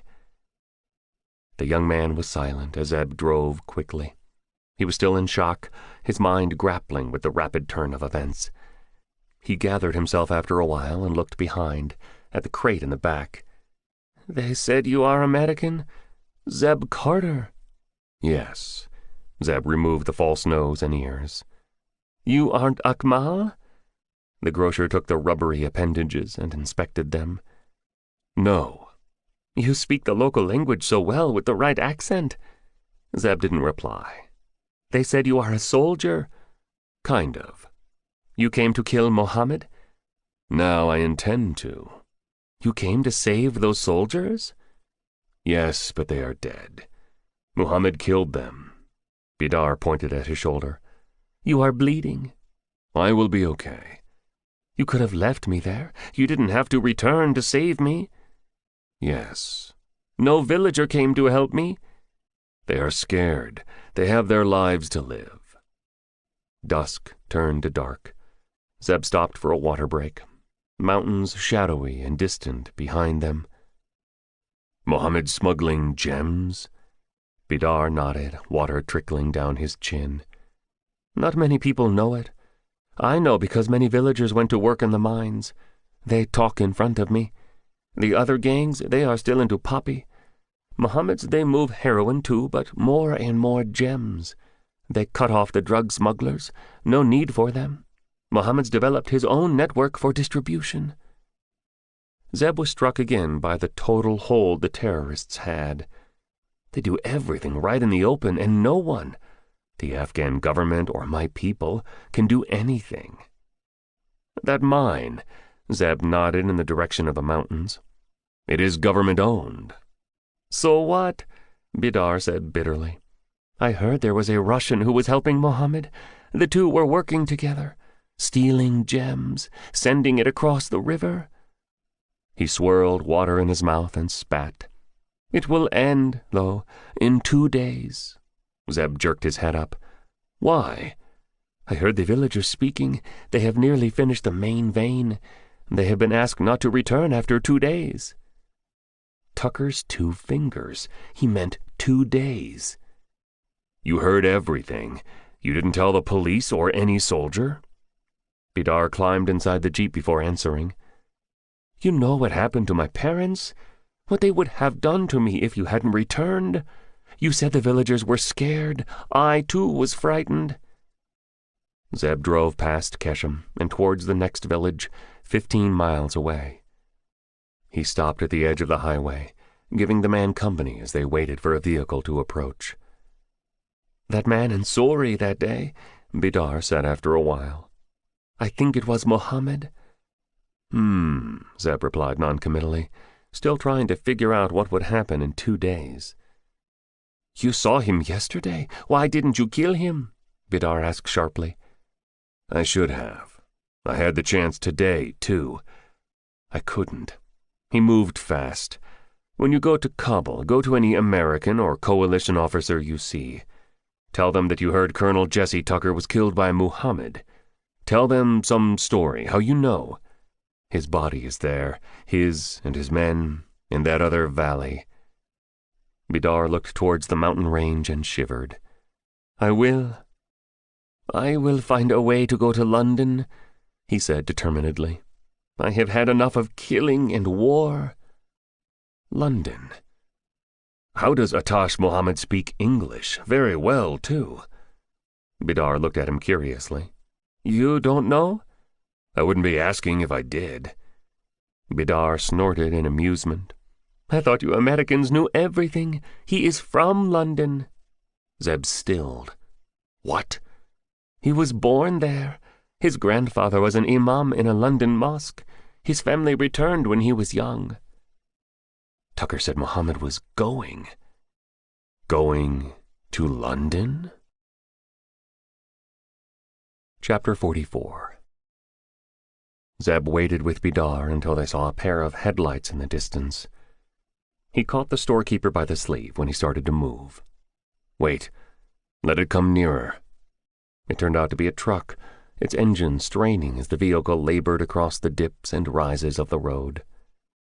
"It sounds old. I don't think the Taliban will use that kind of vehicle. Stand on the road and wave it down. I will be in the darkness, in case you need help." Bidar asked no questions. He stuck his hand out and waited patiently for the driver to spot him. The truck changed gears, started slowing, and came to a halt a few feet from the storekeeper. "What's wrong?" The driver stuck his head out. Zeb went behind the vehicle quickly. It was open at the back, empty. He ghosted to the side to overhear Bidar telling the driver he needed a lift. They haggled over a price, agreed, and the storekeeper started climbing in. He paused for a moment, looked in Zeb's direction, and nodded. The truck's lights receded into the distance, but Zeb made no move to leave. He settled himself on the Jeep's hood and removed his shirt, cleaned himself up with his water canteen, and bound himself tightly with a strip of cloth. It was a flesh wound, deep, but it didn't seem to have torn any muscle or ligament. He would be okay. He had been through worse injuries. He was thinking of Muhammad's next moves, even as he worked. Assume he's going to London. When and where will he cross? Tucker said with. He's going with a shipment? In 2 days? There was only one way to be sure. Ask Muhammad, which wasn't possible. I could go try to capture one of his men and interrogate him. Will Muhammad change his plans now that he knows I am out there somewhere, hunting him? Zeb looked at the star-dotted sky. Nope. I wouldn't if I was in his place. My plans would factor in any attack. There would be no reason to change them. What if I told the coalition or American forces? That wouldn't work either. If Tucker was helping him, there could be others. Besides, he has informers in all the villages. They would tell him of troop movements. And that was why he wouldn't tell anyone of the warlord's possible escape to London. For one, he wasn't sure. The other reason was the leak at Kilmer's End. The colonel had given him several missions. If he wanted to betray me, he would have done so long back. Nope, the traitor was someone else. Zeb could speculate all he could, but in the end it didn't matter. Find Muhammad, kill him. That was all that mattered. He drove out, back to Ragi, a plan shaping in his mind. He would have to find another vehicle. The Jeep was too conspicuous. Once he got a new ride, he would go to the mine. He didn't go to the mine immediately. The next day. Instead, he drove to the bazaar. He went early to avoid traffic and arrived before 10 a.m. He parked where he previously had, in the wide lot that was nothing more than an expanse of ground, beaten down by the weight and tracks of vehicles. He unloaded his crate, grabbed all his gear, and hiked a mile back to where there was cover in the form of a few bushes. The dirt track was to his right. Straight ahead, 2 miles away, was the river and the island on it. He shoved his equipment underneath the bushes, exchanged his HK for one of the AKs he had grabbed from the terrorists, changed into rust-colored clothing. If anyone recognized him, it would be as Akmal Rahman. He waited until the parking lot started filling up. He watched through his binoculars. A truck parked next to his Jeep. The driver lumbered out and stretched, didn't glance at his ride. Another truck appeared, boxed his vehicle, and then a smaller one appeared. It looked like a Ford. Small, compact. Zeb made a note of where it parked and left his hide. He walked to the bridge, paid the guards, and went to the bazaar. Hung around until it was crowded and then made his way to the samples hut. The inevitable gunmen were there, 3 of them, rough-looking, their arrogant stance keeping away people. These won't be Mohammed's men. He won't risk a sale so close to whatever he is planning. Zeb drank several cups of tea, bought a pair of shoes he would never use, some trinkets, "For my woman," he said shyly at the gap-toothed woman, and whiled the time away. The prospective buyers appeared, 4 of them. They strode directly to the hut. The guard stopped them, words were spoken, and they disappeared inside with 2 Taliban men. Zeb hurried out of the parking lot and checked out the vehicles. The Ford was still there, as was a Toyota and a Nissan. The Toyota looked good, black, dented, and scratched, no Taliban markings on its plate. The right age, too. It wouldn't have sophisticated electronics inside. He looked around. No one was paying him any attention. He tried the door. Unlocked. In that part of the world, locking was rare. No keys, but that wasn't a problem. He slashed beneath the dash and hot-wired it. No one came running to him. He transferred his equipment quickly and drove the stolen vehicle away. Parked off-road, well away from curious eyes, under the cover of trees, and went back to the market. Sighed in relief when the negotiations were still going on. Waited till evening fell, when the buyers emerged and strode out. The Taliban left like they owned the world. It would come crashing down on them when Zeb rammed his Toyota into their vehicle. Chapter 45. It was easy to follow the gunmen. They didn't take any precautions when they left the bazaar.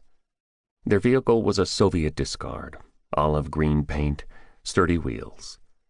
Zeb followed them at a distance, and when they were in the middle of nowhere, on the track to Keshem, no other vehicles around, he accelerated and smashed into them from behind. He leaped out even before the vehicles had stopped moving, raced down the right, keeping a distance. A head popped out, exploded, when Zeb shot it on the run. "Get out," he commanded the 2 men inside, who were furious, one of them carrying a gash on his forehead. "You know who we are?" Gash growled. "You know who you killed?" Zeb shot him in the shoulder. "Keep talking if you want to die." Gash fell back, hand clutching his bleeding shoulder, moaning softly. The other man had raised his hands quickly. He was alert, his eyes wary. "He's the danger man. He's too cool." "Get out," Zeb motioned with his AK. "Who are you?" Cool asked him. "Get out," Zeb repeated.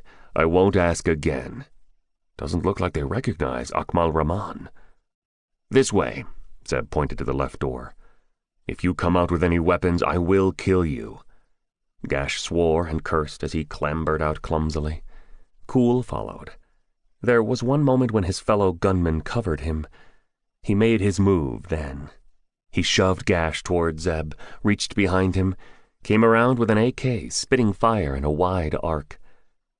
Zeb sidestepped the oncoming hitter easily, clubbed him with the stock of his AK, dove to the ground in one continuous motion, rounds flying above him. He shot Cool in both thighs, and rolled quickly as the gunman tried to lower his weapon. He lunged forward, thrust the hostile's weapon away, and body-slammed him against the vehicle. Zeb tied both men to their vehicle, hands outstretched, and secured the roof, legs to the wheels. "Malek will kill you!" Zeb grinned. That saved one question.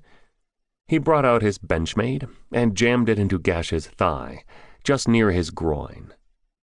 "What's happening in 2 days?" Gash spilled everything he knew, despite his partner's remonstrations. Cool lasted longer, but he too confessed in the end. They didn't know what exactly would go down in 2 days. Abdul Malek had ordered them to stay away from all border crossings, especially from the bridge. Bridge?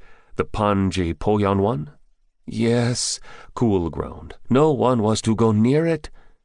Did he say why? The Taliban man shook his head listlessly. "We think it's an important shipment, so important that Malek didn't tell us." "Night or day?" Kuhl shook his head and groaned at the motion. "Don't know. Malek asked us to stay away all day, 24 hours. "Which gang's shipment is going?" Kuhl coughed and spat blood. He was badly injured, but still had it in him to retort.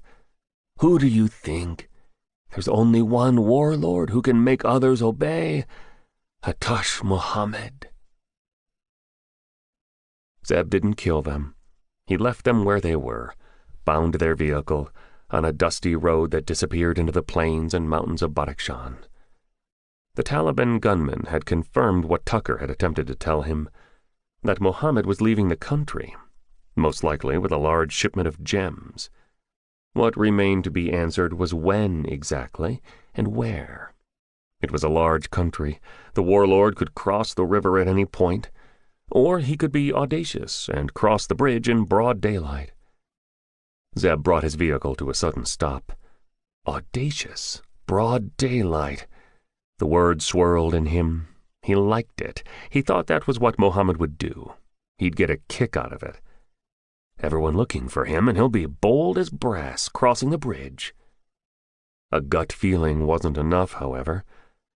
Zeb headed to the mine. He reached the outskirts of Ragi as the sun was setting, drove ahead toward the hillside on which the mine was located. There was a well-maintained road that curved up, but he didn't take that. There would be guards, probably Taliban fighters, and he was sure every one of them would be on the lookout for him, in his Sher or Akmal disguise. He grabbed his backpack and strapped it alongside his HK. He would have to hike, which turned out to be easier than the hikes to the neighboring cliffs, because the miners had cleared the hill of rocks and boulders to prevent any rock or mudslides. He had to detour, however, to stay away from the bright lights that turned night into day. It was 7 p.m. before he came within eyesight of the hole in the side of the slope. He had to look up, since it was at a height. The mine was the size of a basketball court, oval-shaped, with jagged edges. He dropped to his belly and crawled a further 50 feet until he could check out the scene with his binoculars. Despite the late hour, men swarmed around it, bareheaded with straps over their foreheads that held flashlights. There were guards, several of them, forming a wide perimeter. There was barbed wire as well. Zeb spotted it as he moved cautiously, the strands catching the lights. He turned his head and looked back. The rest of the hill was dark, as night blanketed the country. The mine wasn't visible from the plains, nor was it from the roads to Sori or Ragi. The highway near Keshem was too far. How do the villagers get here? A truck rumbled up to the mine. That was his answer. He hunkered down, waiting for the activity to lessen. Mohammed wouldn't be here, but he was hoping there would be something or someone who could lead him to the warlord's plans. There was, but not in the manner he was expecting. Chapter 46. It was 9 p.m. by the time the mine activity started winding down. 2 trucks turned up. The villagers didn't climb inside. A man came to the center of the clearing in front of the mine. Sharp-faced, white, he gave orders to guards, who relayed them to the villagers. They formed a line that stretched out to a shack next to the hole in the hillside. The nearest villager ducked inside and returned with a wooden crate. It got passed down the line and deposited into a truck that was in the shadow.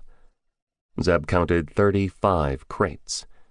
Even from his distance, he could see the truck sink on its wheels. The white man gestured. A few villagers climbed into the rear of the truck and disappeared inside. They exited shortly, and at another hand wave, all of the villagers climbed into the second truck that proceeded out of the mine. The guard stayed back, the white man as well. He circled the truck, inspected it to his satisfaction, and spoke in a low voice to the guards. He disappeared into the shadows, and when he returned, he was driving a smaller vehicle, just him inside it. Zeb lay against the hill as night tightened its grip. He counted 15 guards strung out in an irregular semicircle, pacing occasionally, talking to one another. The truck was facing his left, nearly 500 yards away. He got to his feet stealthily and started to climb. He covered 100 yards without any encounter, thanked his luck that there were no patrol dogs. Neither did there seem to be any electronic surveillance. Why would they need it in the middle of Badakhshan? The fence was 300 yards away, but now he was at the edge of the cone of light. He dropped to his belly again and crawled as fast as he could. Froze when a pebble dislodged and a guard glanced back. He buried his head to cover the whites of his eyes. No shots came his way. When he looked up, the guard had turned away and was talking to another. He resumed his approach, his injured shoulder bleeding, when he encountered another problem. He could surmount the fence, but the truck had 2 guards, one on each side, and another 2 some 30 feet away. He had to get past them. Shooting wasn't an option. He didn't want to kill them.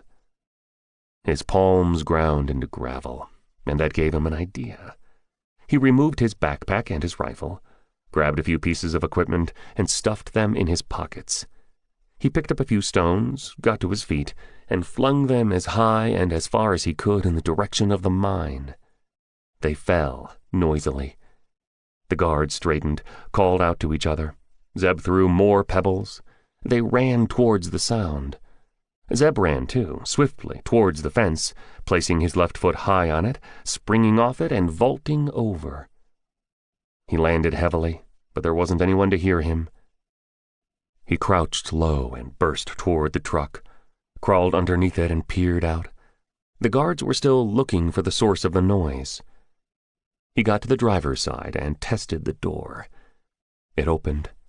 He climbed in and searched the rear of the cab, breathed out in relief when he came across the sliding panel that connected the cab to the main body. He slid it open, wriggled through, and was inside the storage area. He landed on crates. The rear gaped open, giving him a view of the guards and the mine. No one was heading back. He leaned over a crate closest to the cab and pried it open with his knife. It creaked. He stopped and looked up. No one raised a head in his direction. He bent to his task again and removed the cover, cupped his palm around his flashlight. Gems. They shone in the light, filling the box. He sealed it again and checked a few more. More stones. No heroin. Muhammad's taking away the last haul from the mine. Isn't he going to share it with... Tucker's dead. The white man could be the Russian Bidar mentioned. Just 2 of them to share the rewards. He fell on top of the crates when another sound came to him. A truck, the one that had ferried away the villagers. It trundled inside the mine and parked next to his. A door slammed, and its driver exchanged greetings with the guards. Zeb peered up cautiously. A bunch of men about 80 feet from him, slapping backs and laughing. He crept back into the cab and closed the panel, cracked the door open, climbed out and got underneath the cab, reached inside his pocket and brought out a GPS tracker, attached it securely to the chassis. His hand dug inside his clothing and came out with a remote-controlled explosive device. He activated it using the dim light under the vehicle and fastened it to the bottom of the truck. He looked from beneath. No sign of the guards returning to their positions any time soon. They were having a good time. He rolled out swiftly and crawled beneath the next truck, attached another tracker and explosive device to its bottom, and started crawling out. He kept the vehicles between him and the guards, and when he reached the barbed wire, he threw more pebbles into the sky. He ran as soon as they landed, vaulted over, and then he was out of the light. 16 men were searching the ground, 15 guards and the truck driver. None of the Taliban men thought of looking beyond the fence. Zeb shook his head in disgust. Must be low-level foot soldiers. Muhammad's got the best men with him. Less than 2 hours later, he was back in his stolen vehicle and heading back towards Ragi. It was time to rest. He didn't know where Muhammad was. However, he now had eyes on his contraband. Chapter 47. The sky was orange when Zeb woke the next day. He stood for a few moments, savoring the stillness and the sun's silent fireworks as the earth revolved on its axis. It was the day Mohammed planned to escape. Not if I have anything to do with it, Zeb thought grimly. He freshened, bandaged his shoulder with another strip of cloth, and checked his weapons. He powered up his laptop. One orange dot was the truck with the gems, a green one the other truck, both stationary, both still at the mine. He wondered when Atash Mohammed would join the shipment, whether he was already on the move from Sori to the mine. For a brief moment he thought of calling the Afghan police. Nope. Mohammed will have his informers. He put on his armor and several layers of clothing, and then donned the dull brown Parahan. Those 35 crates. They will be unwieldy, difficult to transport across the river. Zeb decided to go with his earlier hunch, that the terrorist would cross the bridge in daylight. He tested his shoulder, flexed it, as he drank a hastily made tea. It hurt, but it would get him through the day. I may not be alive at the end of it. He threw the dregs away and stowed the cup in his gear. Death had never scared him. It was a characteristic that had distinguished him from other Delta operatives. He had no wife, no girlfriend. He had a sister who had a career in D.C., and the two seldom met. Zen, you are the only one I have seen who is closest to that state, a psychologist had once told him when he was in Delta, after running several tests. Have you studied Buddhism? No, sir, Zeb had replied. Religion had no interest for him. He knew how he felt about living and dying. He didn't see the need to analyze himself. He just was. Zeb straightened and stretched. If he died that day, so be it. He would do everything he could, however, to make sure he wouldn't die alone. He would take Atash Mohammed with him. Just before he set out, he considered his plan. The previous night, he had decided that he would cross the Panjipoyan Bridge and watch from the other side. Was there any need to change the plan? He could follow the trucks, but the Taliban would be alert. They wouldn't be looking out just for him, but for anyone who showed the slightest interest in them. He fingered the rubbery ears and nose, decided not to wear them. He would spend the day as Akmal Rahman. Nope, crossing the bridge ahead of the trucks was still the best option. He headed out. He approached the bridge, which stood proudly over the river 2 hours later. It had been constructed to grow the infrastructure in the two countries it connected. I bet none of the planners figured it would be used by drug traffickers and terrorists. He followed a truck that shook alarmingly from side to side. A pair of goats peered out at him from its rear. It slowed, giving him the opportunity to check out the guards. The next moment, he had wrapped his shamag about his face, because they were the same men he had accosted, the ones who had told him about Kalan's shipment. He let the truck pass and inched forward when the older guard, the clean-shaven one, waved him forward impatiently. Zeb drew out $100 bill and thrust out his left hand. "Go, you fool, the bridge is empty," the guard said as he approached his window. "What's the news today?" Zeb growled, twirling the note in his fingers. "News?" The man drew back. "What?" His eyes narrowed when he spotted the bill. A flash of recognition in his eyes. He turned to the two other guards who were lazing against the concrete sides of the bridge and beckoned to them. "It's you," he said. "We heard a lot. What's the news?" The man moistened his lips, looked scared, looked at his fellow guards for support. Zeb brought out a thick wad, more money than he had given them that other night. The leader's hands twitched. 3 pairs of eyes were fluttering on the roll thrust out of the window. "Mohammed's shipment? In the daytime? They'll shoot us if we stop it. Rape our wives and daughters?" the leader blurted. Zeb tossed him the bundle. The guard caught it deftly and pocketed it. "What time?" "We don't know, Aga. The messenger came in the morning. He warned us several times." "You might tell them about me." A bitter smile twisted his lips. tell them about Sher. Why would we? We haven't seen him. Aga, another guard bent his head to the window. You gave us more money than we asked that night. You didn't send men to our homes to threaten our women. We don't like the Taliban. Do you know how many vehicles? Zeb asked them. No, Aga. We know there will be a shipment. A big one because it's in daylight. We don't know anything else. A car approached from behind. The leader straightened. He made a show of shouting angrily at Zeb and inspecting his vehicle. He waved Zeb's Toyota forward, cursing. Be safe, Aga. Zeb crossed the bridge and at the other end handed out more dollar bills. Papers? Visa? Who needed them when the American dollar spoke more powerfully? There was a signboard that announced he was in Tajikistan. The guards wore different uniforms, but there was nothing else to distinguish the country from its neighbor. Past the bridge, the road curved and snaked away into the distance between mountains. Zeb drove on, searching for a hide. Nothing immediately near the bridge. A clump of trees a quarter of a mile away. Too far, he reconsidered. I don't need to be in my vehicle. He accelerated away and went off-road. He arrived at a suitable thicket. No human presence. He drove deep inside, ensuring that his Toyota wasn't visible from the road, grabbed his backpack, his HK, binos, and headed back to the bridge.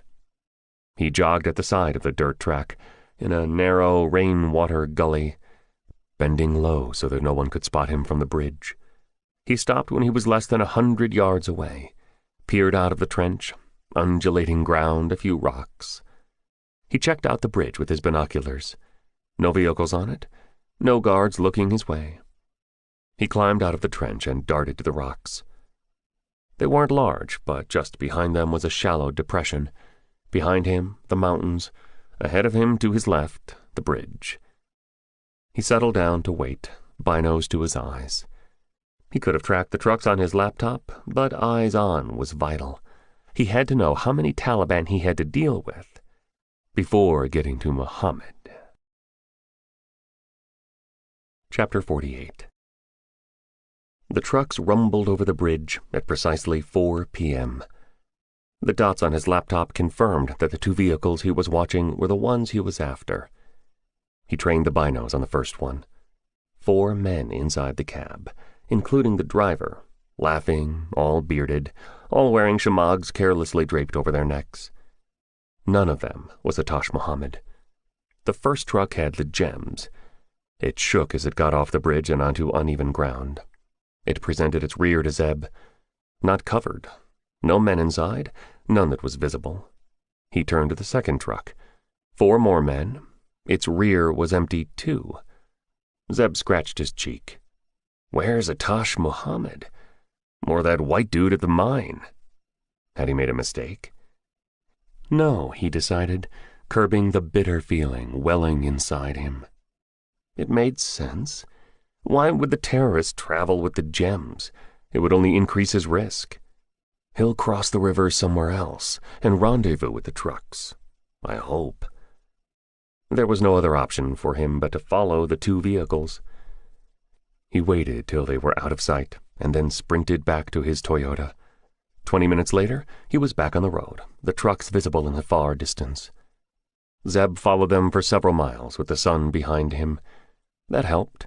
Less chance that a stray reflection would give him away. Mile after mile rolled beneath his wheels. Mostly flat land, an undulation here and there, mountains in the distance against the blue sky. Zeb wiped his palms against his thighs. He had no time to appreciate the landscape, in which nothing moved but the 3 vehicles. He was conscious of the time. If Atash Muhammad doesn't turn up before dark, I'll keep following them, he told himself doggedly. The trucks were heading toward Dushanbe. They'll join the Pamir Highway there and then head to Kyrgyzstan, the route most drug traffickers take. Russian gangs and local warlords ruled over that route.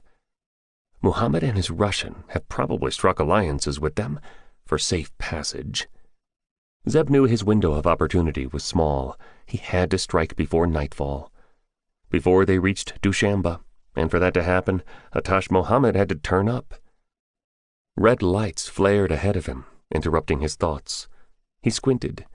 The trucks were slowing, getting off the road, turning to the left. What's there? Nothing. He swiftly brought his binoculars up to watch. They slowed and came to a halt near the carcass of a broken-down truck, the remains of a tire on the ground, men climbing out of the vehicles. A truck stop in the middle of nowhere in Tajikistan?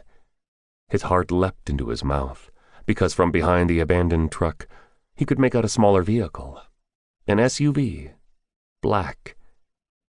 Bearded men in front of it, weapons on their backs.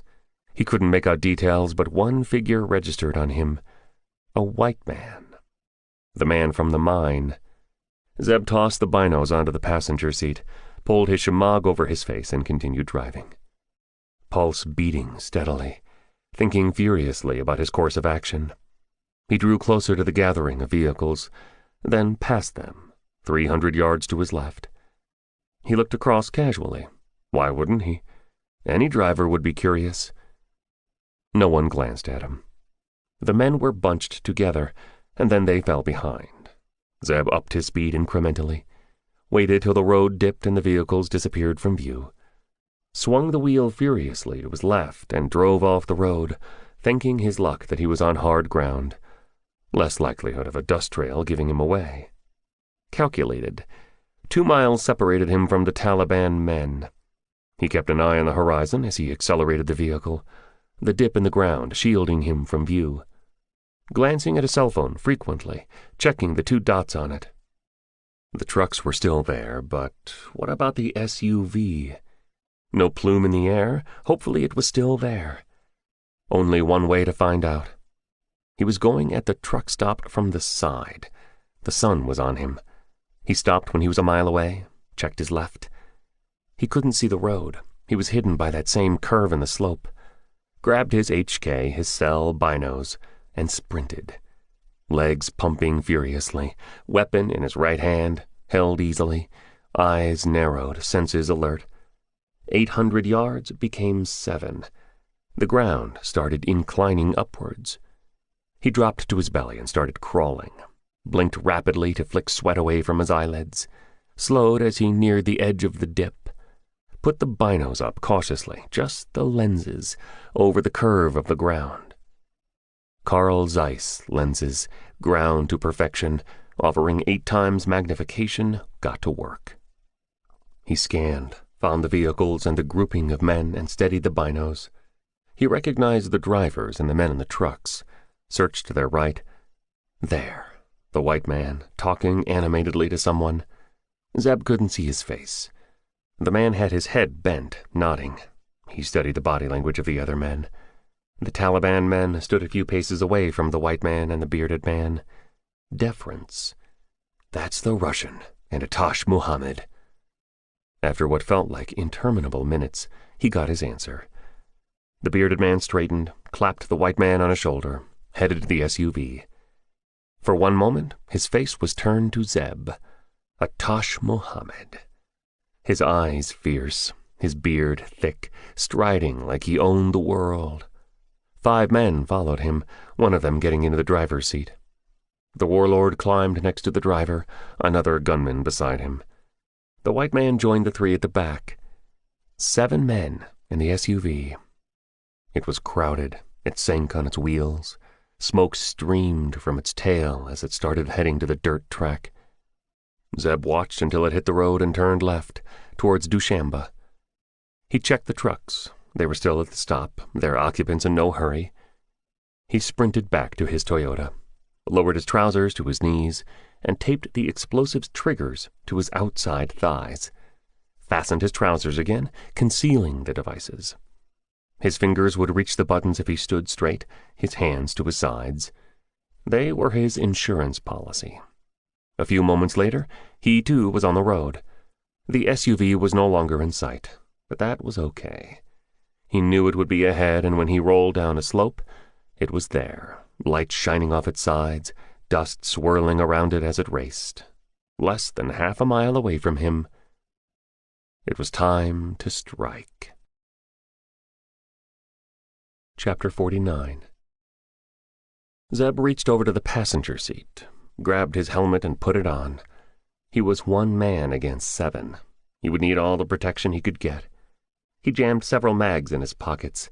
The crate behind him had an M82 Barrett.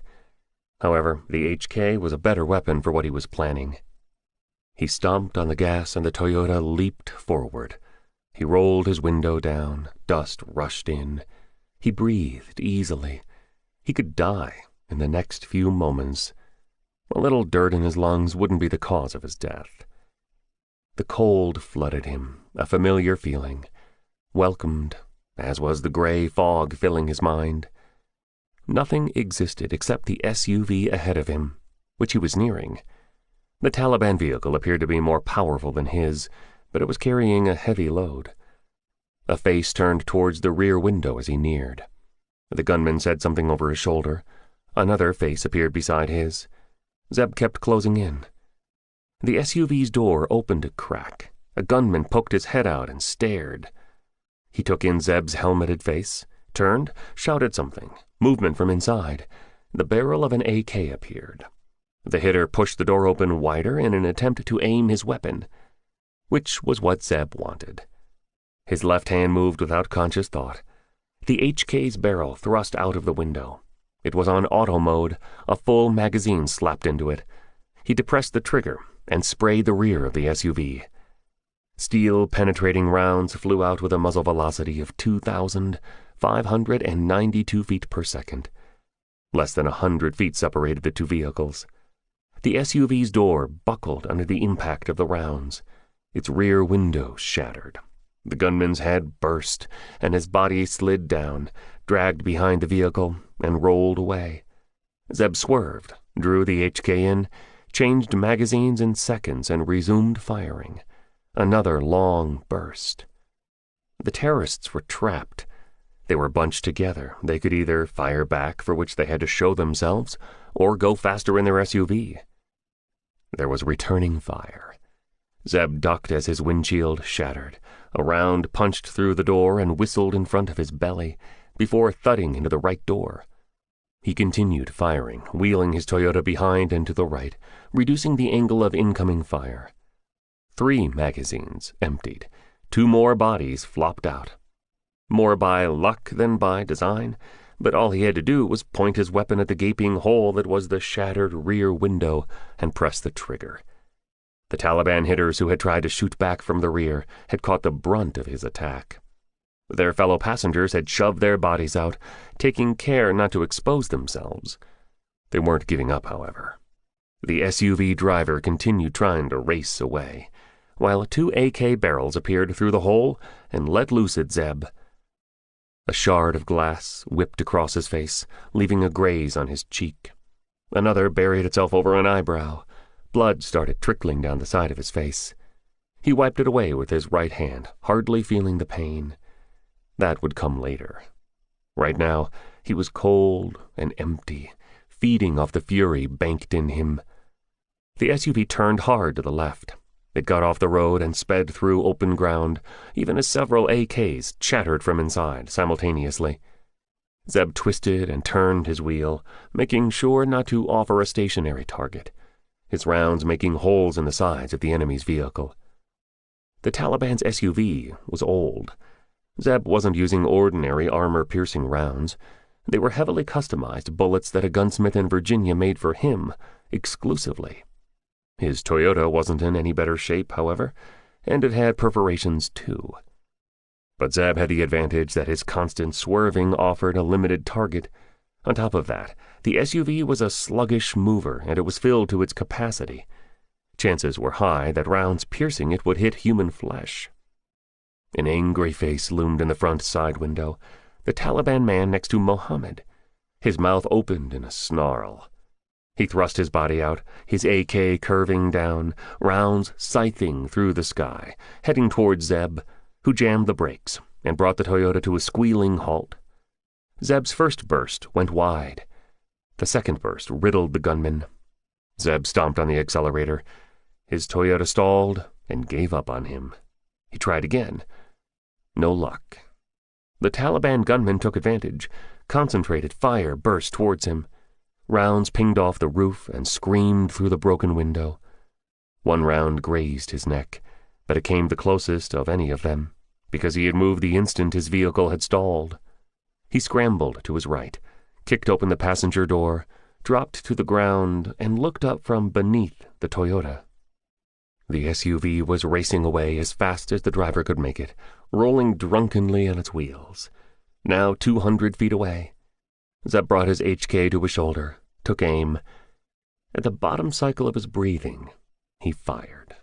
The right rear tire blew out. A breath, a fraction of an inch to his left. Trigger brake. Another tire blew out. The SUV slowed, and when he shot a front tire, it stopped. Its engine whined as the driver coaxed it to move. It rolled forward a few feet, but the terrain wasn't friendly. It stuck. 4 down, 3 inside. Mohammed, the white man, and the driver. No movement from within the SUV. They'll figure out their options, try to spring a trap on me. A head peered above a window and disappeared when Zeb snapped a shot. He could riddle the vehicle with rounds, use the Barrett to punch large holes in it, but vengeance drove him. Mohammed needs to die in front of me. He figured the warlord would try to deceive him. The gunman would open fire, while Mohammed and the white man would circle around. Zeb decided to give them the opportunity. He knew his plan was foolhardy. It broke every operational discipline, but the memory of the 3 Delta operatives in the valley burned in him. He crawled out from underneath the vehicle, crouched, and resumed firing at the SUV, even as he ran toward it. No straight lines, unpredictable twists and turns. Gouts of earth flew in the air as a lone weapon fired from within the SUV. He was sure it wasn't Mohammed or the white man who was attacking. They'll work on their trap. He concentrated his rounds at the front of the vehicle, changing magazines on the move. His HK barking in a continuous stream, drowning out the AK's response until it fell silent. Zeb was 50 feet away, to the front of the SUV, approaching it from the passenger side. All he could see was a blood-splattered body sprawled on the front seat and darkness inside. He rushed forward, presenting as narrow a target as possible, and crossed the front. No rounds came his way. He was at the driver's side, better view of the inside. The dead Taliban shooter in the front, what looked like bodies in the rear. Are they dead? Then the trap was sprung. Chapter 50. He felt the motion behind him before he heard it.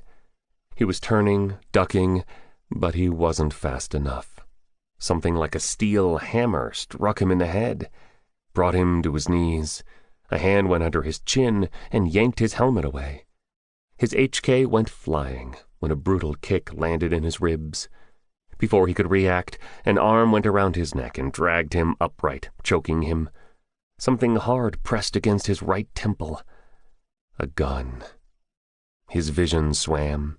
He almost blacked out from the force of the blows and the chokehold around his throat. A figure appeared in front of him. Wavy, blurred initially.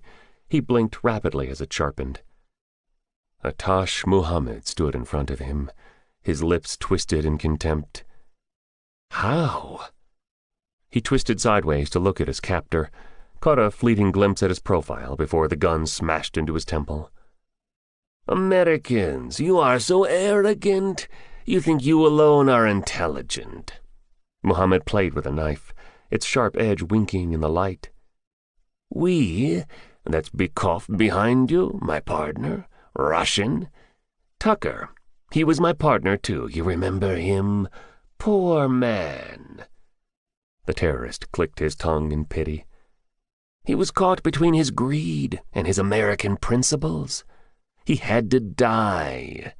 You understand, don't you? You should have died, too, that day. Never mind. You'll die today. Here. No one will know where your body is. He ran a finger on the knife's edge and held it up to show the thin streak of blood. How, you must be wondering. How did we trick you? You had us, Your gun?" He shook his head in admiration. "Was shooting holes in us. It was Bykov's idea. Those 2 bodies you saw falling out, they were us. He was sure you wouldn't pay attention to us when we fell out. Your American principles. You wouldn't crush us with your vehicle or shoot us. It worked." He chuckled as the Russian tightened his hold on Zeb. Mohammed came closer and thrust the point of his blade at Zeb's left eye. Zeb leaned back instinctively, but there was no give in Bykov. "Scared, like all Americans. You talk a lot when you are behind your guns." "You are any better?" Zeb goaded him. "Let me see how much you talk when I am free. You won't take that risk, will you? You are a coward, Mohammed. You hide behind women." The terrorist whipped his knife across Zeb's forehead, its tip cutting his skin lightly. He laughed when Zeb's breath caught in his throat. "No, it is not a death cut. I want to take my time with you. I want to hear you scream." He jabbed at Zeb's chest, his eyes widening when the blade struck the armor. "Remove it," he told the Russian, who shook his head. "We don't have time. Finish him. We have to be in Dushanbe before it gets late." "You'll do as I say," Mohammed screamed, and thrust the knife at Zeb's left shoulder above the edge of the armor. "I?" he panted, delight in his eyes at Zeb's tortured groan. He pulled back the knife and stared at the blood coating it. "Will take as much time as I?" The knife came fast, this time going for Zeb's right shoulder. "Now." Zeb let his weight fall on the arm around his neck, felt it squeeze in him, cutting off his air.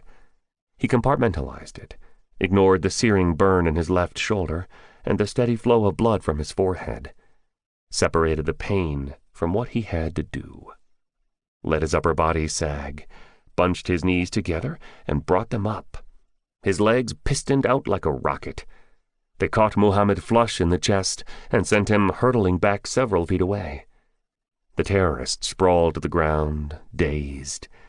He shouted in anger and humiliation, got to his feet and rushed toward Zeb, knife thrust forward. "Kill him," said Bykov, the arm around Zeb's neck loosening a fraction. "Mohammed will go for my throat."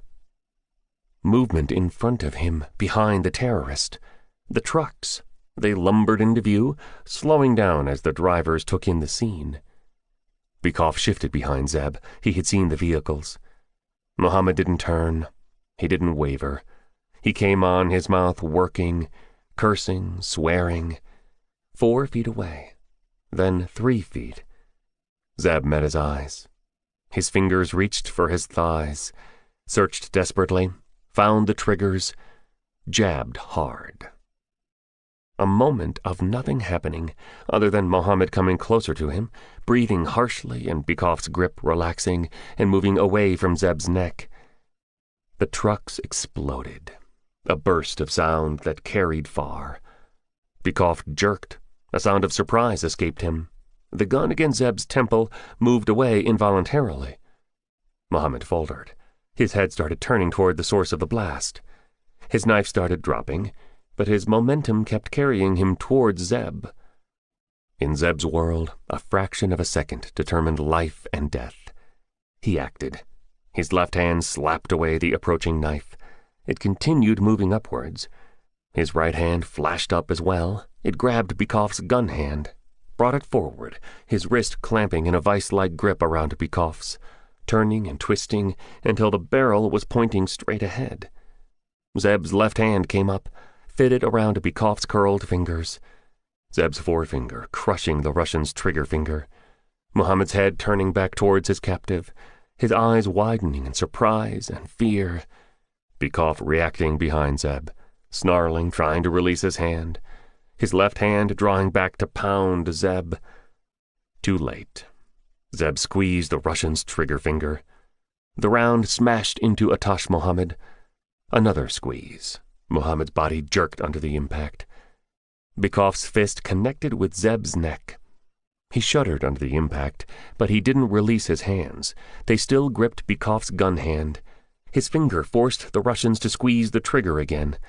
The next two bullets went wide. The subsequent one caught Muhammad in the neck. The terrorist started to fall. Zeb heaved on the gun arm, twisting it, ignoring the blows raining on him, erasing everything from his mind but Utash Muhammad and the gun. He kept forcing the trigger, darkness filling him as the terrorist's body shuddered under the impact of the rounds, until the gun clicked on empty. He twisted around, his left elbow rising to smash Bykov in the face. Right hand still not releasing the Russian's arm. Ducking and whirling, gripping the hand, now the captor turned captive, Bykov struggling to release himself, until his shoulder dislocated. His scream choked off when the concrete-like edge of Zeb's left hand smashed into his neck. Zeb pounded him until the Russian's body sagged. He released it, letting it flop to the ground. Took great gulps of air, letting it fill him and drive the darkness away, until thinking and rationality and time and space returned. He bent shakily. Bykov was dead. He checked the terrorist. Utash Muhammad's eyes stared blankly at the sky. The terrorist would never kill, rape, or maim again.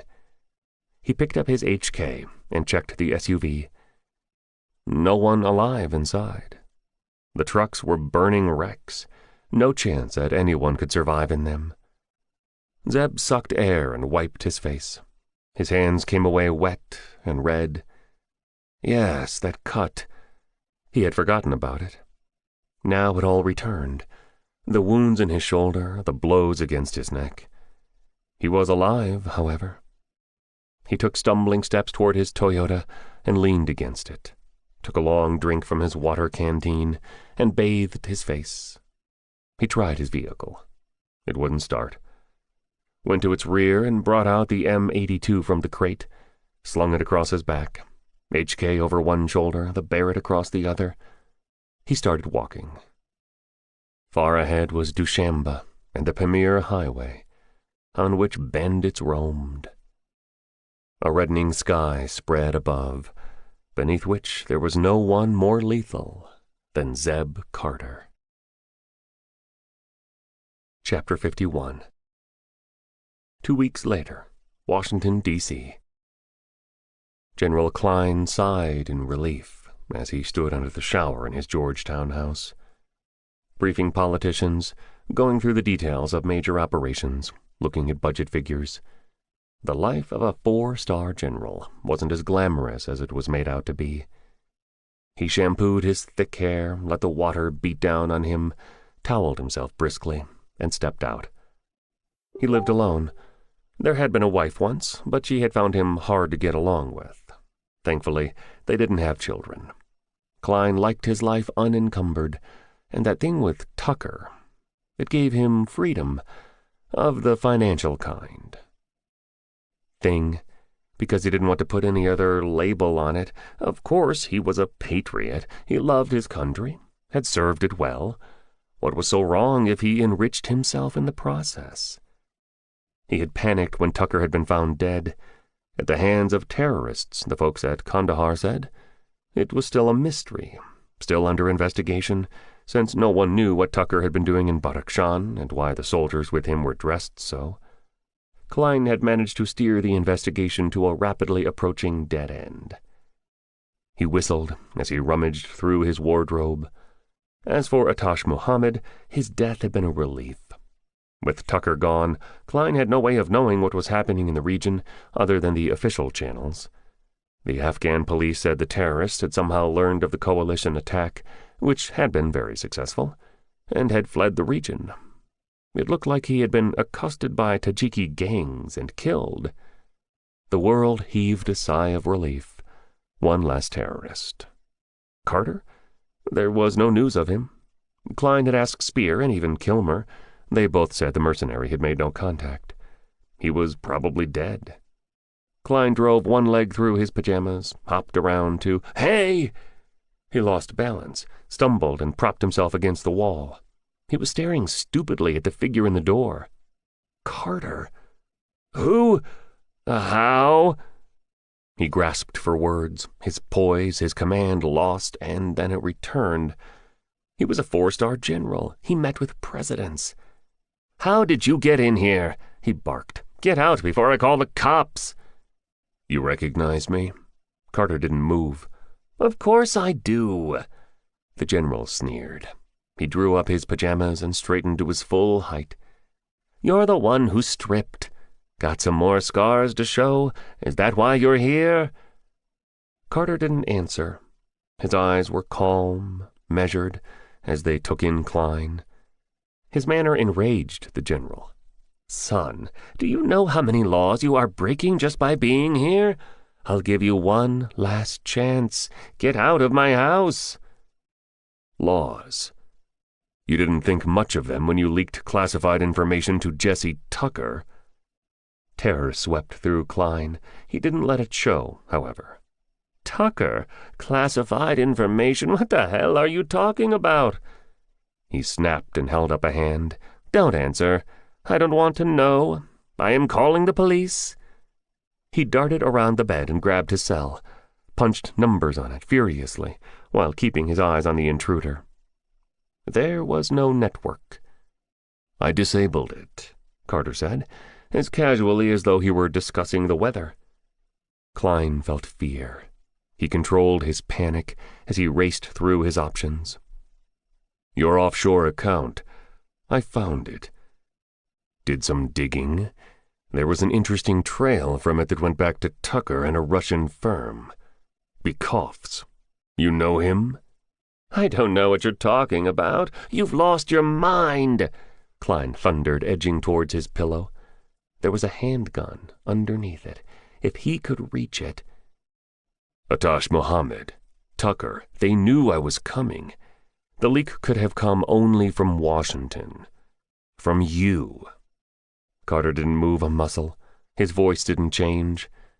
Klein dove and went sprawling when what felt like a concrete block hit him in the chest. He groaned deeply and squeezed his eyes shut. Carter was standing over him when he opened them. How had the man moved so fast? "That's assault." "You are lucky," Carter continued remorselessly. "Lucky?" Klein tried to sit up. He fell back when Carter shoved him with a leg. "You had no hand in the Delta operative's capture. Or death." The general panted, his head ringing, trying to gather his mind. He raised his head, and terror spread through him at the expression on his visitor's face. "Otherwise, you would have died slowly," Carter said, as he stooped and dragged him to the bathroom. Chapter 52. On his return from Tajikistan, the first person Zeb had contacted was an intelligence analyst. Broker, a former ranger, had been a rising star in the Pentagon, whispered to be one of the best in the country.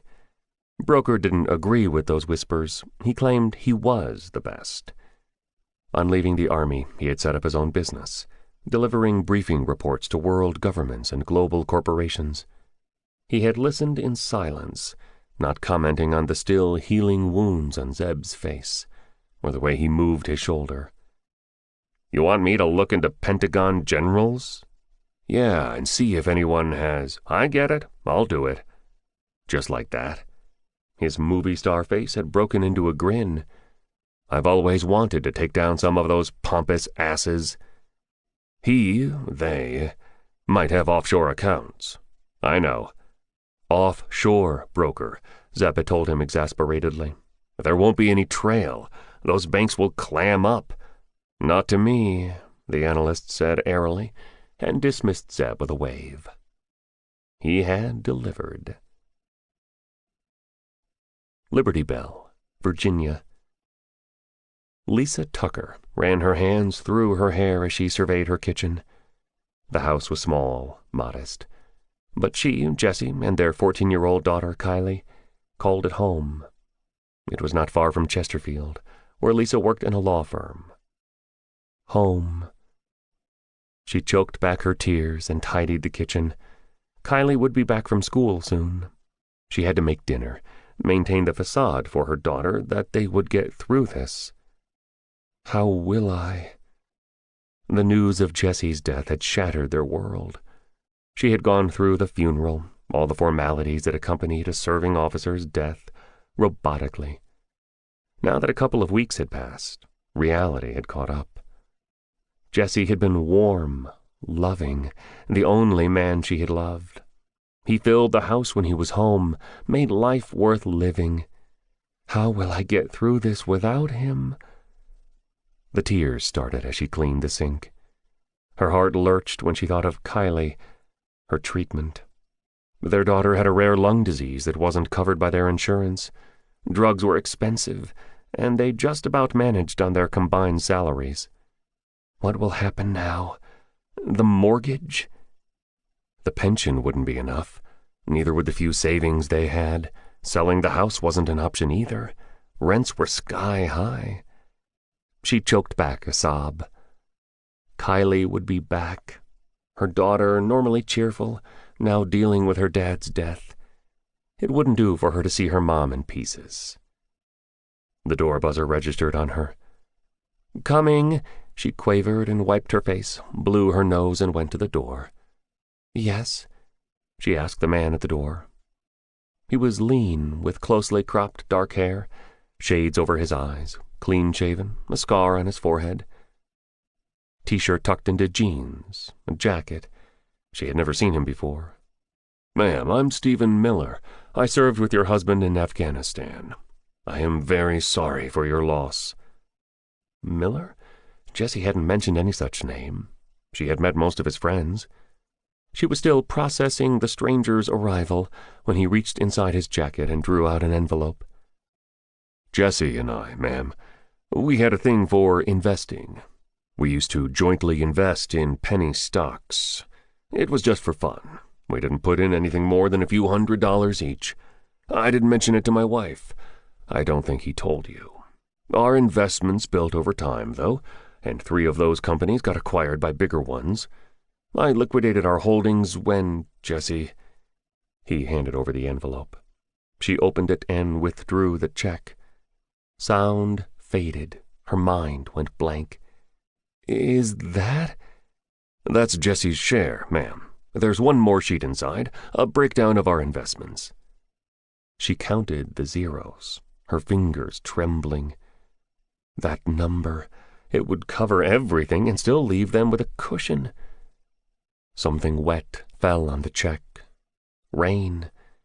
No, not rain. A tear. She sniffed, wiped her eyes, and pressed the check against her shirt.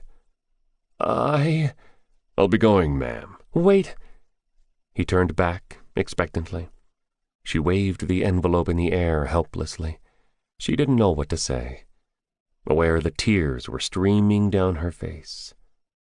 "Stephen Miller?" "Yes, ma'am." She broke down. She sagged against the door, clutched her hand to her mouth, and cried silently. Jessie. He had provided for them even in his death. "I am sorry for your loss," she heard him say. She raised her head, but he was walking away swiftly, towards a black SUV. It rolled down the street, turned a corner, and went out of sight. She spotted Kylie walking with her friends and wiped her face hastily. "Who's that, Mom?" her daughter asked when she approached. "A friend of Dad's, honey. He came to pay his respects." Her daughter looked at her, 14 years old, but maturing fast, aware that she and her mom now had only each other. "Will everything be all right, Mom?" Lisa Tucker drew her tight and hugged her, feeling the warmth of her daughter's body, the smell of her hair. "Yes, honey." Zeb was back in New York several days later when the text message came. By then, the news of Klein's death had faded from the media's memory. Sure, he was a 4-star general, and slipping in the bathroom, cracking his head against the wall, and dying was unusual. But the cop said it wasn't suspicious, and there were political and celebrity scandals to cover. Klein was quickly forgotten. Zeb thumbed his phone. The message was from Kilmer. He had briefed the colonel on his return, after dealing with the general, and after the visit to Lisa Tucker. Kilmer had grabbed him in a tight hug and thumped his back several times. His normal, expressionless face had returned by the time they sat. He had listened without interruption, and had sighed heavily when he heard of Tucker's involvement. That should not come out, Zeb had told him. He didn't mention his visit to Liberty Bell. That wasn't anyone's business. I can't bury that, Kilmer had protested. You can. His family does not deserve to live in the shadow it will cast. The colonel had taken one look at his face, and had nodded. No one else would ever know of Colonel Jesse Tucker's betrayal. The bodies, Chick, Bud, and Kelly's, were they recovered? Kilmer nodded. Yeah, during the attack, a team of soldiers went to that valley. They retrieved all the bodies there. I had Mohammed in my sights. I didn't take the shot. I wanted to. Kill him up close? I figured. The ghost of a smile had appeared on the colonel's face. What if I had failed? Kilmer ran a finger idly around his cup. Our backup plan was to storm Sori during the coalition attack. Guess what? We did that, and found no terrorists there. Sure, we captured and killed several, but not in Sori. They'd probably taken to the caves. What I am saying is, if you had failed, Mohammed would still be out there. Yeah. The colonel had deposited a few bills on the table and risen. Klein? You had anything to do with that? Who's Klein? Zeb opened Kilmer's message. Do you know a Stephen Miller? No, he replied, and tossed his phone aside. There was another message when he returned from a shower. Lisa Tucker sends her thanks to Stephen Miller. This concludes Zeb Carter by Ty Patterson. Narrated by Adam Verner. Copyright 2018 by Ty Patterson. This unabridged audiobook is published by arrangement with 3 Aces Publishing Limited and was produced in the year 2018 by Tantor Media Incorporated, a division of Recorded Books, which holds the copyright thereto. Please visit Tantor.com for more information on our growing library of unabridged audiobooks. Audible hopes you have enjoyed